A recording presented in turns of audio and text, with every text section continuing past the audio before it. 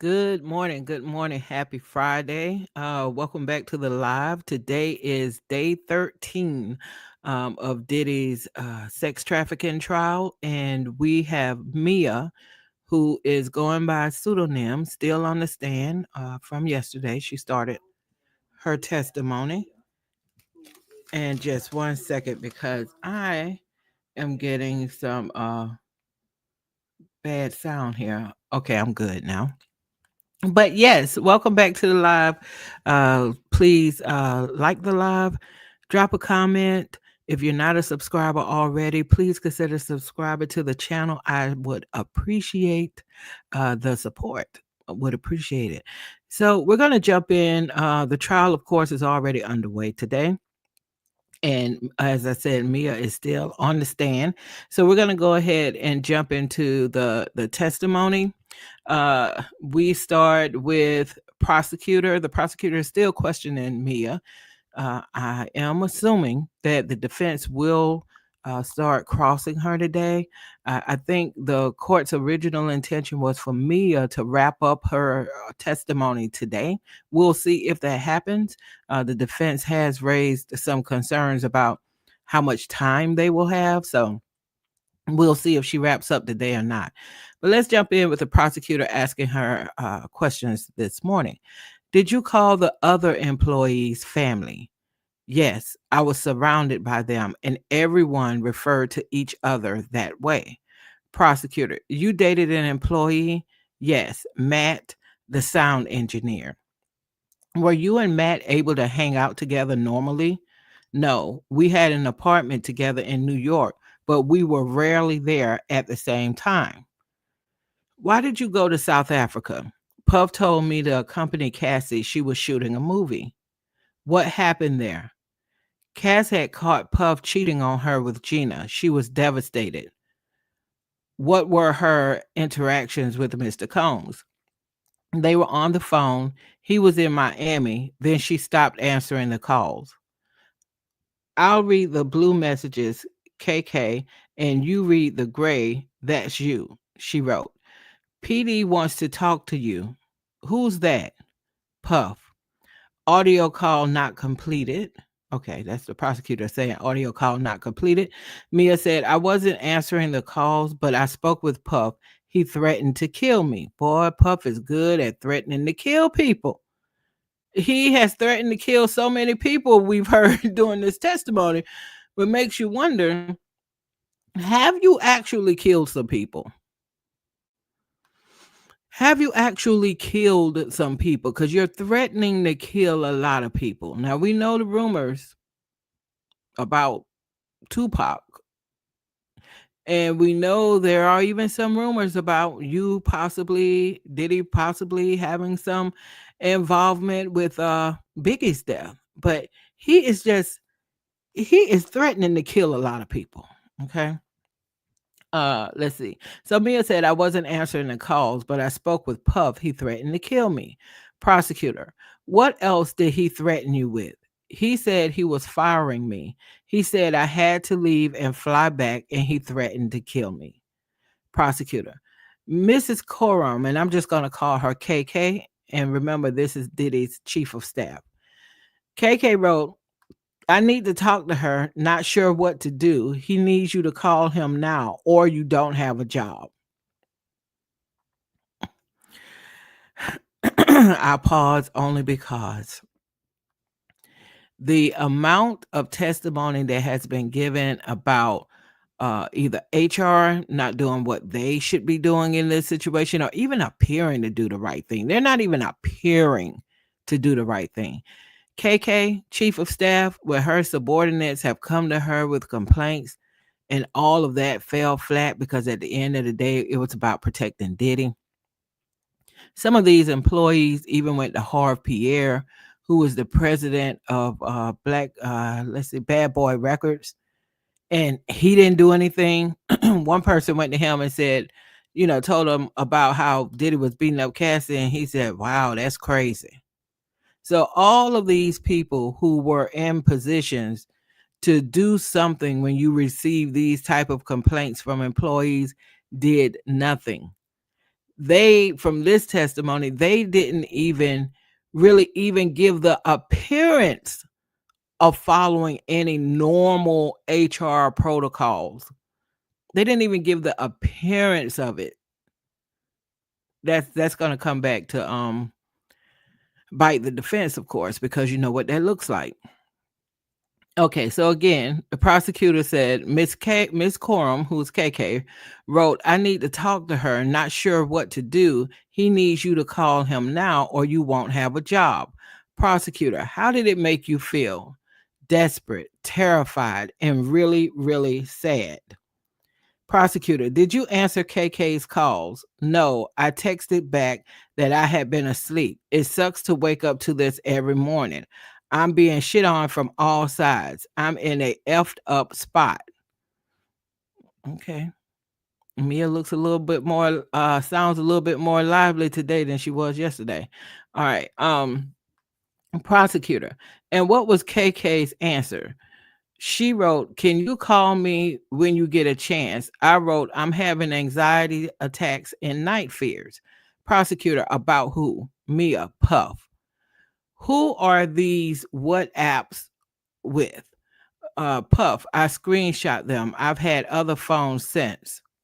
Prosecutor, what did Mr. Combs write? Mia said, "If you don't call me in 2 minutes, I'm going to tell everything. You're fired. FABC and their lawyers. Let's go to war." Do you know how intimidating that has to be? Especially when you know you don't have the resources. You really don't have the resources to go toe to toe with this person at all. I could see how it would make you feel like I don't have a chance. Just think if you were really wanting to sue your company for something, and if someone at that level told you, "Fine, let's go to war." Wow. Okay.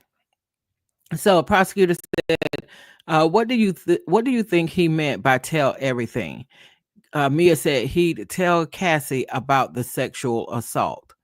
Okay, now keep in mind when Mia testified yesterday, she said she never told Cassie, who's a good friend of hers and was now and was then. She said they were like sisters. If you have not checked out my key moments video from yesterday's testimony, uh, check it out. It's a much shorter video and just really gets into the key things that Mia said yesterday. One of which was her description of her relationship with Cassie. And she said that they were good friends. She even called themselves sisters. And she said she had never told Cassie anything about the sexual assaults that she said Diddy had done multiple of. She also said in her testimony yesterday that she never told Diddy no in response to the sexual advances. And she said she couldn't tell him no about making a sandwich, so suggesting, so how could she tell him no about this? And again, I think the defense is gonna try to take an angle on that today. We will see. All right. So Mia said he would tell Cassie about the sexual assault. Prosecutor, what do you think he meant by FABC? I'm surprised the defense didn't object there. Mia, I had written a show based on my life as an assistant. It hit the press. The most I've ever got. He was threatening to take it away. Did the show ever air? Mia said no. Okay. Prosecutor, what did he write now? Call me now, now, then don't ever call me again. I wrote back that I'd been asleep. Prosecutor, is that the end of the screenshots? Mia said yes. Prosecutor, what's this? My email to Puff, then to KK. What did you write? Mia said, she wrote, "I'm really sorry, Puff. You know I love you, smiley face. I paid for my own flight. It will cost to change it. I'm sorry to ask for the money. I'm sorry. I want to make sure you are good. At the end of the day, regardless, I love you." Prosecutor, why did you send this? He told me to return. Then he told me to stay. I couldn't afford the change fees. I told him Cece says she really need me right now. Cece is Cassie. Cece says she really needs me right now, but of course I'll do whatever you want. I love you. Who is Cece? And Mia said, Cass. Prosecutor, why did you write that? Because I worked for him. To him, that's all that mattered. Prosecutor, why did you, CC, Miss KK, Miss K? All right, so why did you carbon copy KK? Again, the chief of staff. She said, because I needed an answer. I was in limbo. Prosecutor, when you got back from South Africa, where did you work? Mia said, the office in LA. Did you have less access to Mr. Combs? Much less. Prosecutor, did it make your jobs easier or harder? Mia said it made it almost impossible. I needed this, okay, for everything, but I couldn't get any responses from him. How did it make you feel? Mia said defeated. Prosecutor is showing Mia something, and he asks or she asks, "What is this?" Mia said, "A note for HR to me," and maybe that's supposed to say a note from HR to me. Prosecutor said, "What was the date?" Mia said, March 31st, 2011. Okay. Judge said, can we take the document down? I think it needs further redaction. Prosecutor said, what was happening? Mia said, I was suspended without pay. Now, in Mia's testimony, Mia has been suspended more than once by Diddy without pay. Right. One of the times that she was suspended and she was called insubordinate was when Diddy told her and Cassie not to go anywhere that night while he was hanging out with his family, with his children. And Diddy was found out that Cassie and Mia had went to a Prince party. There was a whole episode about that. Check out my key moments from yesterday's testimony to get more in depth with that. But at the end of the day, after that incident at the Prince party, he suspended her without pay, calling her insubordinate because she didn't stay where he told her to stay that night, and she decided to go to a party.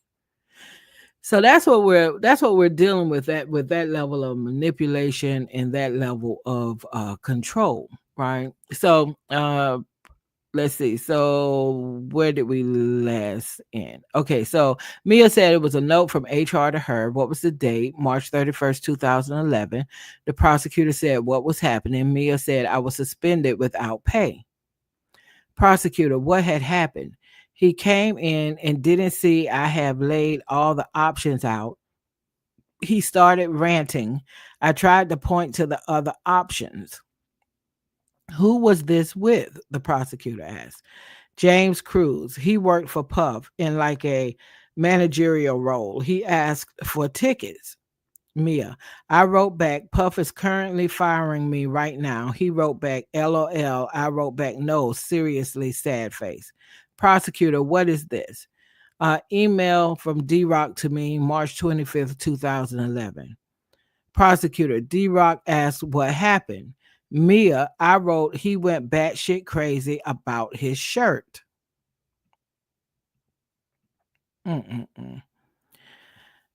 Prosecutor, where was Puff? With D-Rock going to the doctor and some other errands. I asked D-Rock to give me a heads up before they came back so I could be out of the way. Prosecutor, what did HR tell you? That Puff wanted me suspended without pay, and I was. Prosecutor, Mia, does this memo document the reasons you were suspended? So I guess the reporter meant to say that the prosecutor said, Mia, does this memo document the reasons? Oh, I just need to clear my eyes and read correctly. Mia, does this memo document the reasons you were suspended?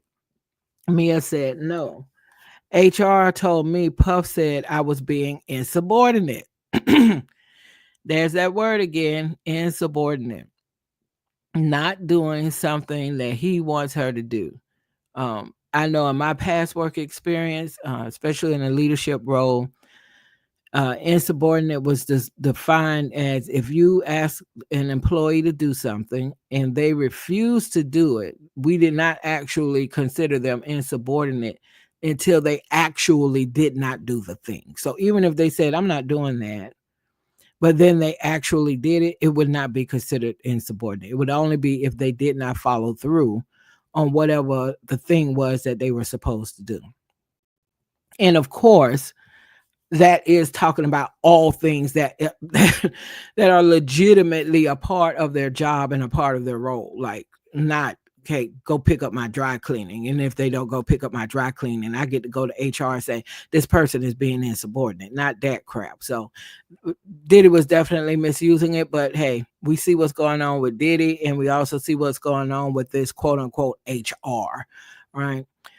All right, so Mia said, no, HR told me Puff said I was being insubordinate.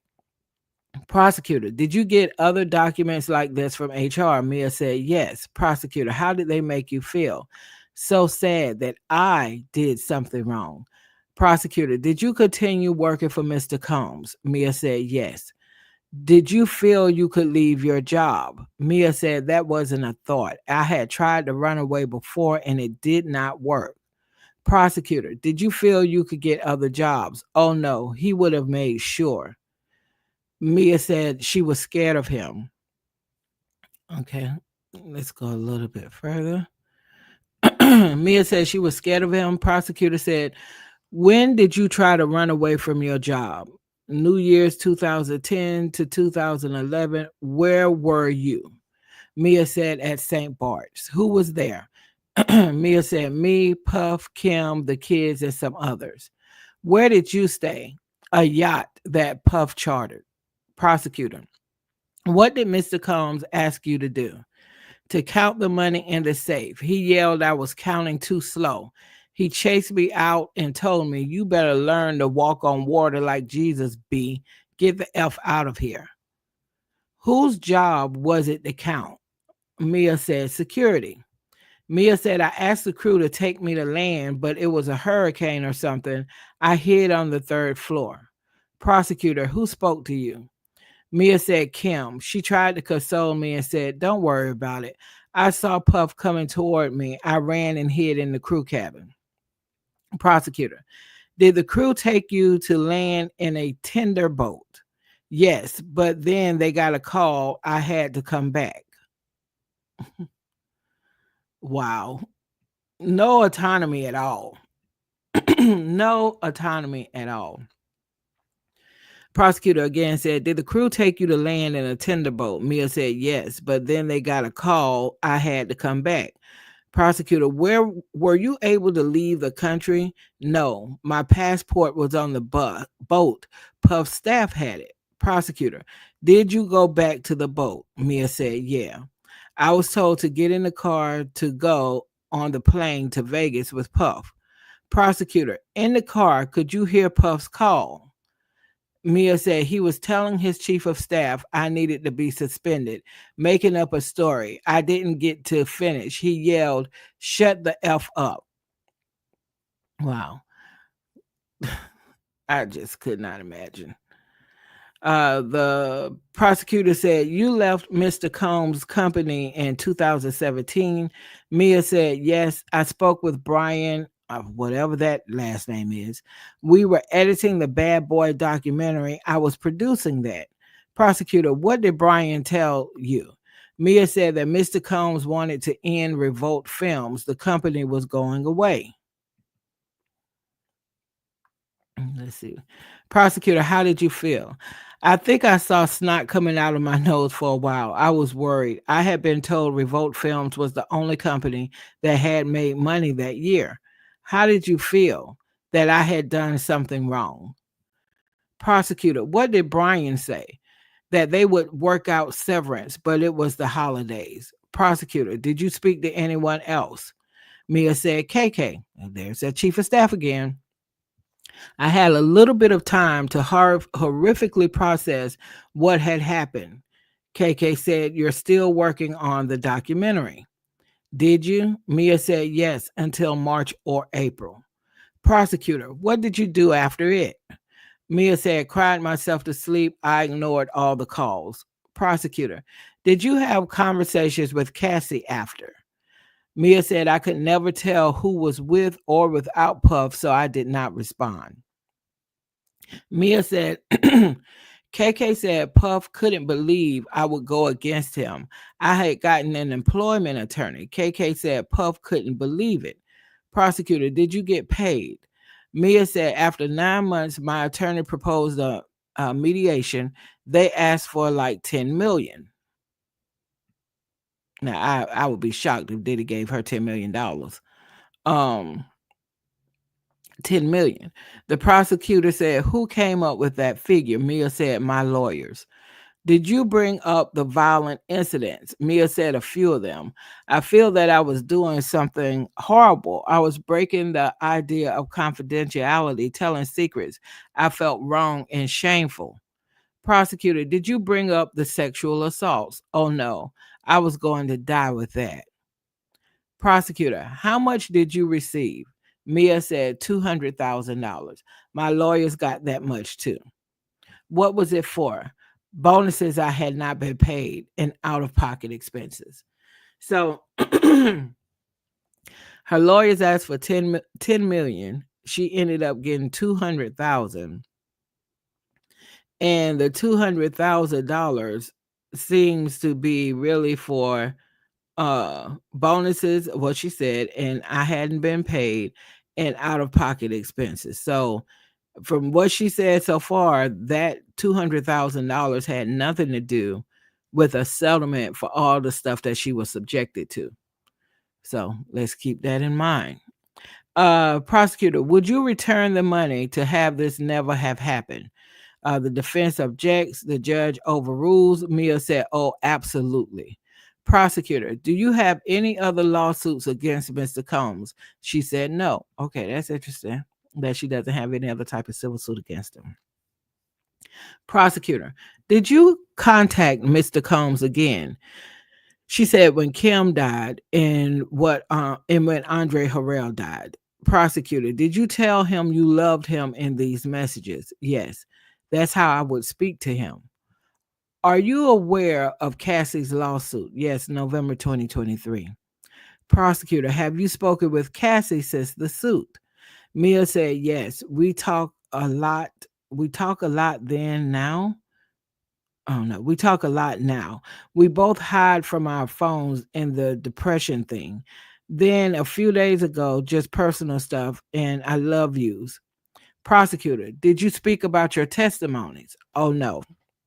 So it's going to be interesting to see if the jury thinks anything about the fact that a couple of these witnesses are actively talking to Cassie in real time, like while this trial is going on. Deontay Nash is testified about, him and Cassie talking about like what would she wear to court. He is a stylist and that type of thing.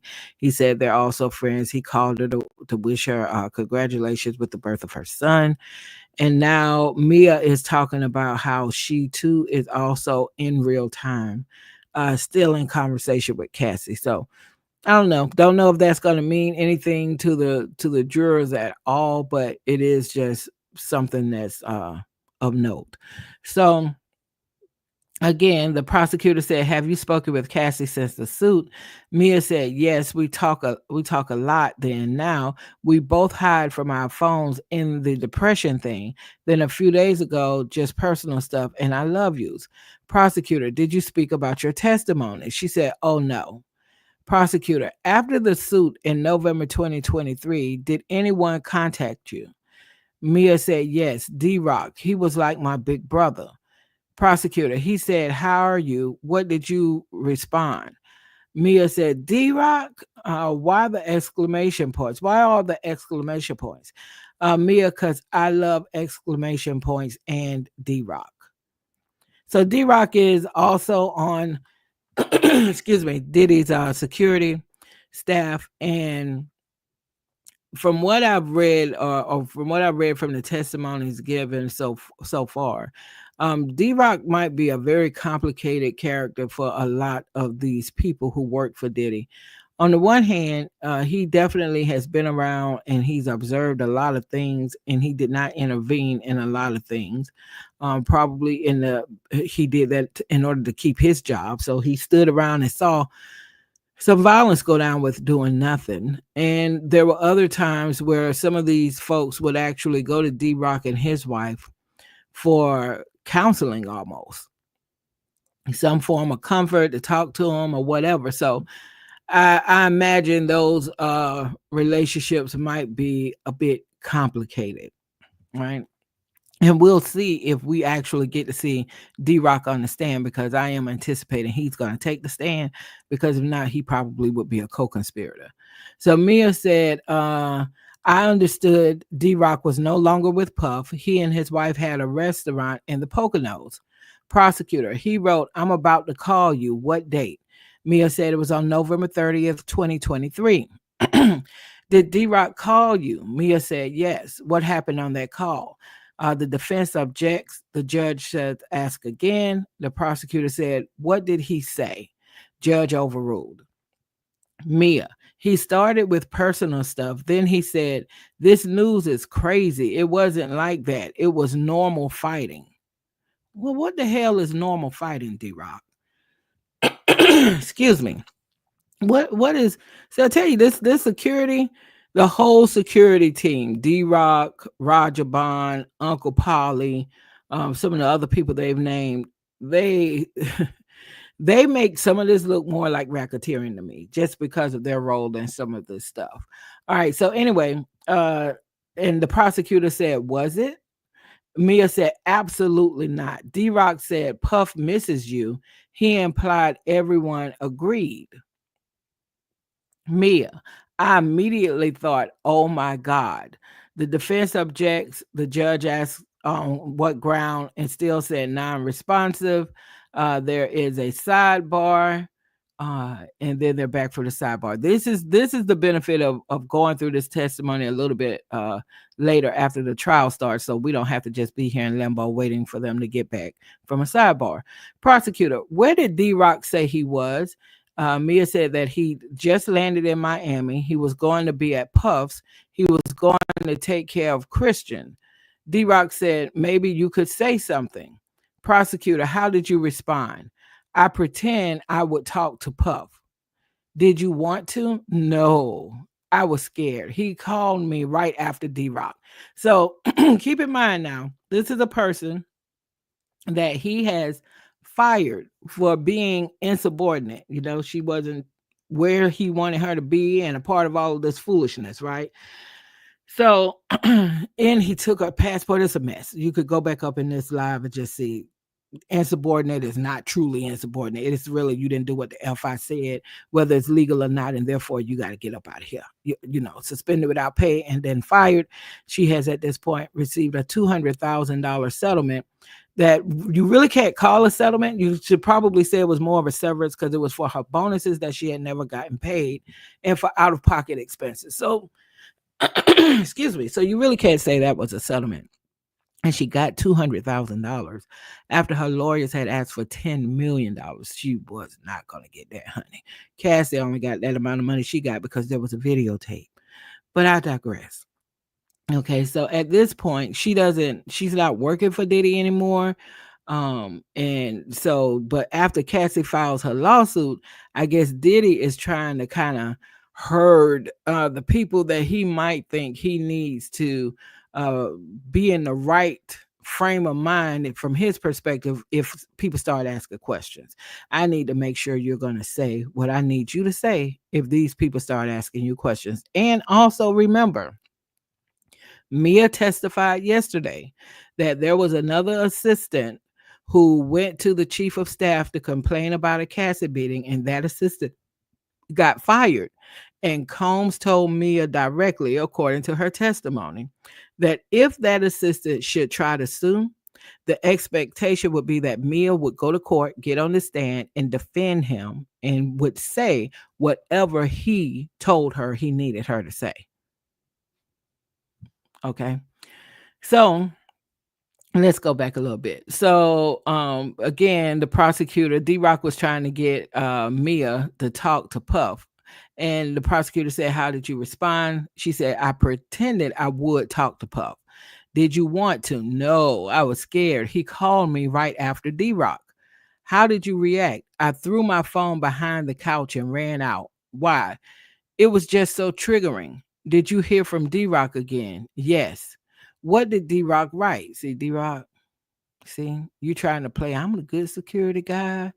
I'm looking out for y'all. Me and my wife. Y'all gonna come in here and get these beatings and do what Puff needs y'all to do. Cause at the end of the day, we all need to keep Puff happy in order to keep our checks. But I'm y'all friend though. See, that's the energy. That's the energy D Rock is giving. Can't wait to see him on this stand as a witness for the prosecution. Okay. So prosecutor said, "What did D Rock write?" That your boy doesn't want you to do anything, just to talk. I didn't want to. I just wanted it to go away. Prosecutor, what then did D Rock write to you? He wrote, "I can't believe you're not hitting me back." It was February 22, 2024. Mia, I knew he would not stop, so I wrote back. "I was scuba diving all day and did not have my phone on the boat." "Was that true?" the prosecutor asked. "No," Mia said. "I told D Rock I called Puff, but there was no answer. I wanted to play neutral." Prosecutor, D Rock asked, "How can I send you something? What did you think he meant?" Mia said, "Money." I said, "No, I'm always ready to help y'all. I'm always ready to help y'all out." Prosecutor, he wrote, "I'm allowed to send my sister a gift." Did he? Mia said, "No." See what I'm saying? "Hey sis, what's going on with you? Puff want to talk to you." "Hey sis, I can't believe you're not hitting me back. We're not cool anymore. What's up? Come on, sis. I just want to send you something. Tell me where you at. What's your address? Where? How can I get this gift to you?" D Rock might be more malicious at some of this stuff than the other security, because he is playing that role. Even Cassie testified to how she used to run to D Rock and his wife. They are playing that role of, "Oh, come on, let us try to help you get through this," while they're also doing that. At the end of the day, they're doing that to really just kind of keep their arms around you in the situation, to make sure that Puff gets what he wants when it comes to getting to you. So, be it Cassie, be it Mia, whomever, that's kind of diabolical. That is a bit diabolical. Okay. So again, the prosecutor said he wrote, "I'm allowed to send my sister a gift." Did he? Mia said, "No." Prosecutor, what did you think D Rock was trying to do? Mia said, "Find out for Puff if I was a threat." Okay, Mia. Yes, that is exactly what D Rock was doing. And I know that from just reading this testimony. So I'm glad to see she knew that, living the actual experience. Prosecutor, did Mr. Combs text you in February 2024? Mia said, "Yes." He said, "Call me when you have 10 minutes. Love." Prosecutor, and this one, February 7th, 2024, he said, "I need my memory jogged." Boy, I tell you, somebody who fired, didn't pay her what she was supposed to be paid, allegedly sexually assaulted her, threw spaghetti on her, what they talked about yesterday, threw a computer that almost hit her in the head. All of that, now, Diddy, is reaching out to say, "Hey, it's been a while. I need to talk to you. I need you to help me to just jog my memory. Cassie out here got stuff in the press and suing me and all that. And, we all know that's not what it was. So call me. Love, call me." Boy, I tell you. A prosecutor, did you respond? Mia said, "No, I didn't want anything to do with him. He was the person I was traumatized by. I knew that was a front."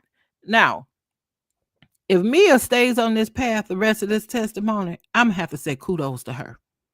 I'm just going to have to say kudos to her, because some of these other people who got on the stand, and we understand trauma. We definitely understand battered women syndrome. We definitely understand people who are feeling that they have to comply with certain things or they're going to lose their income and the ability to take care of themselves and the family.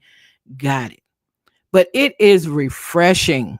It is refreshing, even at this point, even after all the stuff Mia has even been through herself with Diddy, where she didn't just leave, right? It is refreshing just to hear testimony where somebody's like, I'm not falling for any of this at this point.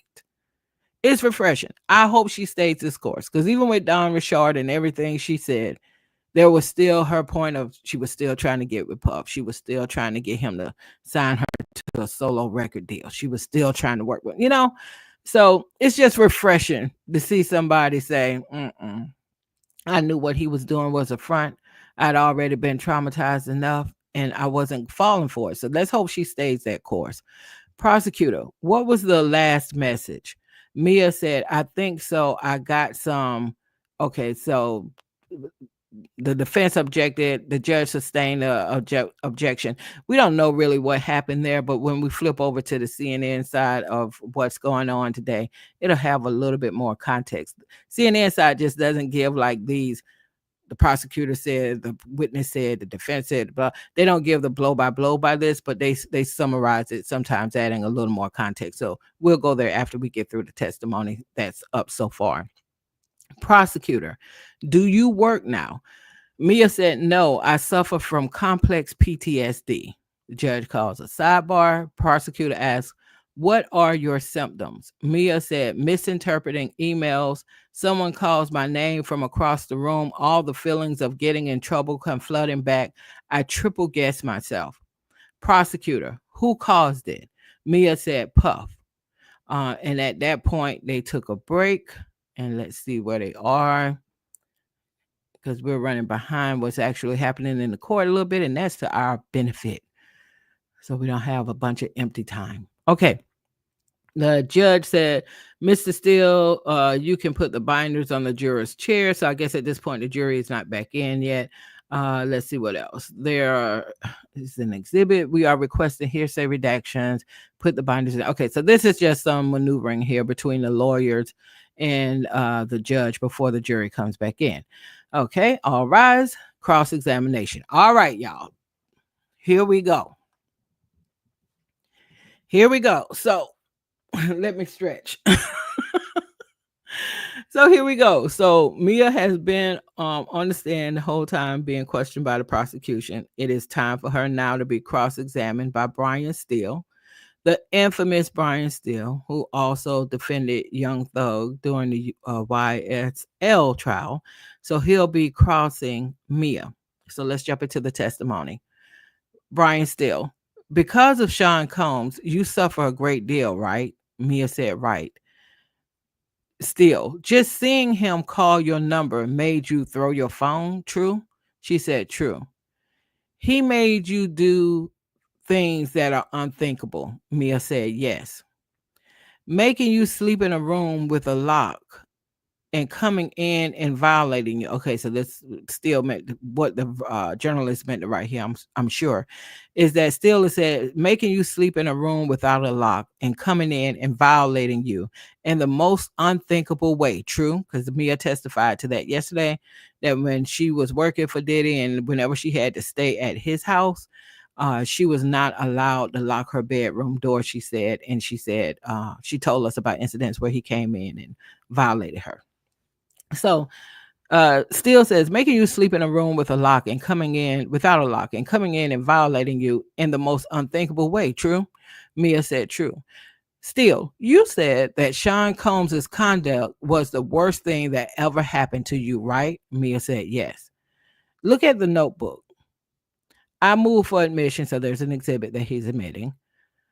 Prosecutor said these are under seal. Steele says, whatever the court says, we have redacted versions. Mia, this is a social media post by you in 2013. Mia said yes. Still, it's your personal account. This is what you're doing. Mia said yes, my personal account. Still said, you wrote, this is what we do when you are not around. I am Diddy, C-Rock, right? Yes. You tagged him years after you say he raped you. Yes. Okay. Okay. This is July 4th, 2013. Whose hands are those? Uh, Mia said, Cass and me.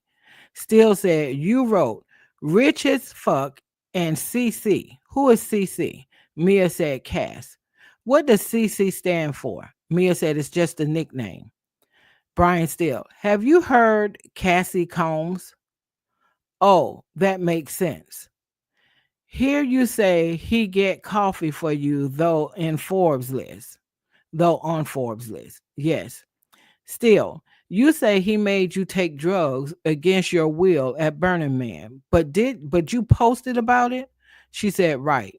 You posted a picture with him, a man terrorizing you. She said, yes. In this video, depicting Mr. Combs as a doctor delivering your baby.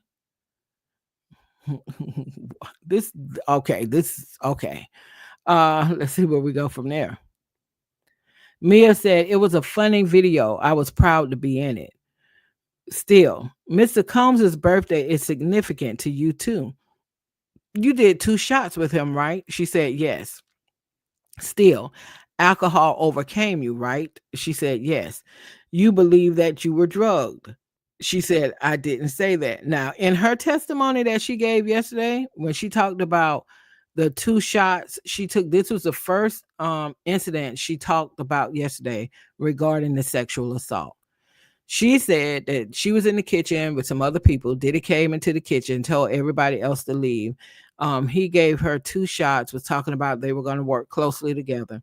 And she testified that the shots hit her differently.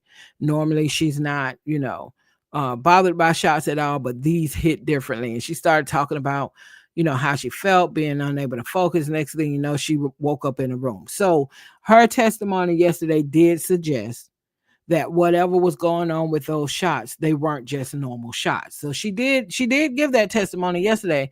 And if she starts answering kind of shady right here or contradictory, which it almost sounds like she's about to, that might rub the jury a little. I don't know. They might take that in a way where she loses some credibility. Okay, so again, where were we? Okay, so alcohol overcame you, right? Still said. Mia said yes. Still, you believe you were drugged? Mia said, I didn't say that. Still, a person you really don't know put his mouth on your mouth with your permission, right? She said yes. His hands up your dress and onto your person. Remember that? It was paralyzing. She said yes. You wake up in a chair. You told the jury that. She said I did. Now this is true, Brian. Brian, I don't know where Brian still is going, but right now, yeah, the way you testified yesterday, you basically told us out here following this trial in the jury that you were drugged. That's how you described. Shots never bothered me before, but it was just something about those shots. Come on now. All right. So Mia said, yes, Brian Steele, you wake up in a chair. You told the jury that. Mia said, I did. Brian Steele. But this message and this one, another same day posting the anniversary of you being sexually assaulted by Sean Combs, according to your testimony. I don't celebrate it as the anniversary of that, but his birthday. Now, y'all, I don't think highly of Diddy at all. I think he's deserving of everything he's about to get. But this testimony right here is weird to me. If you sexually assaulted me on the day we was about to celebrate, I think it was his 40th birthday, if I'm not mistaken, it would forever be stamped on my brain what that day is. And it would not be anything that I could separate and say, well, I'm not going to think about, the sexual assault on that day. I'm just going to think about it was your birthday. That's not that testimony right there is not sitting right with me. That's not. And that I don't know how that would make me feel if I was on the jury. And also considering that Mia testified yesterday that she never told Diddy no about these sexual advances.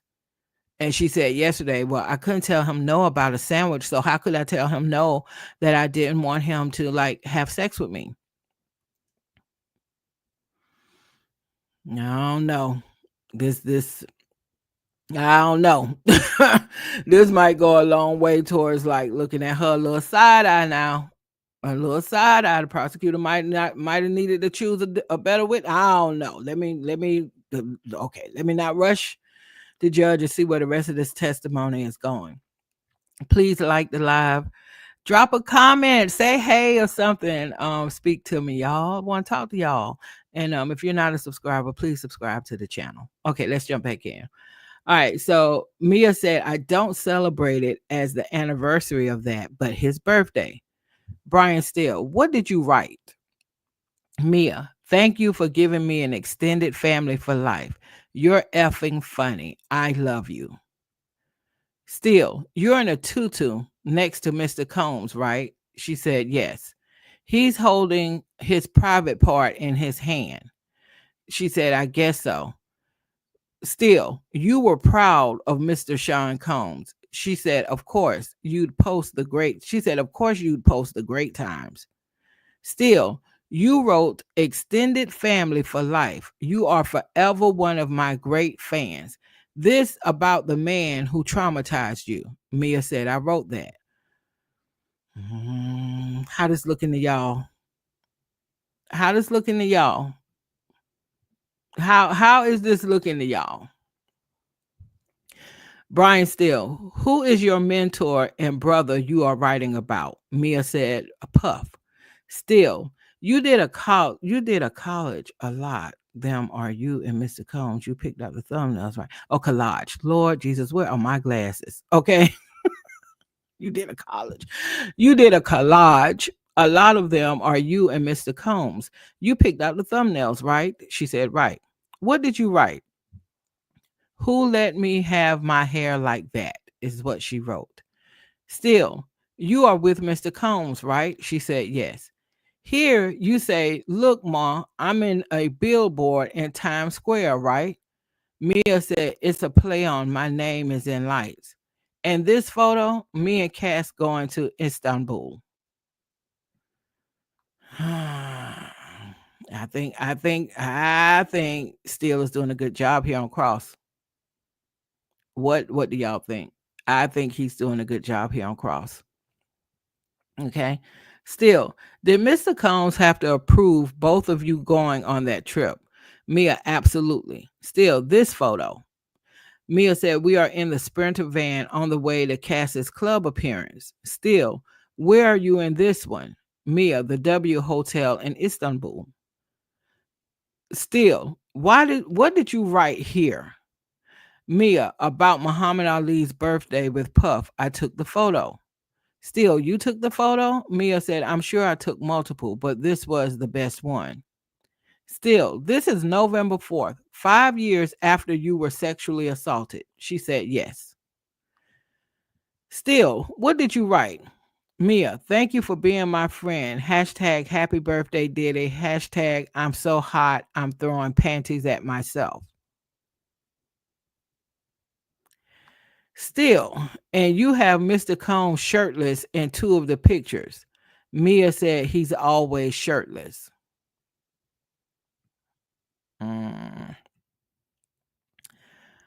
Still, Mia, you have said you were sexually assaulted so many times you can't remember.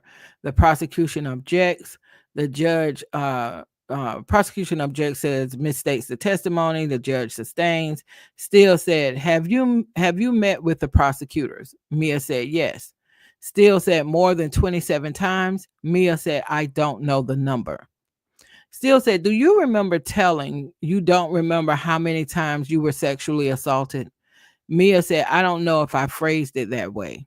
Still, this has ruined you, right? You are broken, yes? Mia said the sexual abuse was part of the way he ruined me. Yes. Still, you wrote, "Thank you for being the good kind of crazy, inspiring me every day." Mia said, "I don't think people wrote bad stuff about their life on Instagram back then." Still, why'd you promote it?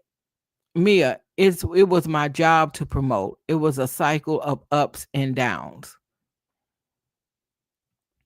Mia, when he was calling me his best friend, I was afraid of him. Still, you weren't afraid of the man who stole your innocence? Prosecution objects, the judge overrules. Still says, "You have family?" Mia said, "Parents and a sister." Still said, "And friends?" Prosecutor said, "Time frame." Still then says, "When you posted this, you still had friends." Mia said, "I had no sounding board. I had to get permission to go to my grandfather's funeral." Still, the jury has an email with D Rock. "You could express yourself, right?" Mia said, "I reached out to him." Still, what's this? "My friends at Funny or Die. I'm in the video." Still, what did you write? Mia, "You know you're a celebrity when you are spraying champagne at Funny or Die."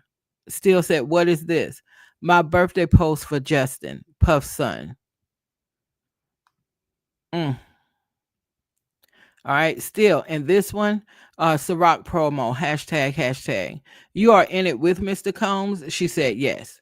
Do you ever say anything that Mr. Combs violated you? Never. Still here. She said, "Puff and Jimmy Iovine, legends." Still said, "He's traumatized you." She said, "Yes." Mm. Still said, "You wrote." Mia said, "Watch Puff tonight on Fuse today. I convinced him to make a door on his TV set and call it the Diddy door." Still, you post a picture of the person who has ruined your life. Mia said, "And my boss." Still, who made you post this? Mia said, "Nobody, no one." Still, how did you forget? How do you forget about waking up with a man on top having his way with you? Mia said, "I was in fear of upsetting him. The moments other than when we were best friends." Still, how are you best friends with a man you say raped you?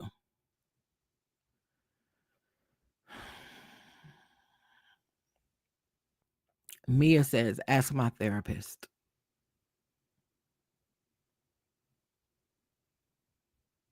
Ask my therapist.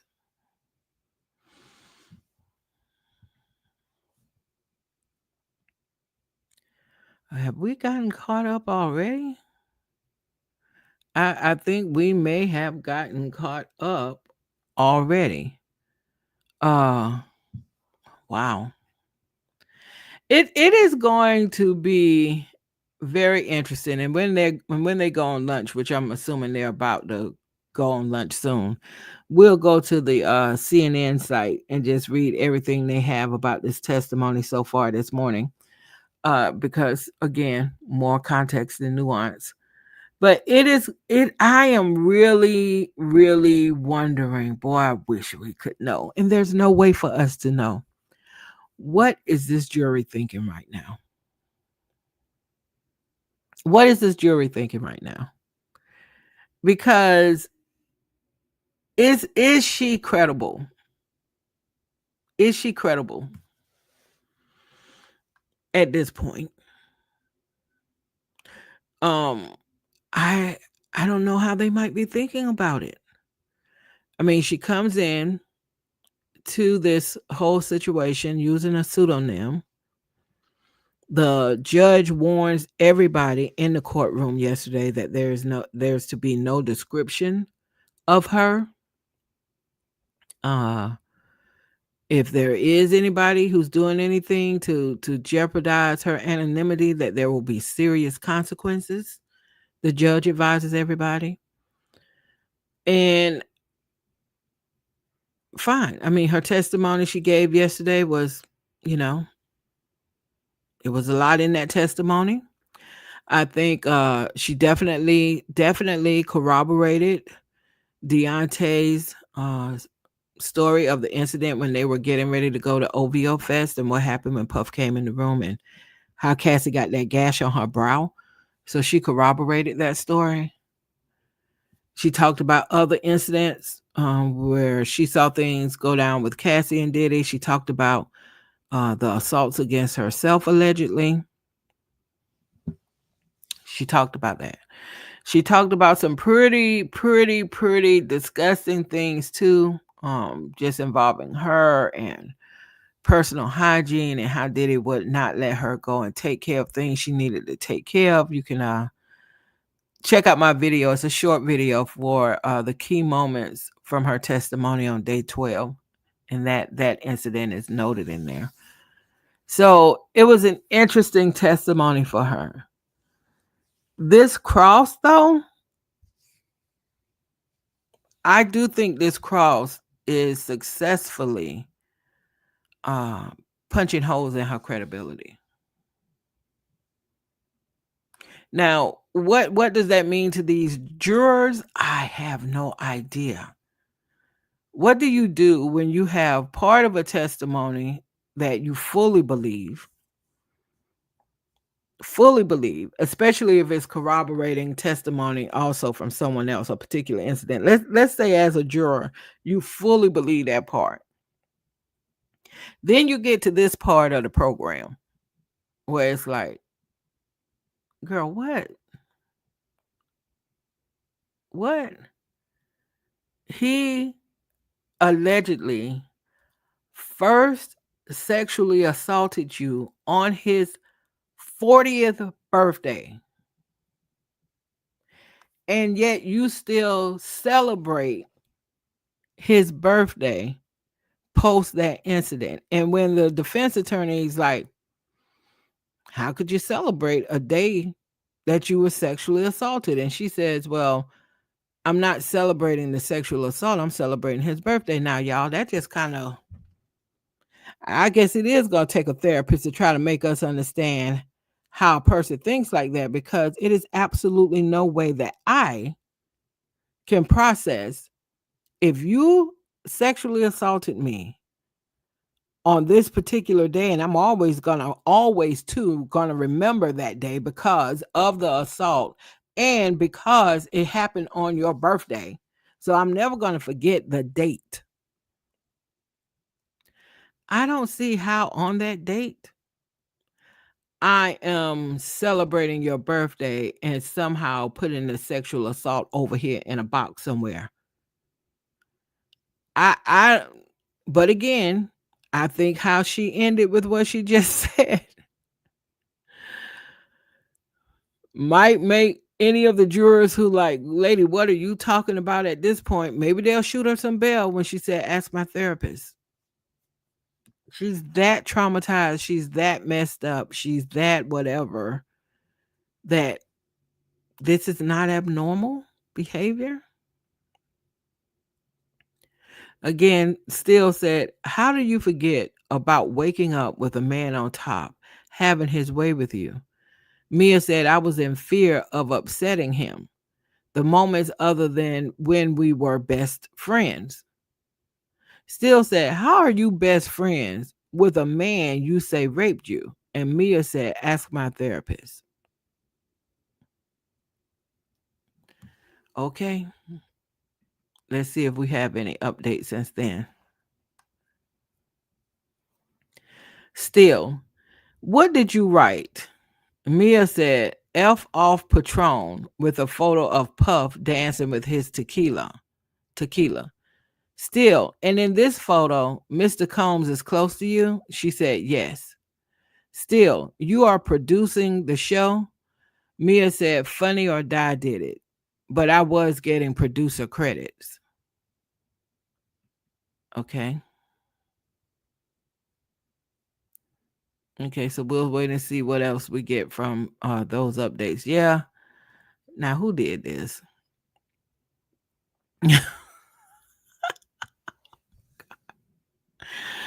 Who did this? Oh my God, the internet is undefeated. The internet is undefeated. Who did this? My God. All right. Let's see. Somebody said, I can't stand people who fall for this garbage BS lies. It's disturbing. But some people may feel the same way about others who don't believe this stuff. But we'll fight all day over it, verbally or physically. It doesn't matter. Okay. All right. Not really sure. If you feel that strongly, why are you even following this? Okay. Uh let's see if we have any other update. Okay, we're still waiting.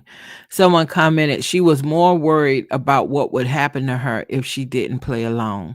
Someone said, clock it, Mia. Someone said she started therapy before Diddy was arrested. Yes. Someone said, Biatch, take that. Ask my mother effing therapist. That was a good response. Mia is handling this still cross so well, turning it all back on how she was traumatized and manipulated. Everyone knows social media is all gloss. I don't know if she's handling the cross that well. Um, Someone commented once he traumatized her, she became a captive. Add the drugs, which deregulate you. So you comply. You figure it's better to play along or your life is over. Okay. So it's interesting to see how other people are feeling about this testimony right now. Somebody said, shit, y'all really don't know fucking narcissistic behavior or trauma. Birds of a feather flock together. Someone said, fact still clearly doesn't understand trauma or the many different ways people respond to it. Good answer back, Mia. Wonder if prosecutors have a psychologist ready to testify on why some people stay around, pretend it never happened for many different reasons. That expert has already testified. Someone else said, Cassie said she'd do things to make sure he stayed in a good mood so that she could essentially go without getting abused. Mia is saying she placated him the same way and it doesn't negate the abuse. So, yeah, so I think this is what these folks in the comments are trying to counter. Is what I think might be the type of discussion that's going to happen once the jurors get there amongst the jurors. Because some people, I think, on that jury will see it in alignment, just like with those comments we just read. But there are going to be other people who are going to be thinking, no, just no, you don't do this if this person has done that, and they might be hard nosed about it. So at the end of the day, it comes down to those 12 jurors and how all of this is landing with them, and how will it ultimately influence um their decision on Diddy. Okay, let's see. So at this point, they ask for a sidebar. Okay, they've now taken a break for lunch. All right. So while court is on lunch break, I am going to uh, change us over to the CNN feed, and we'll just get caught up with everything they've captured since the testimony started this morning, and see what details they might have captured that might not have been in the X thread that we're following. So just a second as I get y'all set up over there. All right. In the court.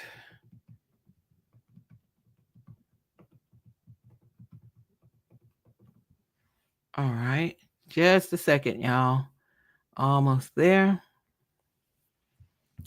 All right. So while they're on lunch break, let's get into what CNN has captured about the testimony so far this morning. Former employee says she was desperate to keep a best friend dynamic with Combs. Assistant U.S. attorney asked former assistant testifying in Diddy's federal criminal trial why she would write "love you" and text messages to the music mogul, even after being sexually assaulted by him. Quote, because it's just how we talked, to each other. When the dynamic will shift to the best friend dynamic, you're just desperate to keep it there because you're safe. Okay. Mia testified that Sean Diddy Combs told her to go to South Africa with Cassie in October 2015 while Ventura was shooting a movie. While they were there, Ventura found out Combs was cheating on her when she saw a video of him with another woman. Quote, she was devastated. They were on the phone, and then at one point, she didn't want to speak with him, so she stopped answering his calls. Mia testified that Combs tried to get her another one of his employees, KK, and others to reach out to Cassie to get her on the phone. I was put in the middle, she said. Okay, that's something from a legal analyst. We could skip that for now. The jury saw a series of messages between Mia and Diddy and Diddy's chief of staff, KK, about Combs angrily demanding to speak to Mia so he could get to Cassie Ventura. KK repeatedly texted and called Mia in the overnight hours while Mia and Ventura were asleep. Mia eventually answered KK on October 26, 2015, after she said she spoke to Combs on the phone. Quote, he doesn't sound in the right mind at the moment. Any reasoning should be in the AM your time, Mia wrote. Mia testified when she spoke to Combs before sending the message. Combs was irate, forgetting what he was talking about, slurring quite a bit, saying irrational things. Quote, Mia said Combs was threatening my job, threatening to kill me, lots of threats, telling me he was on the phone with HR, even though I knew that wasn't true. The repeated calls and texts through KK, who was being pressured by Combs, continued for days. I don't know why Mia doesn't have a civil suit. It sounds like she should legitimately have a civil suit. The jury saw messages between Diddy and Mia, one of his former assistants, on October 31st, 2015, when she was still in South Africa with Cassie. If you don't call me now, F it all, and I'm going to tell everything, and don't ever speak to me again. You have 2 minutes. F her. Call my house now or never speak to me again. F ABC and all lawyers. Let's go to war, Combs wrote in the message. Mia testified today that Combs was threatening to tell Cassie about the sexual assaults, but with a different framing, as though it was my fault or that I had a part in it. Mia said ABC had recently purchased the rights to a comedy show she had written. She said it was, quote, the most exciting thing that's ever happened in my life, and he's threatening to take that away. In the messages, Mia responded saying Ventura was busy and asking Combs to give her more time. I'm begging you, she said in messages. She just texted you. She said she just needs the time to change. Please just be nice on the phone. Please, she wrote.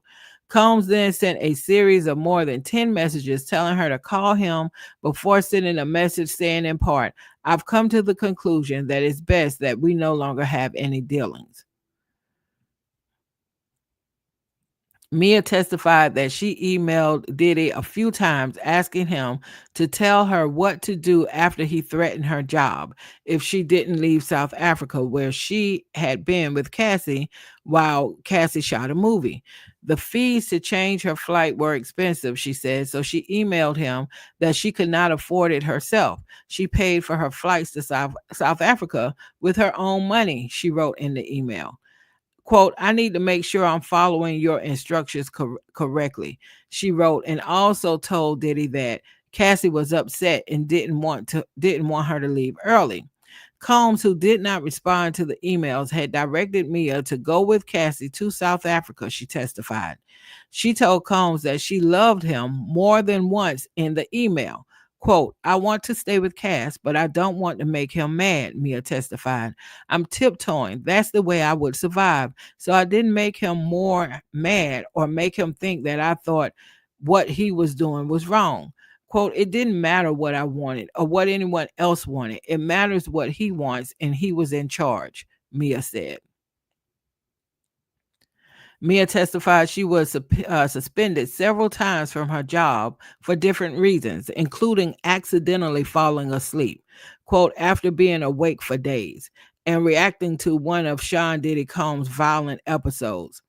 The former Combs assistant said she was suspended without pay in March 2011 after Combs had asked her to pick out clothing options for him and place them in different parts of his room.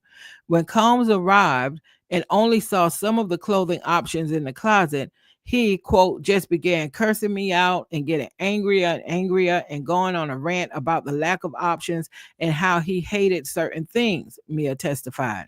She tried to point out the other options and offered to get him more, but Mia said, quote, that made him even more irate. Quote, he was just screaming and cursing at me and wouldn't stop, she said. Something violent happened between them, but couldn't recall specific details. So y'all stay with me until I get to the end of the CNN update, because that testimony from Mia gets a little tricky when Brian Steele starts crossing her. So the jury saw an email Mia received from Human Resources following the incident, noting she was suspended without pay for 5 days. Mia testified she was told her suspension was because Puff had said I was being insubordinate. Mia said she tried to run away from her job working for Sean Diddy Combs before she eventually left in 2017, but it never worked. She said she felt that if she left, she would never be able to get a job somewhere else. Quote, he would make sure of it, Mia said. He would have made sure of it, Mia said. He would destroy my reputation. I was scared of him. If you remember Capricorn Clark's testimony, she is saying that is exactly what happened to her. Mia testified about a 2016 meeting she had with Brian, I don't know how to say this last name, who was then the chief operating officer of Combs Enterprises. At the time, Mia was working for Revolt Films, which was part of Combs Enterprises. Quote, out of the blue, he just said, I hate to tell you this, but I talked to Mr. Combs, and he no longer wants to be involved with film. So he basically wants to end Revolt Films, Mia testified. She said she was in shock and felt confused because Combs had recently told her the film company was the only one that had made money that year. She said she also felt betrayed and rejected by the fact that Combs wasn't telling her himself. Mia said she had been working on a bad boy documentary at the time of the meeting, and she continued to work on the documentary through early 2017 before she left. She said Combs and other employees reached out to her after the documentary was finished, but she was too heartbroken to answer. Interesting. Okay. Mia testified she was on a yacht with Diddy, Kim Porter, and his family off St. Bart's for New Year's Eve 2010 into 2011. Combs angrily told her to get off the boat because she was counting the money in his safe too slowly. Quote, he told me, you better learn to walk on water like Jesus, bitch, and get the fuck out of here, Mia said. Mia hid on the boat away from Combs before she eventually got a crew member to take her to shore. Once she got there, the yacht crew radioed saying Combs wanted her back to the boat. Mia testified she didn't want to, but, quote, obeyed Puff's orders. Plans quickly changed again, and Combs, threatening Mia's job, said she had to go with him on a jet to Las Vegas. Mia testified she thought she would be fired, so she went. Mia testified she hired employment attorneys in 2017 to help her negotiate a severance and bonuses leading to months of negotiations. She said KK, the former chief of staff for Diddy, spoke with her on behalf of Combs, who believed Mia, quote, stabbed him in the back by hiring the lawyers. Mia's attorneys originally made a settlement offer of $10 million to Combs and his companies, she testified. After a months-long negotiation process, Mia said they settled for around $400,000 and she received about $200,000. Around that time, Mia said she told some people about the violence she had endured from Combs during her employment, but didn't mention the sexual assaults. She testified that she would have died, with that information if it were not for Combs's federal criminal case. Okay, the next time Mia spoke to Diddy after the settlement was when Kim Porter, the mother of his 3 children, died in November 2018. She said she would reach out to him occasionally, like on Porter's birthday or when his close friend passed away. I felt so terrible for him and his family, she said. Mia said she and Cassie Ventura, Combs' former girlfriend, still keep in touch, but the frequency of their conversation varies. She said they last spoke on the phone about a month ago and most recently texted a few days ago. She confirmed they have not discussed their testimony in the case. Okay, it comes. Okay. After Cassie filed her lawsuit against Diddy in November 2023, Combs' longtime security guard known as D-Rock texted Mia for the first time in 2 years. Yeah, all of this was suspicious from D-Rock. It was a trip. He wrote, "A lot has been going on," and said he would call her, Mia testified. On the call, D-Rock brought up the lawsuit. Then he changed it to, "Yeah, it's real crazy what's going on," Mia recalled him saying. Because, like Puff and Cass, they would just fight like a normal couple. Mia testified that her radar went off because she knew D-Rock had witnessed Combs be violent with Cassie and that it was absolutely not normal. Mia testified that D-Rock then said he had just landed in Miami to join Combs, who wanted to talk to her. She said it was her impression that Combs wanted her to make a public statement on his behalf. She never answered Combs's calls, she said. Mia said when Combs called her, she threw her phone as far as it would go and ran outside. It was just so triggering to see that. It was just a reaction, she said. Okay, so Diddy's longtime security guard, D-Rock, continued to contact Mia periodically in December 2023 and February 2024, telling her the music mogul was trying to reach her. Mia testified she believed Combs asked D-Rock, tasked D-Rock with making sure that I wasn't a threat. She responded until February 2024 when she thought D-Rock was getting angry with her because Combs was pushing him to make contact, she testified. The security guard wrote, "Can't believe you're not hitting me back." And she replied that she had been scuba diving, Mia said. When D-Rock then asked for her address to send her something, Mia said she declined. "I'm allowed to send my sister a gift," D-Rock wrote, according to Mia. Mia testified she never spoke to him after that, but believed he was trying to send her money. Wow. D-Rock, you should be a co-conspirator. I know you've made your deal with the government, but you should be a damn co-conspirator. Okay, Diddy continued to reach out to his ex-assistant Mia in February 2024, according to messages shown to the jury. The first message sent on February 4th, 2024 said, "Hey, Mia, it's Puff. Please let me know when you got 10 minutes to talk. Love." Mia testified that she was terrified to receive the message and did not respond.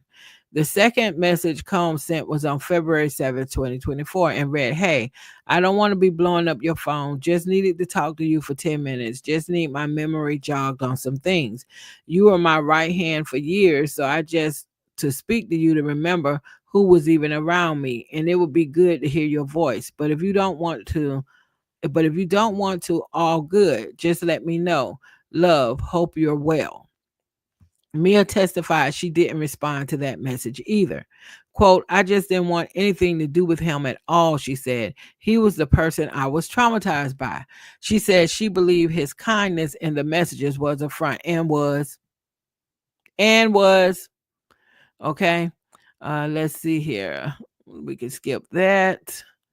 All right. Mia said she hasn't been able to work because she has severe PTSD.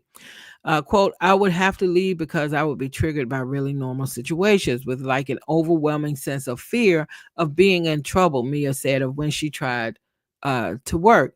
As an example, Mia said when someone asked her, "Where are you?" she was immediately triggered. The person just wanted to get coffee, Mia testified, but she was flooded with the fear of having to explain where she was because she could be in trouble.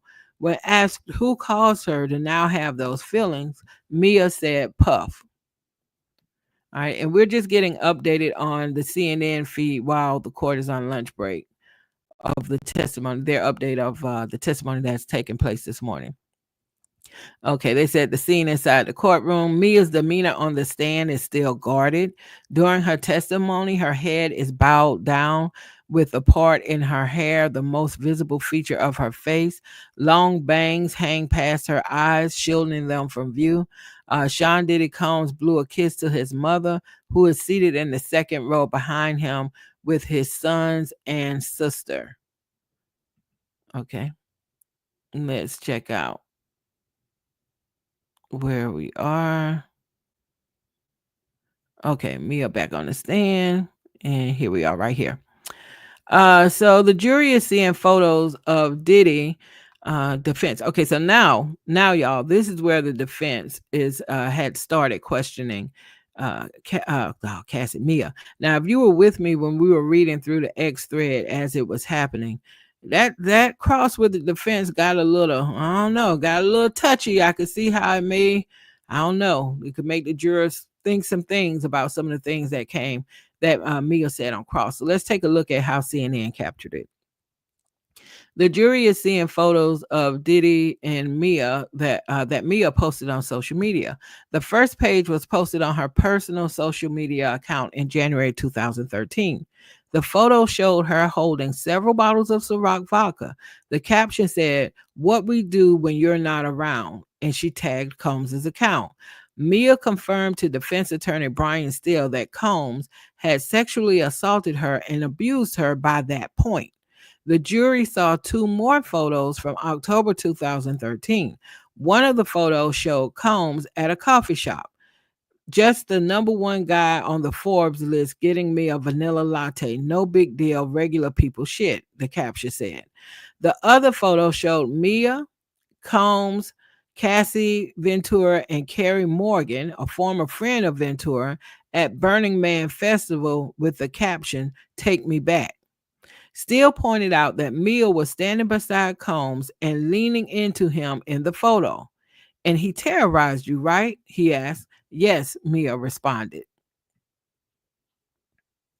When asked, Mia testified she made positive posts about Combs because social media was about showing how great your life was, even if it wasn't true. She also said Combs' fans followed her and she did not want her family to know what she was going through, referring to the various forms of abuse she had experienced. Mia, one of Diddy, testified that at one point Combs changed his birthday. Defense attorney Brian Steele showed another photo Mia posted to celebrate Combs' birthday, where the caption said, in part, "Happy New Birthday."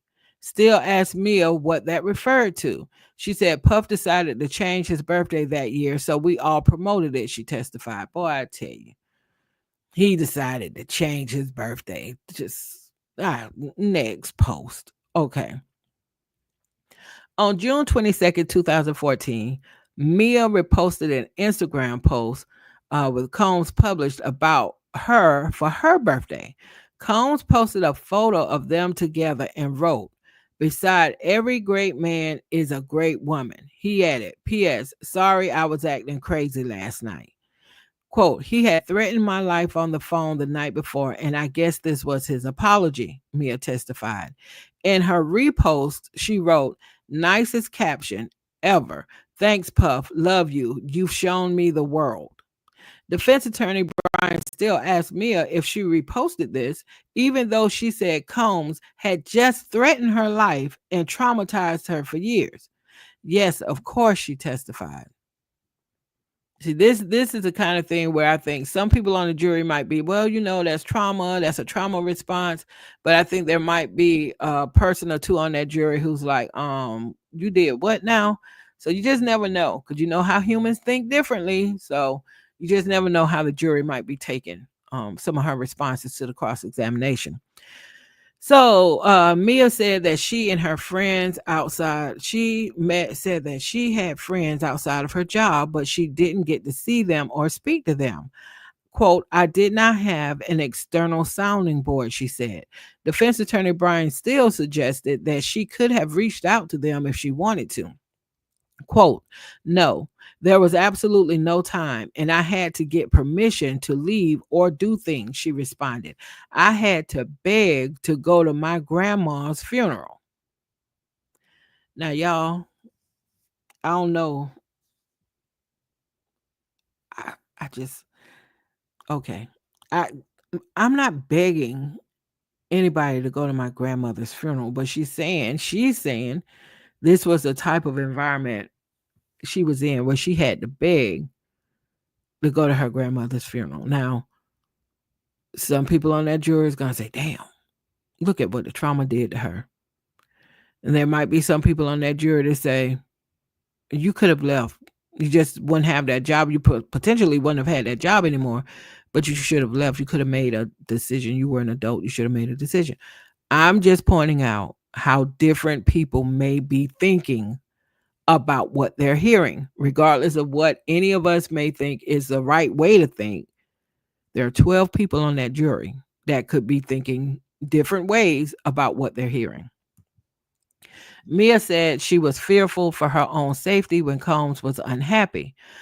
Quote, I was in fear anytime Puff was not happy because I wanted to make sure that he was, because then I was safe. Okay. Defense attorney Brian Steele continued showing photos Mia posted on social media and asked her whether she posted a photo of the man who ruined her life. Yes, and my boss and the person I was with all the time, she testified. Quote, how do you have a good moment with Sean Combs when you're terrified of him? Brian Steele asked. Quote, it's easy because the dynamics would shift, Mia replied.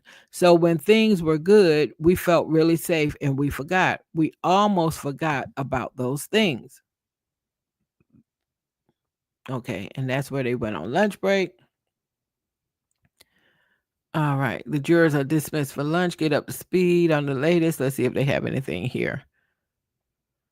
Okay, under cross-examination, Mia testified that she posted positive social media posts, some of which the jury saw, of and about Combs in part because social media was about showing how great your life was, even if it wasn't true. Combs's fans followed her, and she didn't want her family to know what she was actually going through behind the scenes, Mia testified. No external sounding board. Mia said she was in fear anytime Combs was unhappy because his happiness equated to her safety.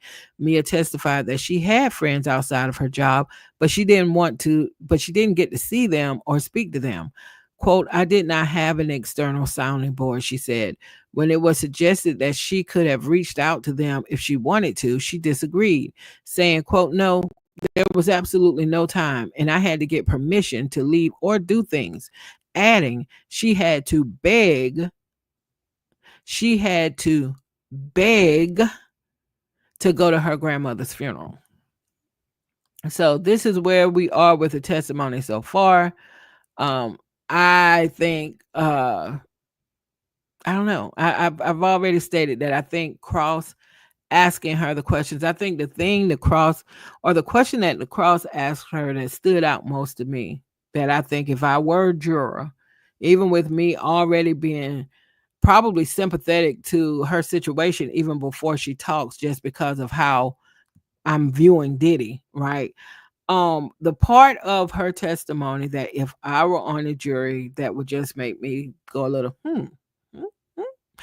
When she said she was celebrating his birthday, and his birthday was also the day that she testified yesterday, the first time he sexually assaulted her.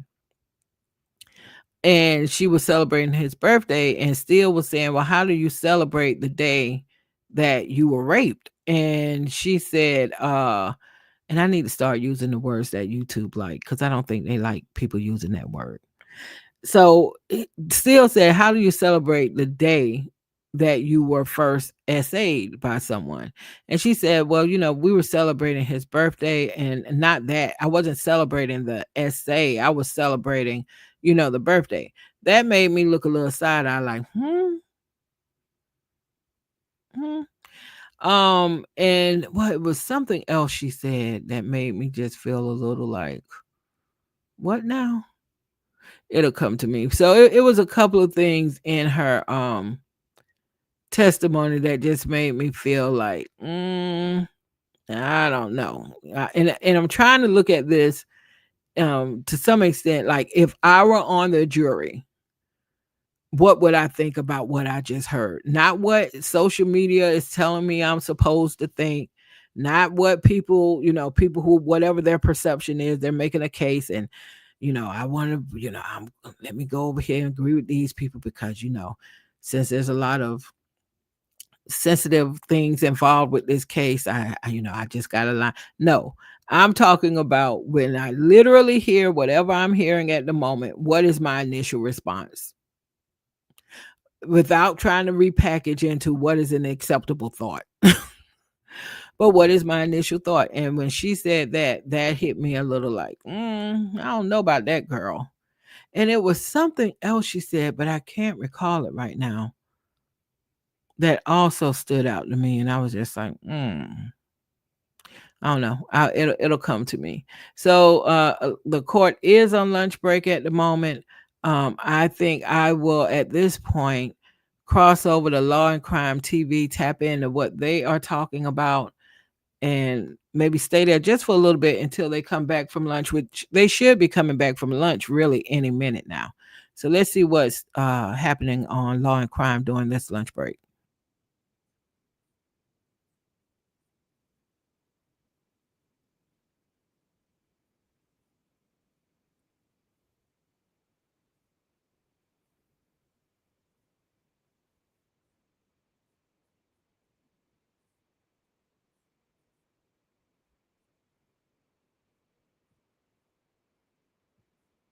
Or you continue to like kind of build me up these types of things. And so and that's kind of where we kind of were leaving off with, because it really was just a number of different exhibits, and I'm sure when we return from the lunch break we'll see a whole lot more too. By the way, we put up a poll. Do you think the jury will be impacted positively or negatively by Mia's social media post of Diddy? 51% say positively, 48% say negatively. Very interesting. Before I let you go, Elizabeth, there's one concrete question I had outside of Mia. I don't know if you can answer it. Before she even got back on the stand, there was a back and forth regarding charts. And I think that's important. Charts with respect to the prosecution, the defense, and the judge, because I think it had something to do with whether or not maybe male escorts were transported for purposes of these freak-offs, which, by the way, we don't talk about it enough. Transportation to engage in prostitution is another series of charges Combs is facing, transporting alleged victims and sex workers for purposes of sex work. What was going on there about the charts? If you know, I'm just curious. Yeah, it was kind of a moment that stuck out to me this morning. It was outside of the presence of the jury. And a lot of people, I will say, weren't taking notes because I don't think they realized kind of how important this possibly might be. But it was about the summary charts, specifically about the summary charts and the summary witness that is going to be kind of testifying towards the tail end of the government's case. And so the defense was kind of complaining about the government summary charts and how they don't like that there's a category which labels the different men as escorts in this particular category when they're kind of comparing the flights as well as the hotel reservations.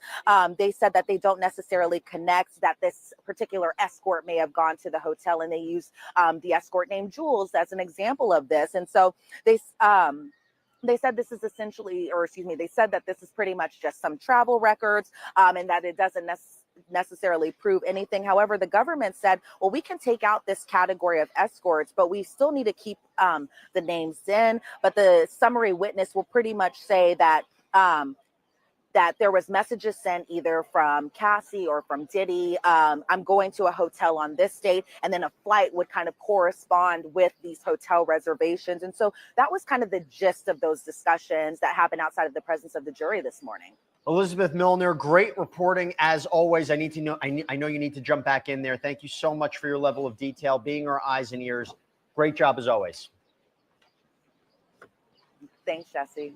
You got it. Okay, I want to continue the conversation. We have more questions coming in from our amazing audience, so we're going to continue with Nest Dog with his super chat question. Nest Dog, thank you so much. You've been so supportive as we've been doing these lunchtime shows, so thank you so much. I'll throw it to you, Serena. Does it still show the power dynamic aspect? Cassie, Deontay Nash, CC, probably Cassie, and currently Mia continue to associate with Puff. What do you make of that? Yes, I do. I think that the defense is going to want to use that to say otherwise, that it's going to show voluntariness on their part. You know, now that there's no further connection or either relationship or employment connection, they still choose to continue to be around P. Diddy. But if one believes all of the things that he did to each of these people, and that each of these people still continued to associate themselves with him, then yeah, I think it's a fair argument for the prosecution to say that does go to show just how much power he has. And remember, just because somebody doesn't have a signed contract with somebody anymore, or, you know, an actual physical or emotional relationship with somebody anymore, does not necessarily mean that they lose their power over that person. This is a man with a ton of money, a ton of connections, and these are people who still operate within the same field, you know, the music business, videos, things like that. So he still could have had a ton of power over them, over their careers, and even over their safety. There's a number of assistants who testified that they didn't get involved when they allegedly saw Combs beating up Cassandra Ventura. You had Capricorn Clark, who allegedly called Cassie's mom and said, like, I can't call. He's beating your daughter up. You can do something. And that, I think, helps explain or try to explain why Cassie, alleged victim number one, didn't do any, didn't leave him, didn't report his behavior to authorities. Because again, I go back to this, I say it so many times, but I think it's something the prosecution is going to really focus on.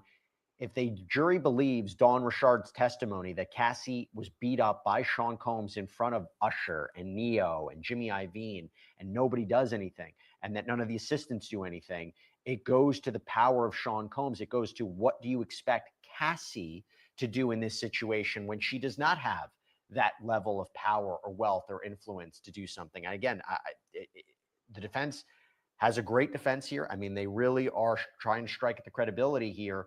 But at the same point, these are power dynamics and issues that I think the jury is going to wrestle with. Now, Tyler, I want to go to a question that I didn't get a chance to get to. This whole thing that Mia had testified to, that D-Rock reached out to her, Diddy reached out to her, February 2024, right? After Cassie filed her lawsuit. If I go to the racketeering charge and I look at all of the underlying crimes, prosecution needs to prove at least two. There is bribery of a witness, and there is tampering with a witness, victim, or informant. Is that what this is? It's not outright that, from what we can see. It could be argued by the prosecution that the attempts to contact her when they had an idea that there was possibly some federal or other criminal charges going to be coming down on Mr. Combs, that he was trying to influence her one way. But I think that the fact that they had their prior relationship, professional relationship, and other forms of relationship, that there could be excuse as to why he was reaching out to her. It crosses the line. If that was my client at that time, I would advise him definitely do not reach out to anybody who could be a witness in this case, because the last thing you want is a witness tampering charge. It could be used, but it looks like he was dancing around it carefully here, and it could distract the jury from all the underlying strong evidence I believe the prosecution has. And we all know he was accused by the government of engaging in shenanigans while he's behind bars at the MDC, allegedly using the operating systems to contact people he shouldn't be contacting. Let me just throw another question to you, Tyler. This is from Ivan Romero. Has there been a RICO trial specifically for labor law violations? It seems like this would set a very important precedent for these types of violations, if not. So has there been a RICO trial specifically for labor law violations? If you want to answer that, but also, do you think forced labor has been proven at this point in the trial as one of the underlying crimes of RICO? I think forced labor has been proved. I think the government has put on a strong case of it. Just listen to Mia's testimony about the calls in Australia, or for the fact that she worked for 5 days without sleep and she was raped during that time that she has testified to. That's a strong case of forced labor. And even you're looking at the transporting of prostitutes, there's a lot that here that we see for sex trafficking and forced labor.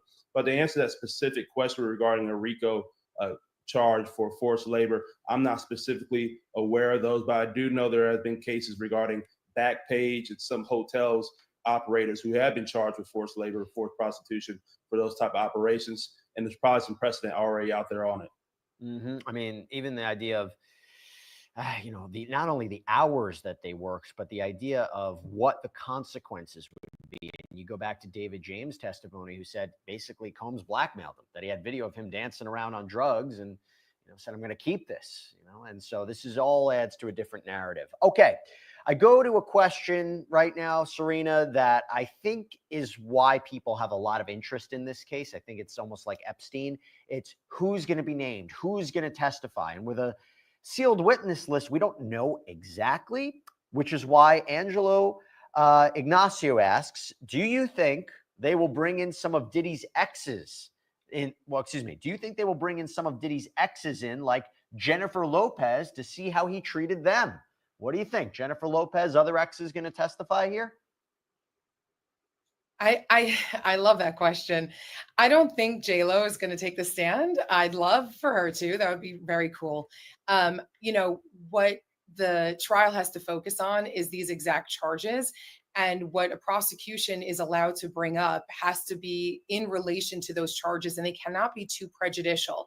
What you're trying to essentially say is that you want to hear about other things that he's done in the past, prior bad acts. And there's a very fine line under the law what a judge will allow with respect to prior bad acts, because if it tips over to what we like to call propensity evidence, which is not allowed, which is evidence to say to a jury like, hey, this guy is just a really bad guy. He's done bad stuff in the past, and therefore you should just not give him the benefit of the doubt. You should assume that he's doing bad things now because he's done bad things before.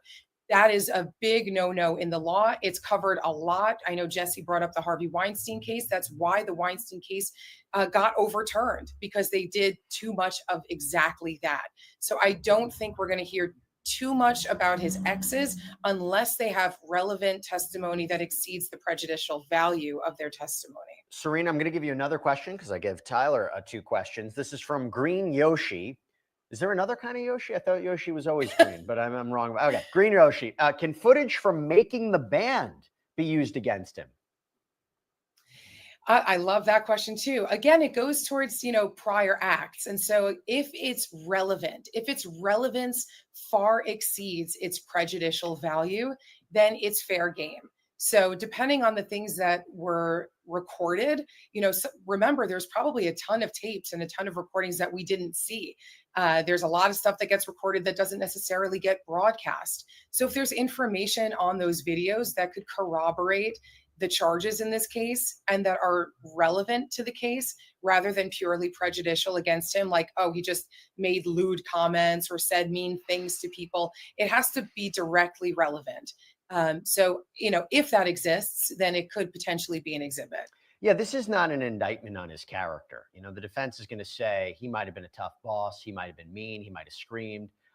You might even say that he assaulted people, but that doesn't necessarily prove sex trafficking or racketeering or transportation to engage in prostitution. They're going to be very, very specific about these charges. And I think, I've said it before, I've said it again, I think this entire case comes down to closing arguments.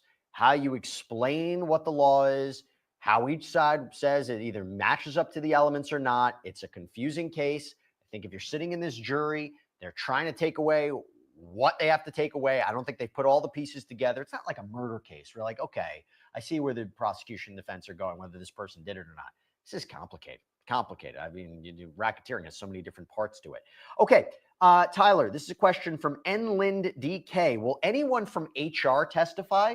Doesn't their lack of doing their job, accountability in relation to all the complaints support RICO? It's an interesting question. That is a good question. Most always look at HR as the underlying operation for the corporation. They are really on the side of the business, not necessarily on the side of the employee.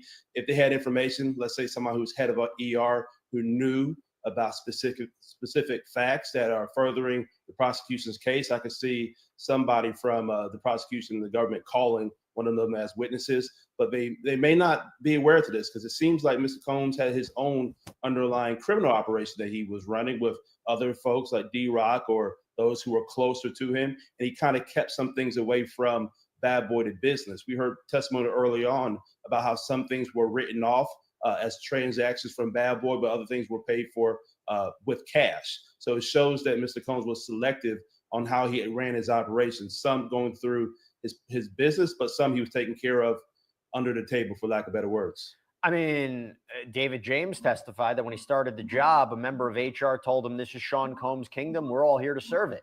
So, you know, if that person testifies and says that, that would be important. Again, racketeering, criminal enterprise, common purpose, everybody, you know, agreement to further criminal activity.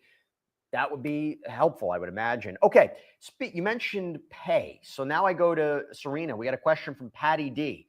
Since they're bringing up pay, do you think the prosecution will submit any kinds of payroll information to support how little they were paid versus hours? I think that would be a great idea. I think obviously part of the argument, as we've been discussing, is the fact that it's labor relation issue, right? They're working, them to the bone, they're not sleeping, they're calling at all hours of the night, and this low amount of pay doesn't reflect the amount of expectations, the high expectations that were submitted there. And so in order to support their claims, the prosecution's claims, and really in any charge, in order to support testimony, it would be a very good idea to have black and white evidence, paper trail evidence, receipts, payroll. I do think that if they have information like that, if they have low pay and it's documented somewhere, that of course assumes that it was documented somewhere and that the government got their hands on it, then sure, anything that could buttress the testimony of a witness to help their credibility would be a great exhibit to show to a jury. By the way, so not only are we taking your questions right now in real time, but also in real time, as soon as they come back, as soon as that testimony continues, I will be relaying to you what is happening in real time. I'll report it in real time, and we will break down the legal significance of this questioning in real time.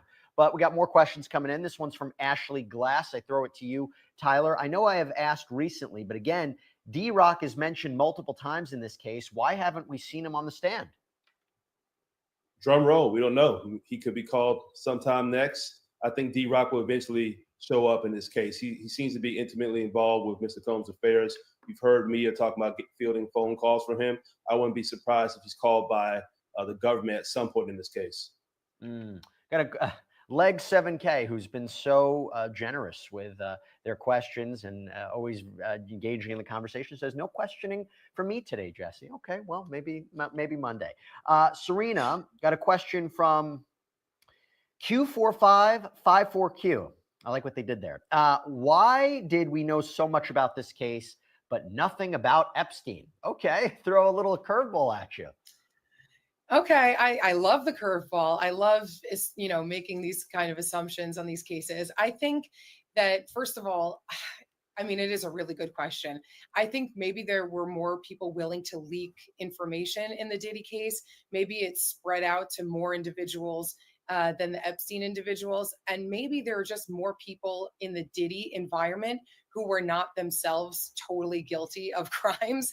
And maybe the people who were involved in the Epstein case, even the fact that they were involved kind of makes them feel, at least by association, guilty, right? One could argue that they know what was going on with Diddy because they happened to be at a party, or they happened to be in the music business, or they happened to see him or one of the people that he worked with, and therefore they have information to share. And that wouldn't necessarily make them a potential co-defendant or also guilty. But I feel like anybody who's associated with Epstein, why would they be associated with Epstein if they're not themselves working with him on something? Like, why would a person be on Epstein's island unless they are a member of Epstein's family? Or, it just feels like anybody who was involved with Epstein would want to keep their mouths totally shut, because they wouldn't have gotten access to information about Epstein Island unless they themselves were involved in a bad way. So It there's a could couple. be. It There's could a couple. It's a comparison, right? Like just because you were be. Yeah. associated with Diddy, or just because you went to a Diddy party, doesn't mean you were part of an illegal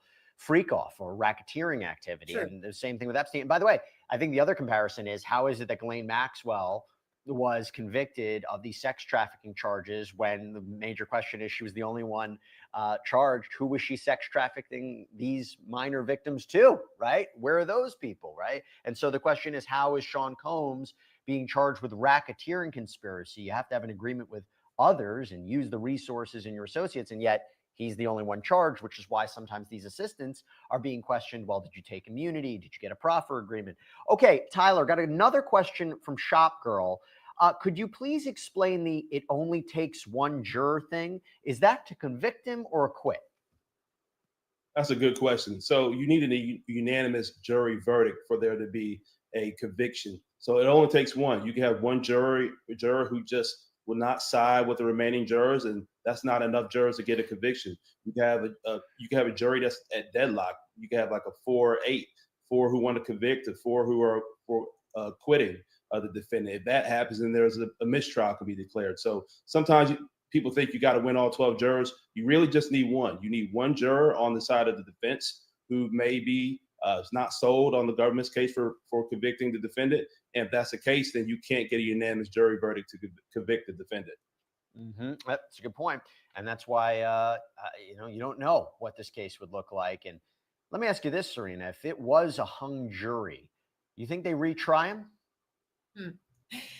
It's a great question. And you have to think of that strategy, because every single time there is a mistrial or a hung jury, a prosecution has to make that decision. And it is not an easy decision to make. Do I think they retry him? I mean, if it weren't Diddy, maybe not. The amount of resources that they have to accumulate and the amount of time and money that has been spent on this case is astronomical. It'll depend on their appetite. Sometimes after a mistrial, they try, they kind of regroup, they go back and they say, well, what went wrong, and counter next time. And then if it feels like a lost cause, or if it feels not worth it, they might end up offering him a more attractive plea deal than he was offered before this trial. So we'll see. But I do think that they want to see a conviction one way or another. Here's a good question for you, Tyler. This is from Michelle LaBelle. Why hasn't Sean Combs' assistant Christina, why hasn't Sean Combs' assistant Christina Coram, hasn't been charged? I mean, she came up in testimony today trying to get a hold of Mia. She's a key figure in this, in the sense that her name has come up a lot in litigation. Her name has come up quite a few times during the course of this trial. I don't know if she's going to testify. I guess the question is, why hasn't she been charged? I mean, do you think there's an evidence that she's a co-conspirator? It seems like she may be a co-conspirator, and she could still be charged. And my understanding is this is a superseding indictment, meaning there could be additional defendants who are later added to this case. She could be cooperating with the government. Maybe she testifies for the government, and then she's not criminally charged later. She could have entered into a proffer agreement. We just still don't know the extent of the role that she has with the government's case. But there's definitely a possibility that she could be criminally charged if she was actually helping further the crimes that Mr. Combs was committed. Okay, so we have an update in court. They're back, but I don't believe the jury is in yet. The judge said, Ms. Smizer, anything? So referring to the prosecutor here, Ms. Smizer says, they just gave us a video they say they intend to use in violation of the court's order. The judge asks Mr. Steele, referring to Brian Steele, Sean Combs' defense counsel. Steele responds, it's a very short video, a happy birthday to Mr. Combs in 2014. It shows her demeanor. So, Serena, it seems that they're complaining it's a surprise attack. You're going to be trying to impeach her credibility with a video that you didn't mention before. Am I understanding it correctly? And will it be allowed in? Right. Yes, you're understanding it correctly. And of course, a defense is going to say we're entitled to know everything. Both sides are going to obviously want to say that. We're entitled to know everything that you're going to do before you do it. But sometimes it just doesn't happen that way. Sometimes you can say, look, we didn't know what this witness was going to testify about. And the extent to which that they were going to say things that we were able to contradict. We didn't know that this piece of evidence was going to be usable to us as an inconsistent statement. And only after they testified did we become aware of that. And so there will probably be some outside of the jury presence litigation about whether something like this would be able to come in. And a judge is going to make an assessment about, whether it's too prejudicial to let in at this point or whether there's enough time to analyze it and have a fair back and forth. We'll get an update any second now on what's happening with this video. We got a question from actually, I have an update right now. The judge says it's cumulative. Why wasn't it turned over earlier? Steele says, I only got it last night. It's video and audio. The court should know I gave over impeachment days ago. I don't do that. I know the court doesn't know me. How long? 8 seconds. So before we get a response from court, you think it's going to be allowed in, Tyler? I think it gets in. It's impeachment evidence. And I think Mr. Steele did raise a good point. He pro hoc visaed into this jurisdiction here. The court doesn't know him. He's probably not going to be trying to play fast and loose. I don't know him to play fast and loose, but when you're an out-of-state lawyer, you really need to dot all your I's and cross your T's. Sure. But this does appear to be impeachment evidence. And one thing I was going to add, Jesse, is I'm surprised that the prosecution, if they knew the extent of all the communication that Mia had with Mr. Combs, that they did not get ahead of this on their direct examination and outright tell the jury then. Well, didn't you have communications with her, Mr. Combs, before this, so they could kind of steal the thunder for the defense, because they're landing some big blows here, and this video is probably going to be bad for the prosecution. So a couple of things. First of all, this is live shot of Diddy's family exiting the courtroom right now. We'll see who else comes in or leaves. They did try to get in front of it a little bit. They did ask her a little bit of some messages that she had sent. So I think they anticipated some of this coming in, and obviously her credibility going to be a key factor for the defense. But let me just go to another question that we have coming in here. And I'll throw this to you, Serena. This is a question from Rel. Does the government have to show the jury a pyramid of who's involved? Imagine if it was a classic racketeering case, like a mafia case, you got the Don and the associates, maybe, but you think they need to show a pyramid of who's involved here for racketeering conspiracy? I do think that it would illustrate things nice and clearly for a jury if they do, particularly because only Diddy, as we've mentioned before, is being charged. So the actual hierarchy may not necessarily matter in this particular case, since it's only Diddy. But at the same time, again, you really want to make things as clear as possible to a jury. You want to know who answers to who, where the power lies. And actually, it would probably be a pretty influential thing to do, to have Diddy all the way at the top, right? To show him as the one in power over all of these people, if they were to show it that way. Got a question. Oh, so we have an update. The prosecutor said, no, it's not 8 seconds. It's 20 seconds, this parent video. They gave us the exhibits before and after this one, 1749 and 1751. I don't know why they withheld this one. Judge says, I don't understand what you just said. When did you decide to use it? Brian Steele says yesterday. The judge says 1750 is excluded. So it doesn't appear that video is going to come in. A question from Alana Rodriguez. Jesse, are there any minors involved? No. And I think that's an important point, Tyler, because there was testimony, I believe, earlier this week, or was it last week? It might have been from last week. Yeah, I think it might have been last week when I believe it was Kerry Morgan was talking about Gina, alleged victim number 3, possibly not going to testify. Sean Combs allegedly cheating on Cassie with Gina, and she referred to her in her testimony as a little girl. But they came out and said, wait a minute, just to be clear here, she's not a minor. She's an adult. She's an adult woman, right? That's clear, right? This is not about minors. If this was about minors, this would be a radically different case, right, Tyler?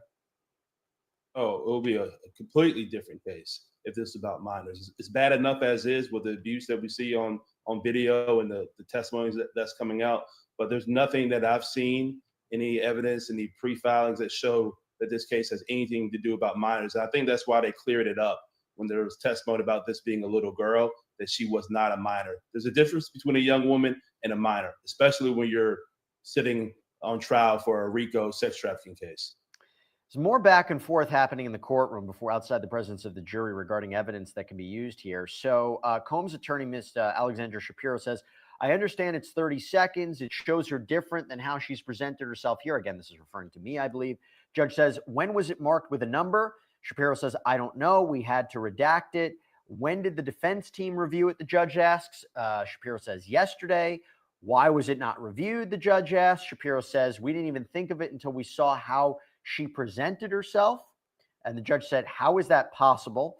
Then Mark Agnifilo, another attorney for Sean Combs, says, let me try. And the judge says, the court's order said you have to establish good cause. That's why I'm asking, what's this about, Serena? Yeah, it's a little bit similar to what I was saying earlier, which is, they're going to try to argue, we didn't know that we were going to use this. And that's why we didn't turn it over. And that's why we didn't make it into a thing, because we didn't know. Now that she's shown up and she appears a certain way in front of the jury, now we know that this compared to that is important for the jury to see. It's important to see that she's putting on a show for the jury, or she's looking different to try to boost her own credibility. And we want to show the jury that she's not being credible. But on the other hand, if they've pre-marked it, a judge is going to say, well, you kind of did seem like you were prepared to use this. It was already pre-marked in the very long list of potential evidence. So why wasn't it turned over earlier? And I think that's the back and forth here that the judge is trying to try to consider in not allowing or allowing it in. So, Tyler, we got a question from Big Dom, excuse me. If convicted, will the state go after any others connected to the case? Let me just revise it a little bit, because it's not really, it's the government. It's the federal government, not really a state case. But if convicted, you think the government's going to go after any others connected to the case?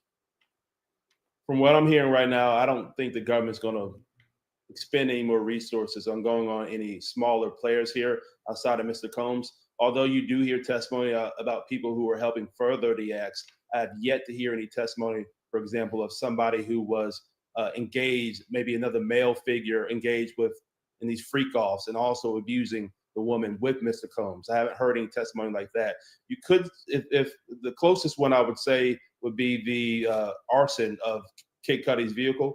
I could see maybe the government bring that person in and charging them. But the fact that Mr. Combs is the head honcho, he's the boss here, only person being charged, and we haven't heard of anybody else charged yet, I think if they get a conviction, I don't see them moving any further from there. More back and forth in court happening in real time. So Alexandra Shapiro, one of Combs' attorneys, says, and then she's cut off. The judge says, no, we cannot have multiple lawyers speaking on the same issue. You can ask her, did you send this video? If she says yes, it's not impeachment. Mark Agnifilo, Combs' defense attorney, says, I saw it yesterday. Her effect on the stand might be an act. Ooh, very interesting there. By the way, Serena, so we're at the end of week 3. We put up a poll. We're at the end of week 3. Who's winning at this point? 81% say the prosecution, 18% say the defense. You agree with that? Yeah, I mean, first of all, there's just a lot. There's a quantity of evidence, there's quality of evidence, and as you know, we're only really hearing from one side. There might be a defense case. We don't know that yet. We don't know if he's going to testify. We don't know if others will testify for the defense. Sometimes, a jury is thinking about this not so open-mindedly, and including our viewers, they might be just seeing one side of things right now. Jesse, as you said before, you think it's going to come down to the summations. I happen to agree with you. I think it comes down to the very beginning, meaning who they picked on this jury, and the very end, meaning what they tell this jury at the end of the day. Tyler, you agree? I agree 100%. This is a complicated case. I think it's going to come down to closing arguments.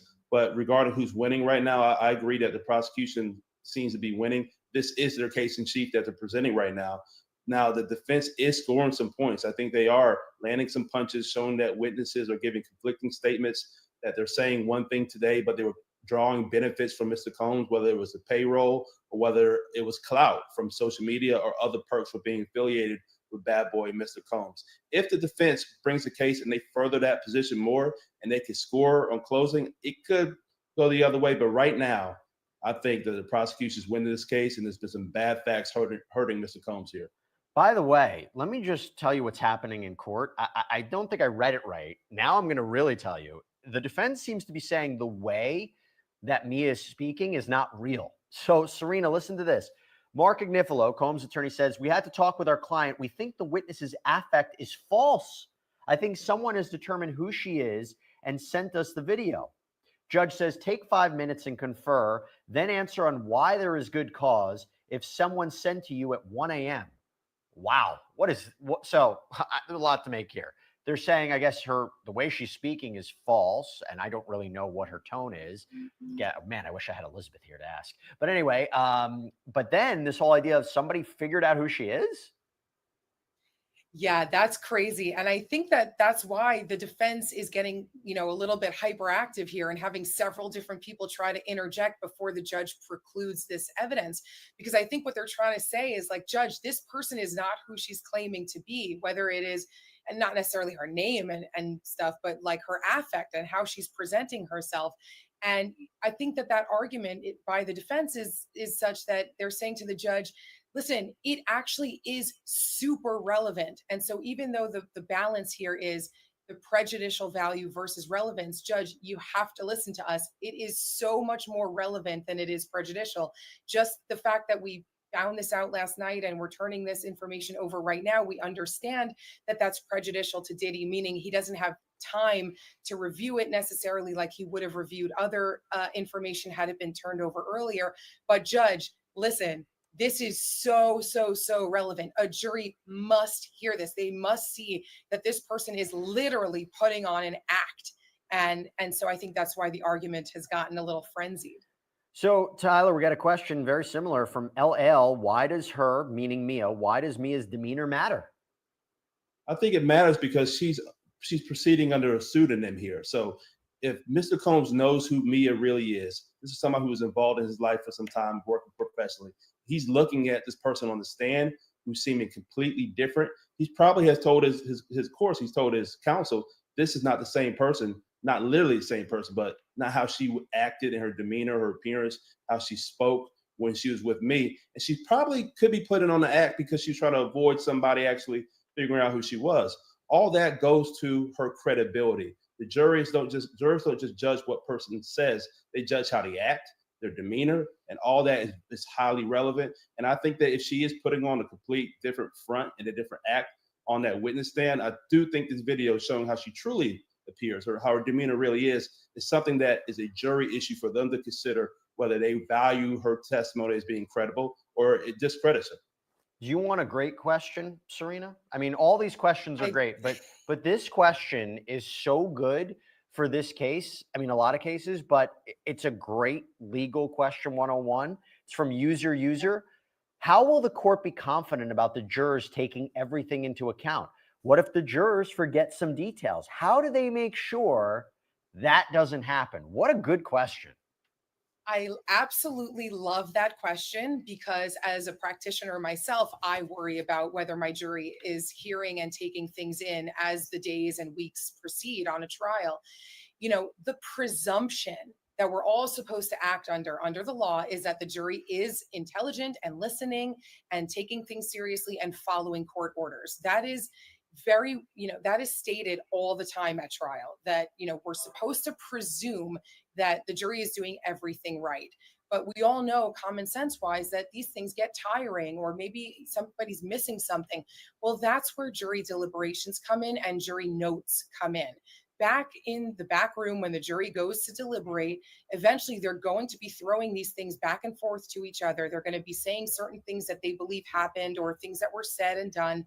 And ultimately, there's going to be disagreement back there.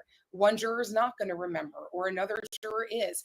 They're going to have to not only refresh each other's memory, but if they simply can't remember, they are allowed to write a note to the judge asking for readbacks of testimony that they need to refresh their recollection. And so that is one way to cure, their memories.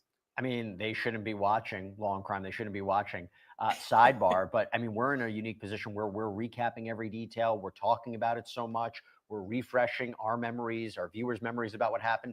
For them, there's a lot. There's a lot for them to ultimately consider in this case. Again, goes back to my point.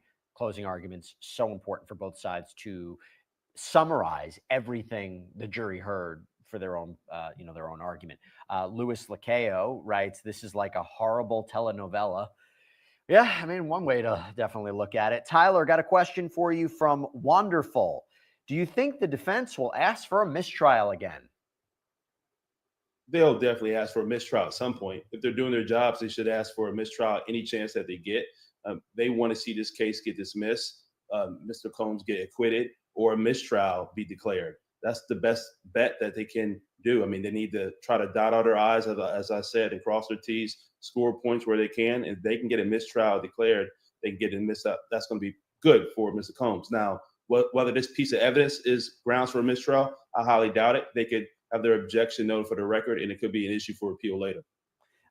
You answered this question earlier, so I'm going to throw something very similar. It seems to be there's a misunderstanding of the law here. It's from Ashley Glass. Question, why does Diddy only need one juror to be acquitted? That seems unfair to me. That's not the case. If you want to, Tyler, jump on that. Yeah, no, it's not one juror that's needed to be acquitted. There's just a need for there to be a unanimous jury verdict. So all jurors need to decide one way or the other. If they can't decide one way, then there's a mistrial. If so, you need all jurors to either vote to acquit or vote to convict. If they can't reach a decision, there could be a mistrial that's declared. Yeah, because and the reason, if one juror says, I'm not agreeing with the rest of you, that could, and there's not changing, that's, like you said, a hung jury. And sometimes the defense will say that's a win. Hey, I wasn't convicted, wasn't acquitted either, but I wasn't convicted. Is the prosecution going to retry me? What happens, especially in a case where if you have a criminal defendant who made bail, they could still be out, right? They could still live their lives until the next trial. Different for Sean Combs. He's not going to make bail, even if there's a hung jury here. Okay, I'll go to you, Serena. Question from Poke and Pull. If Diddy, in fact, had all these bad videos and things to hide, why would his legal team tell him to deny the plea deal? That's assuming that's what happened, that they told him to deny the plea deal. I mean, isn't it his decision? It is absolutely his decision whether to take a case to trial or to plead guilty. Obviously, as his attorneys, they're going to advise him one way or another.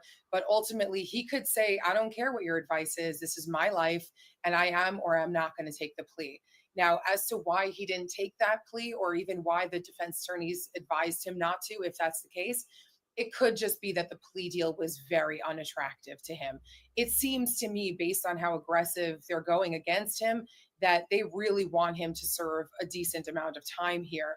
And so it's possible that the plea deal that was offered was something that he just could not swallow. Yeah, and I think it was probably going to be double digits. You don't charge him for racketeering conspiracy, head of this criminal organization, saying that he engaged in a repeated pattern of abusing women, and give him, a deal of 5 years. I think it was minimum 10 or 15. That's my guess. I could be wrong. Okay. So Sean back, more updates in court. Brian Steele, defense counsel, says, can we just email everyone our position? Judge says, sure. So this is about, again, what video might be used to try to impeach Mia. Got a question here for you, Tyler. This is from RSS. Do the jurors have separate votes on each charge, or only one vote on all three charges? Good question. So the jurors are going to be asked whether they find Mr. Combs guilty of each charge. So all jurors will make a ruling on whether they find him guilty or not guilty of each charge, whether that's sex trafficking, whether that's racketeering, whether it's transporting sex workers. Those are all separate charges, and all the jurors will have to make a decision on all those. For example, if they can't reach a unanimous decision on one of those counts, you have a mistrial. But all of them will have to make a decision for each charge. Question for you, Serena, from Tarasha. Can the defense get suspended for constantly presenting evidence late or breaking rules like they've done several times? They are playing dirty. There could be sanctions in certain situations that are rendered by a judge against an attorney, but it usually takes a lot. Actually, wasn't Brian Steele walked into jail for a minute there on the last trial? That was the Young Thug trial. Yeah. On the Young Thug by the way, trial, he wasn't wrong. He wasn't wrong. I mean, he the judge, wasn't. But he wanted to share a jail cell with his client. Exactly. That's right. So, but that is very, very rare. So to answer the question, there could be sanctions rendered against an attorney, but it's rare. I mean, it is the nature of the game to try to advocate zealously for your client, even if that means, quote unquote, playing a little dirty. Let me get two more questions. I'll throw one to each of you before we wrap things up. Okay. Ready? These are really good questions. It's hard for me to pick. All right, here's a good one for you. Tyler, this is from Big Dom. You think that Diddy will leave the USA if acquitted? If he's acquitted, I don't think he's going to leave America. I think he's going to stay in New York. I mean, this is Diddy we're talking about. He's had songs of being king in New York. I think if he's acquitted, he's going to puff his chest out. He's going to feel like he's back on top. Now, I don't think he's getting acquitted first, but if he's acquitted, I don't think he leaves America. By the way, interesting update from court. Sean Combs' counsel, Alexandra Shapiro, says some people on the internet think they figured out who Mia is. We got this video, again, that might be used to impeach her credibility. We got this video also from random people on the internet. We don't think this was ever posted on her social media. It was on some random website. Should we show it to you? I got to ask you, I have to move on to this question, Serena. This is quite alarming. How is this possible? I have no idea how it's possible. And I'm sure Mia is probably, panicking in this moment in time. Like, are people stalking her on the internet, trying to figure out her identity? She testified that she was a rape victim, essentially. There's rape shield laws that exist to try to protect people in her position. And so this is really getting very nerve-wracking probably for her, and just absurd for the courtroom. If someone revealed her identity, is that a crime, Tyler? No, it's not a crime if somebody revealed her identity, especially if they're not a part of this case. The reason they have these confidentiality orders and protective orders is for the parties involved to do their best to protect a Jane Doe or anybody proceeding under a pseudonym's identity. It is possible for the public to learn their identity, but it's really the people who are part of the case who are agreeing to protect her confidentiality. Once she got on that stand, it's very possible that somebody knew her identity. What I find more troubling and less likely is if this video is being sent by random people on the internet, and that's what they want to proffer as evidence in this criminal trial, I find that hard to be admitted. If they could track the video from one person who could confirm the identity of the person, and then it could be used for impeachment evidence, that's different. But random people on the internet sending videos, that opens the door to a can of worms. Well, I mean, Tyler, they would have to authenticate it, make sure it's real, and couldn't they theoretically be able to use it? They could theoretically be able to use it, but it seems like they're trying to use it right now when Mia's going to get put back on the stand. I haven't heard of any witness to authenticate this video yet. They're just talking about displaying this video. That's what seems to be a little odd to me. Apparently the video is being shown, not on the public screen in the gallery. I think it's already been redacted. And then the prosecutor says they waited until the direct was over. This is a kind of a change of circumstances. Does it become a question if her identity has been revealed and her security or her testimony is going to be affected in some way? And I'm sure this happens in trials all the time where there's a change in circumstance. Could she stop being questioned? She testified. The defense has a right to cross-examine her. But if there is a change in circumstances, could she in any way, the court say, hey, listen, she's done with her testimony. You got what you needed out of her, Serena? I don't think so. I think that would be like the best appeal point ever on the side of the defense. I think the case gets overturned because you're violating the confrontation clause. You're taking away Diddy's right to confront his accuser, especially because she's already given all of the testimony that was apparently positive for the prosecution, and then cutting her off before even one question could be asked by or maybe not one, but the full cross-examination be completed. I think it gets overturned. What do you think the judge is going to do here? I mean, do you think the judge first of all, can the judge order an investigation into this? And also, Tyler, do you think the judge is going to allow this piece of evidence in? If we're reading this correctly through the transcript, that this is a situation where she might be faking the way she's speaking on the stand, feels like relevant evidence for cross-examination, but at the same time, the way they're getting it and the issue of her identity being revealed, A, can the judge order some sort of investigation here? And B, you think he's going to allow this video in? Well, it's probably 3 o'clock right now, or close to 2 o'clock. If I was the judge, which I'm not, I think this would be a good time to let's see what this video looks like. Let's see what the testimony would be given, what examination questions will be asked by the defense. Let's break for the day, and he'll make his ruling and start on Monday fresh, whether this video is going to be allowed in or not allowed in. I think that would be a good way for the court to explore, the potential pitfalls here, see how the defense is going to authenticate this video. Now, regarding any additional protections for Mia, I think that the court and the parties involved in this case have appeared to do everything possible to protect her identity. But the fact of the matter is, this is a high-profile case. People are watching this all across the country.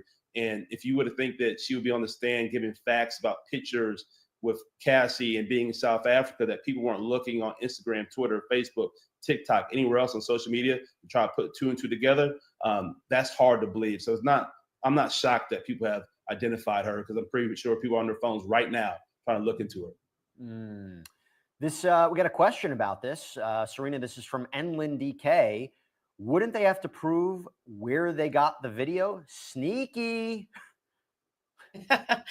Yeah, it's just as the two of you were saying, that there needs to be a witness to authenticate that video, meaning to set a foundation to show that it hasn't been tampered with, that it's not AI. You know what I mean? It's, especially in today's day and age, you have to be able to have the appropriate witness say this is a fair and accurate depiction of who this person is. And who that witness is going to be, who knows? Maybe Mia herself.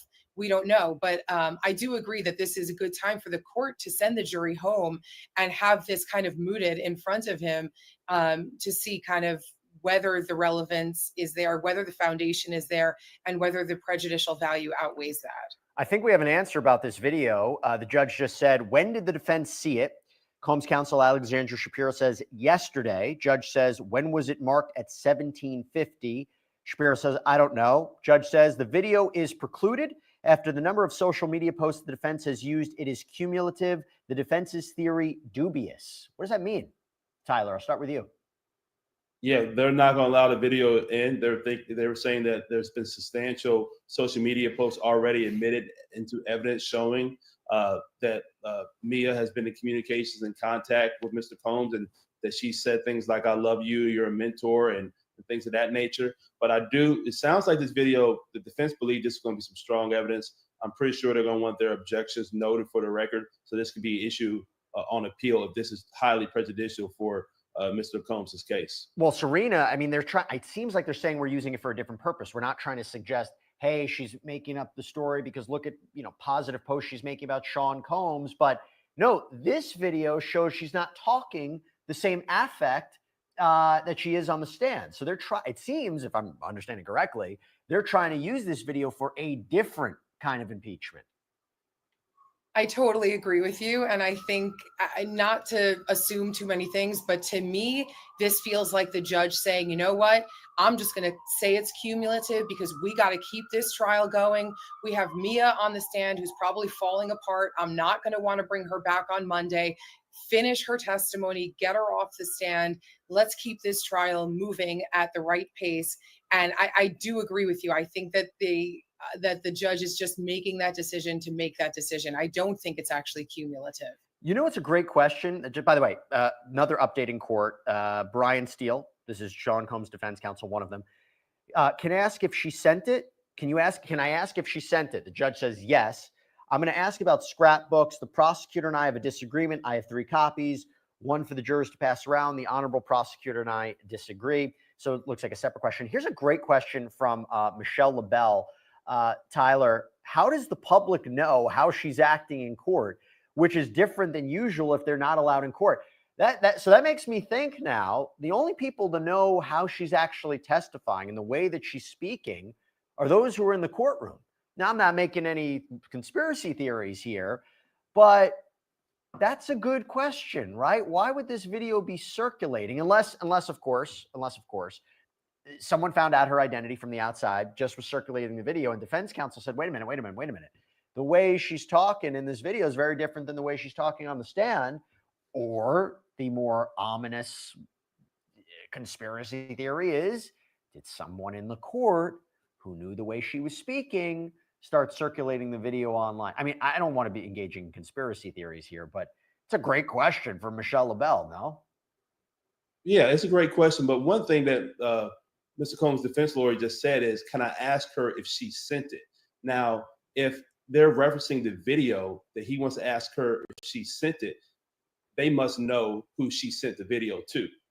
They said random people earlier. They may not be trying to show their whole hand here. If Mr. Combs knows Mia clearly, so he knows how she acted when she was with him versus how she's acting now. The defense has, offices, and they have associates and other people who are on the outside who could be investigating, trying to collect evidence that could be used to help Mr. Combs in real time. Now, do I think somebody there is a plant who's a reporter or something helping the defense? No, but this is a high-profile case. She's testifying. To think that there aren't people on the outside who have interest in this case, whether as associates, employees of either side of this case, would be foolish. Got a question from Laya. This is a question for you, Serena. Did Mia get exposed? Yeah, it's possible. And again, it's very scary if so, because everyone's trying to protect this woman and she deserves that protection and privacy. But as we've been saying, it is still a somewhat public trial. There are going to be not only people in the courtroom, but online sleuths. I mean, even the court drawing, though her face is blurred out, we can tell her race, we can tell her hair color, we can tell her stature. And, there are probably going to be people, maybe not in Diddy's inner circle, but maybe even in the second or third degree circle, who know who this woman is. And so to think that she has complete anonymity in today's day and age with, online sleuthing and just the ability to find things out about people, it's just so easy today. So I do think that someone figured out who she was. I'll get a question from Melissa Budas. This is for you, Tyler. Didn't the previous witness, the stylist, so Deontay Nash, confirm a lot of Mia's testimony? Oh, he confirmed a lot of her testimony, and everybody that the prosecution is calling as witness, their testimony is meant to build on each other. Think about the witnesses that led up to Kid Cudi testifying.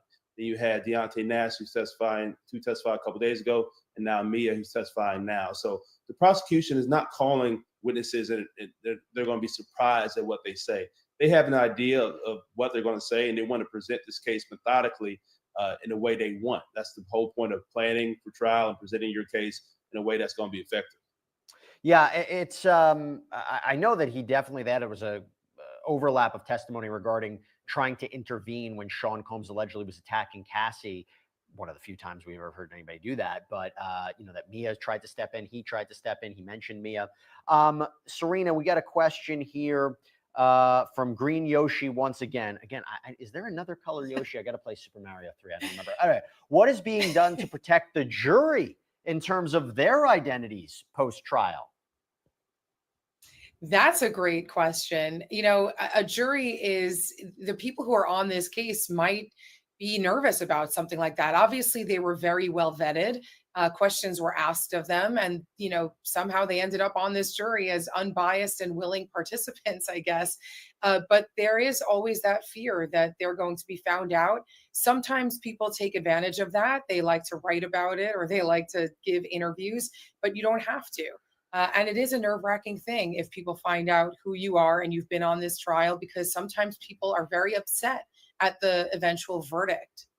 One more question I'm going to throw to you, Tyler. This is from Enlin DK. Once again, if they're saying she's faking, meaning Mia, couldn't the same be said about Diddy?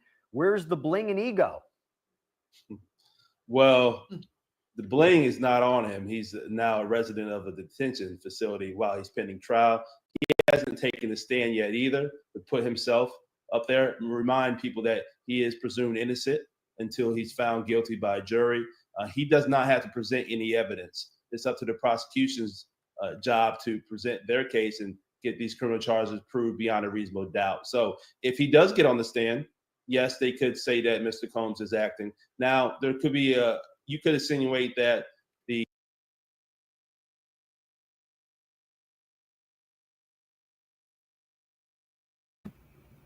Okay. Hey, y'all, welcome back to the live. The jury is back in the courtroom, and they took a little longer to return because what is it? It is 1:58 Eastern Standard Time, and some of that was due to a lot of debate going on between the lawyers and in front of the judge around a a video that the defense received, that supposedly the defense is saying in this video, Mia, the person on the stand now, that is a pseudonym, is allegedly acting very different in this birthday video that she sent to Diddy, very upbeat.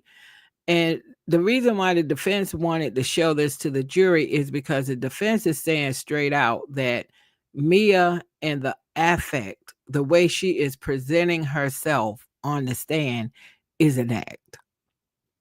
So they wanted to present this video to the jury to show that how she's presenting herself on the stand is an act. And so there was a lot of debate back and forth about that. At the end of it, the judge said no, he wasn't going to allow it in because he thought it was cumulative, since there's been so much other information a part of this case from social media posts. I personally don't think it's cumulative, because if you're trying to tell me that she's acting because of such a big difference with demeanor, I can't tell that from messages, you know. But I also think it's kind of weird how the defense got this, because they said they got this video at 1 a.m. It was sent to them. So I don't know. So I think the judge said, well, I know the judge said the video will not be allowed in. But I think he's going to allow Brian Steele to ask Mia about, did she send the video or send this type video? So we'll see where that goes. The other thing they talked about while the jury was still out of the courtroom was that the lawyers were mentioning that they believe people have figured out on the internet who Mia is. So they just wanted, to make the judge aware of that. And I was like with y'all, sharing with you all Law and Crime, what they were talking about over the lunch break. And I don't get how anybody is surprised at this. I said on one of my lives earlier this week that once Mia goes on the stand, and since everyone in the courtroom will get to see her, everyone who's in the overflow courtroom will also get to see and hear her. Not to mention, there's a lot of details that is likely going to be mentioned as far as different events and different places that she would have been with Diddy. It was not going to be rocket science for the internet sleuths to figure out who Mia was. And I mentioned that on one of my earlier lives this week, that she can come in with this pseudonym and all and all the anonymity she thinks she was, but look, we don't know who you are. Now I have intentionally kind of scrolled by any posts or anything suggesting like what's her real name and who is she and pictures and all that, because I don't want to see it. Because the main reason I don't want to see it is because while I'm doing these lives, I don't want to slip up and say her real name, or maybe add some things that don't need to be added, because I don't want, first of all, I just don't want to do that. But also I don't want to do anything that that even YouTube could see as a violation, considering that there's this court order out there that's, I don't know if it's applicable to content creators or not. However, nobody should be surprised that the internet in short order figured out who Mia was. Nobody should be surprised by that. I mean, if they really wanted Mia to be totally anonymous, they would have had to have her testify via TV or via some kind of video setup where she was like shadowed out, and her voice would have had to be modulated. Outside of doing something wild like that, come on, it's the internet. The internet figures out everything, especially so. Again, no surprise that everybody knows who, or not everybody knows, but no surprise that the internet or people on the internet have already figured out who Mia is. That's no surprise. So let's see what we have going on in the courtroom at this time. Let me get you all to the right page here. Let's see what update do we have. Okay, so the defense is continuing the cross-examination of Mia. As the jury returns after the lunch break, Mia is back on the stand and the jury is back in the courtroom. Defense attorney Brian Steele is continuing his cross-examination of Mia, who is a former employee of Diddy, who is testifying under a pseudonym. So let's see if we have any update from inside the court at this point as it relates to the testimony. Okay.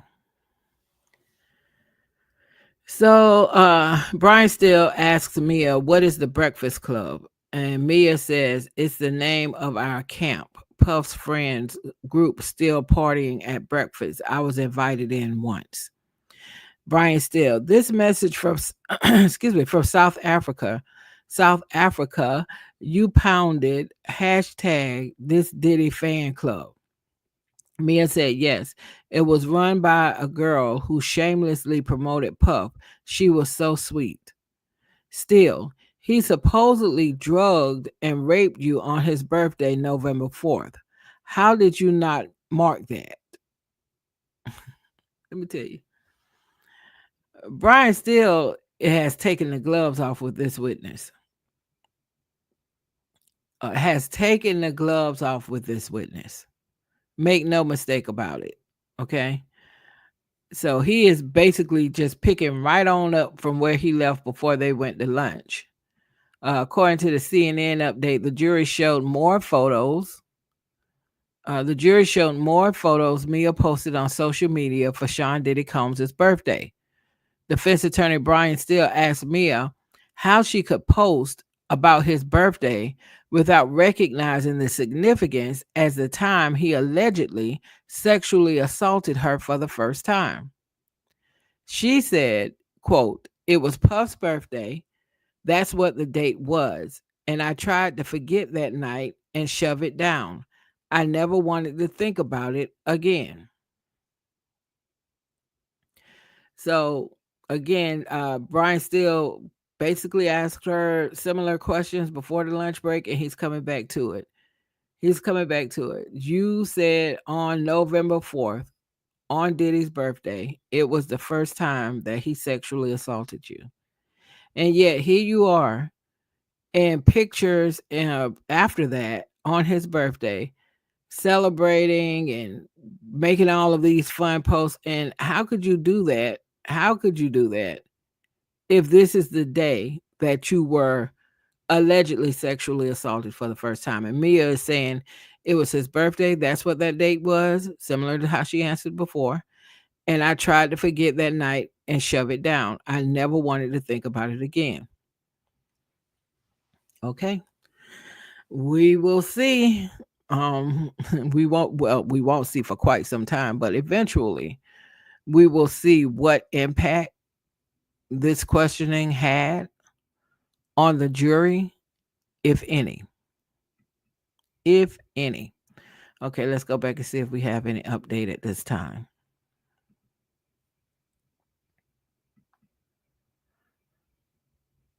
Okay. So let's go back to where we left off. Mia said, yes, talking about the Breakfast Club. She said, yes, it was run by a girl who shamelessly promoted Puff. She was so sweet. Still, he supposedly drugged and raped you on his birthday, November 4th. How did you not mark that? Mia, I wanted to forget it. I pushed it down. Still, are you finished? Mia said, yes. Still, you put aside, you say, you saw Mr. Combs abuse your sister, your best friend, Cassie. You put it aside and post this? Mia said, yes. You wrote this? Mia said, Puff at iHeart. So now Brian Steele is calling out something that I mentioned in my key moments video that I posted yesterday for the first day of her testimony. Please check that video out. It is much shorter than these lives, and it just gets quickly to what the key moments were as I perceive them. And this was one of them. I didn't understand from this witness when she said Cassie was her best friend, like a sister to her, right? And I couldn't understand if that were the case. Not about why. Well, if she was, why didn't you tell her that Diddy was sexually assaulting you? That could be a question, but that really wasn't my question. My question was, if Cassie is your sister, as Mia said, and your best friend, and like a sister is what you said, how do you bring yourself to tell Diddy, for you to be the one to make Diddy aware that Cassie is seeing Kid Cudi? Because at this point you've already seen violence and other things. So how could you do that? And I don't understand that. So, like I said in my key moments video I posted yesterday, that is one of those things that made me kind of like give her a little side eye. Give her a little side eye because I don't understand it. Okay. And let me switch over to the Twitter feed as well, so you can, or the X feed, so you all can follow along with me if you would like to, or you could just sit back and listen. Let's see here. All right, here we go. Okay, so we left off where, let's see if we have any updates since this part. No. Again, the testimony ended with Brian Steele questioning the whole thing about, how are you celebrating Diddy's birthday? How are you celebrating his birthday after you said that was the date that you allegedly got assaulted the first time? How would you be able to do that? Right? He said, you basically said you pushed it down, you set it aside. He said, you put it aside. You say you saw Mr. Combs abuse your sister, your best friend, Cassie. You put it aside and you post this. And she said, yes. So he's coming at her pretty strongly right now. Someone in the comments said, Puff is a bad man, but seems like they were willing to take the good with the bad because it would further their own goals and aspirations. It's a choice to stay. I don't see anyone being forced. Well, a lot of people feel that way.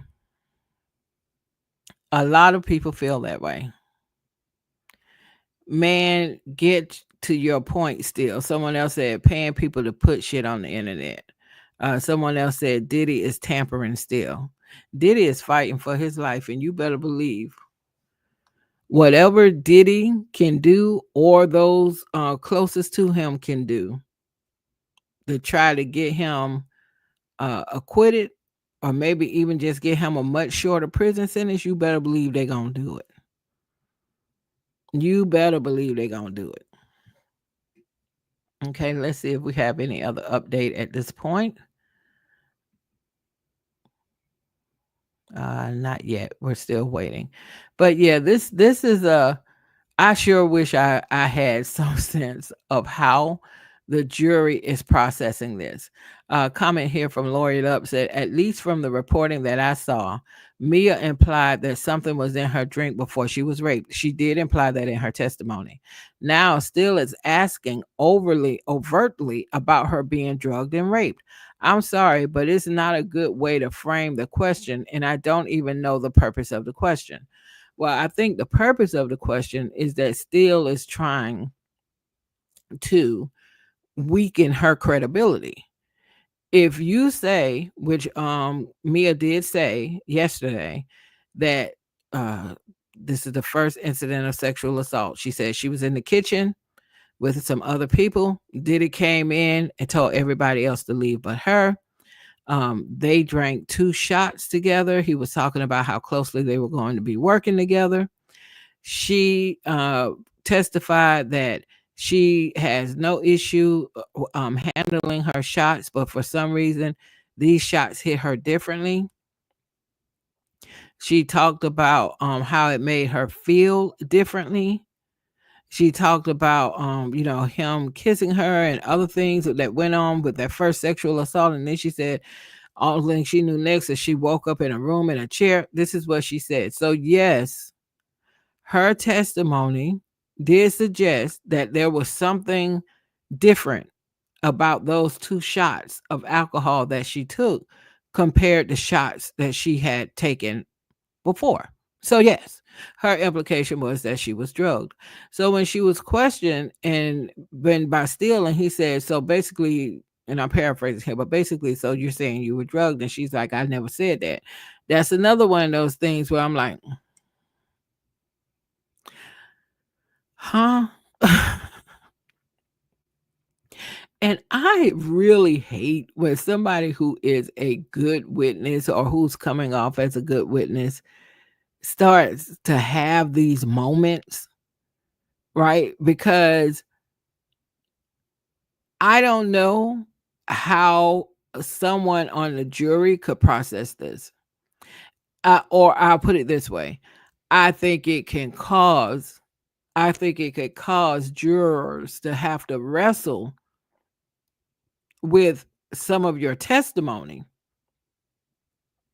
because you made it a little hard to understand.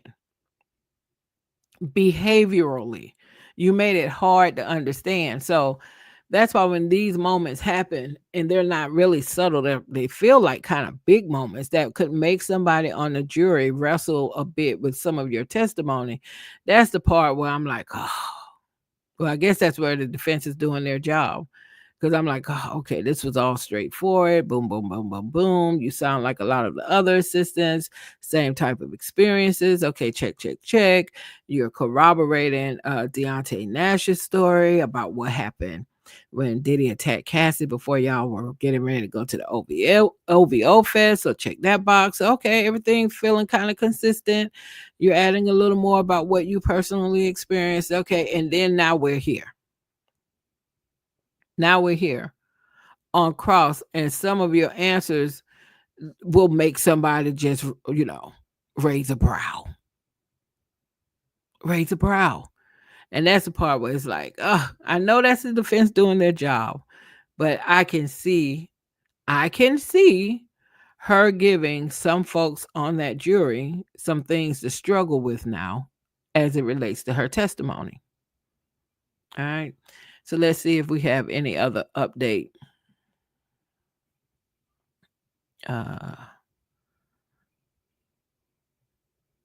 Okay, I don't think we have an. Okay. Yeah, we do have an update. We do have an update. Yay, finally. Okay. So where we left off was, and let me minimize this note here so you all could probably see this better. Okay. So we left off with the defense attorney, Brian Steele, saying, you put aside, you say you saw Mr. Combs abuse your sister, your best friend, Cassie.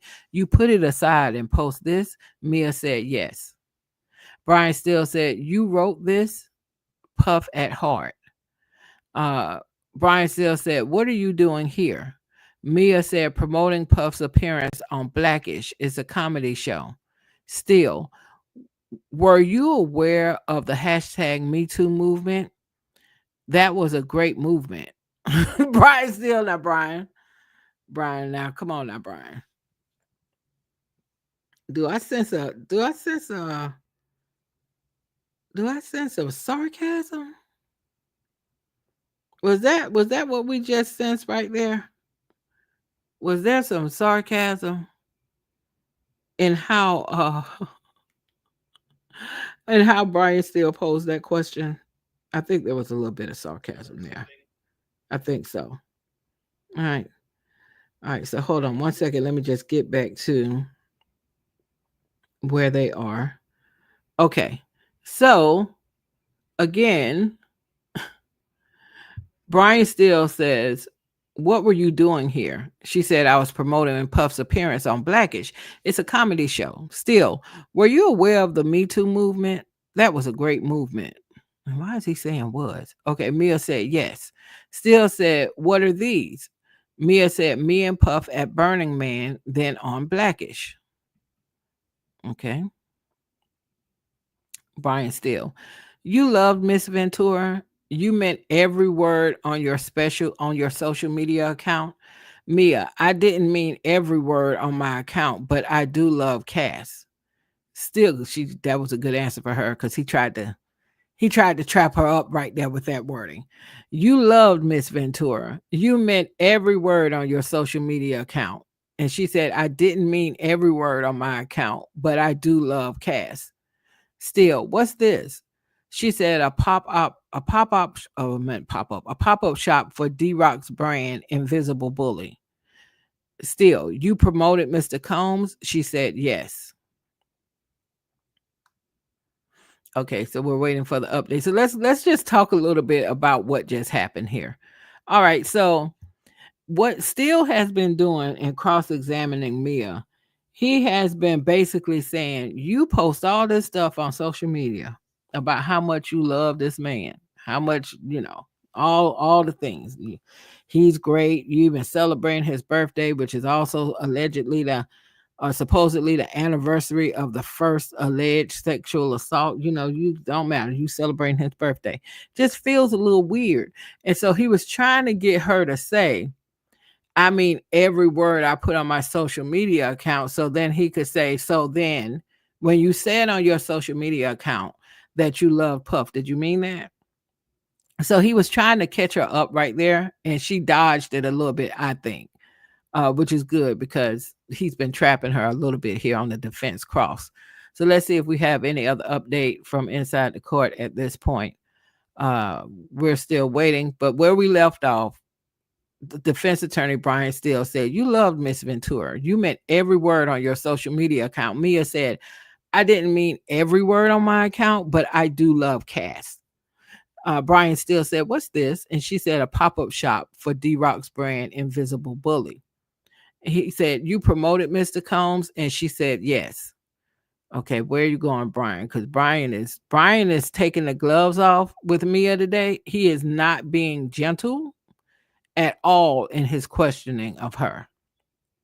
All right, so we're still waiting for an update. Meanwhile, we'll look at a few of these comments. Somebody said, "Working for a successful Black man with Diddy's notoriety to the outside world made them want to leverage that, obviously, for their career advancement. That didn't mean they accepted to be treated," or maybe they meant expected. "That didn't mean they expected to be treated like that."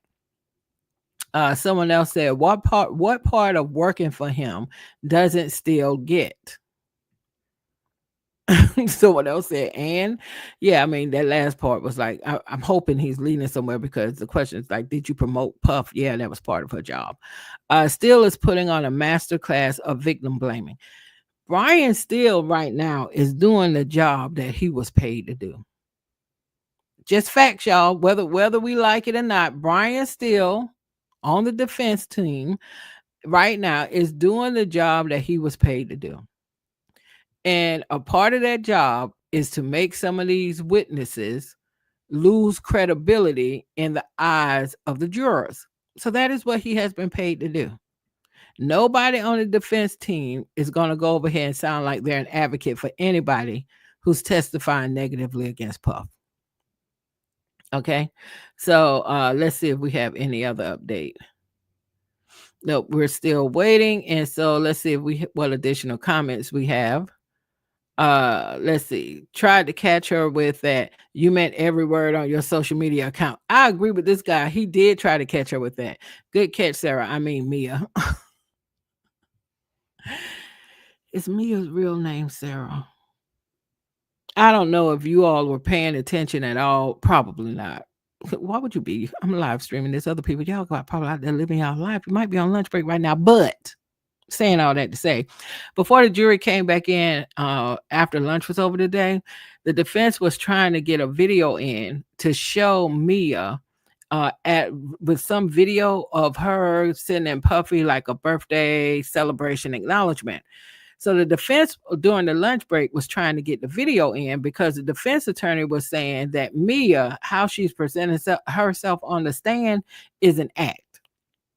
They said her effect, meaning how she's talking, how she's moving, her head bowed, the bangs almost covering up her whole face is how they're described. They're saying all of that is an act. And we have a video to prove that this is not how Mia carries herself and that she is putting on a show on this stand.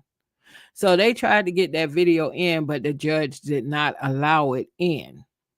So there was a lot of debate about that. And then part of that debate, they said the lawyers made the judge aware that people on the internet have figured out who Mia is.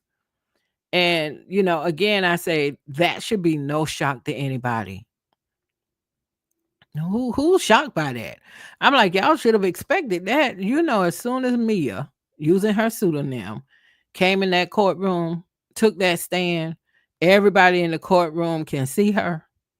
Everybody in the overflow courtroom can see her because the judge said the overflow courtroom would still get video when she's on the stand because if it had been enough room in the courtroom, those folks would have been in the courtroom. And then all the details she's giving about different events and where they were and different, you know, parties they were going to, etc. All of that information, it's not going to take the people on the internet anytime not to figure out who this person is. And so I don't understand it. I mean, I don't understand people acting like they expected her to remain anonymous when she took the stand. That is just, come on. That was never going to happen. All right, so let's jump back and see if we have any update from inside the courtroom. Okay, we do have one. So let me just scroll down so you guys can see this better. All right, so we left off with Brian Steele saying you love Miss Ventura. You meant every word on your social media account. She said, I didn't mean every word on my account, but I do love Cass. Brian Steele said, what's this? She said, a pop-up shop for D-Rock's brand, Invisible Bully. Brian Steele said, you promoted Mr. Combs? She said, yes. Brian Steele, you're saying this is not the way you felt. Prosecutors objected, said argumentative. The judge sustained. Brian Steele said, how about the you are the best unicorn rock star alien? I have no idea what is that. How about the you are the best unicorn rock star alien? Mia said, I was trying to say it unique. How about the you are the best unicorn rock star alien? And she said, I was trying to say it unique. Okay, I would. When we get to the CNN side of their updates, we might get a little bit more context. Steele said, who are the people in this photo? Mia said, Mama Combs, Christian, D-Rock, Fahim, Tron. During these IDs, Combs is whispering to Agnafilo, his lawyer. Okay. You worked through March of 2017. Mia said it was confusing. Steele said on December 6, 2016, you were notified?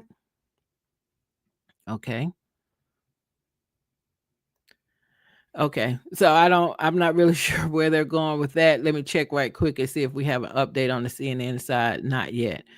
All right. So she was asked to look at a photograph and name who the people were in the photograph. And she said, Mama Combs, Christian, D-Rock, Fahim, Tron. And during these IDs, the reporter inside the courtroom said that Diddy is whispering to one of his attorneys. The person said, you worked through March of 2017. And Mia said it was confusing. Okay. Steele says on December 6, 2016, you were notified. So we'll see where that goes because I think we might be missing some context there. Someone said, does anyone know if this is her last day testifying? They were hoping that this was her last day testifying, but I think it ultimately is going to depend on how much time the defense feels they need because the lion's share of her time has been spent with the prosecutors. And if the prosecutor also has redirect questions, it might end up going beyond Friday. But I know when they went into this, with starting with her yesterday, the goal was for her to wrap up her testimony by the end of the day today. Someone said, Brian, stop wasting time, get to it. Someone else said, Diddy is practically cross-examining her himself via his lawyers at this point, perhaps. And someone said, and again, Diddler pulls the strings. Hey, Diddy has hired 10 high-profile lawyers to represent him. So what is this? Okay. He has hired 10 high-profile lawyers to represent him. Y'all know how much money that is. So yeah, I'm sure he's pulling the strings for sure. Now, whether that'll be to his detriment, we will see. Okay, so let's see if we have an update. We're still at the point where she's answered the question about the photo.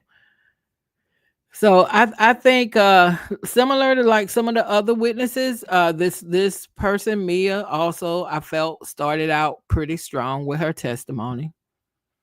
And I think on cross, there were a couple of moments to make you just go, It's just, I don't know. The thing where she said the first time that she was sexually assaulted by Diddy was on November 4th, his birthday. Right. And then post that day, when his birthday would come, she celebrates it. She's on social media. She's on social media with him. She's making all these posts like, happy birthday, rah, rah, rah, rah, rah. And so Brian still is in essence saying, how you going to celebrate the day that you got raped? Saying it that way for you too. And she was like, well, it's not about that. It's his birthday. That made me go, like, what? And he asked her some question like, how do you like, celebrate this, and how do you manage, to still be promoting or somebody who you said violated you in the way that he violated you? How are you able to do that? And she said, ask my therapist, which I thought was a pretty good comeback.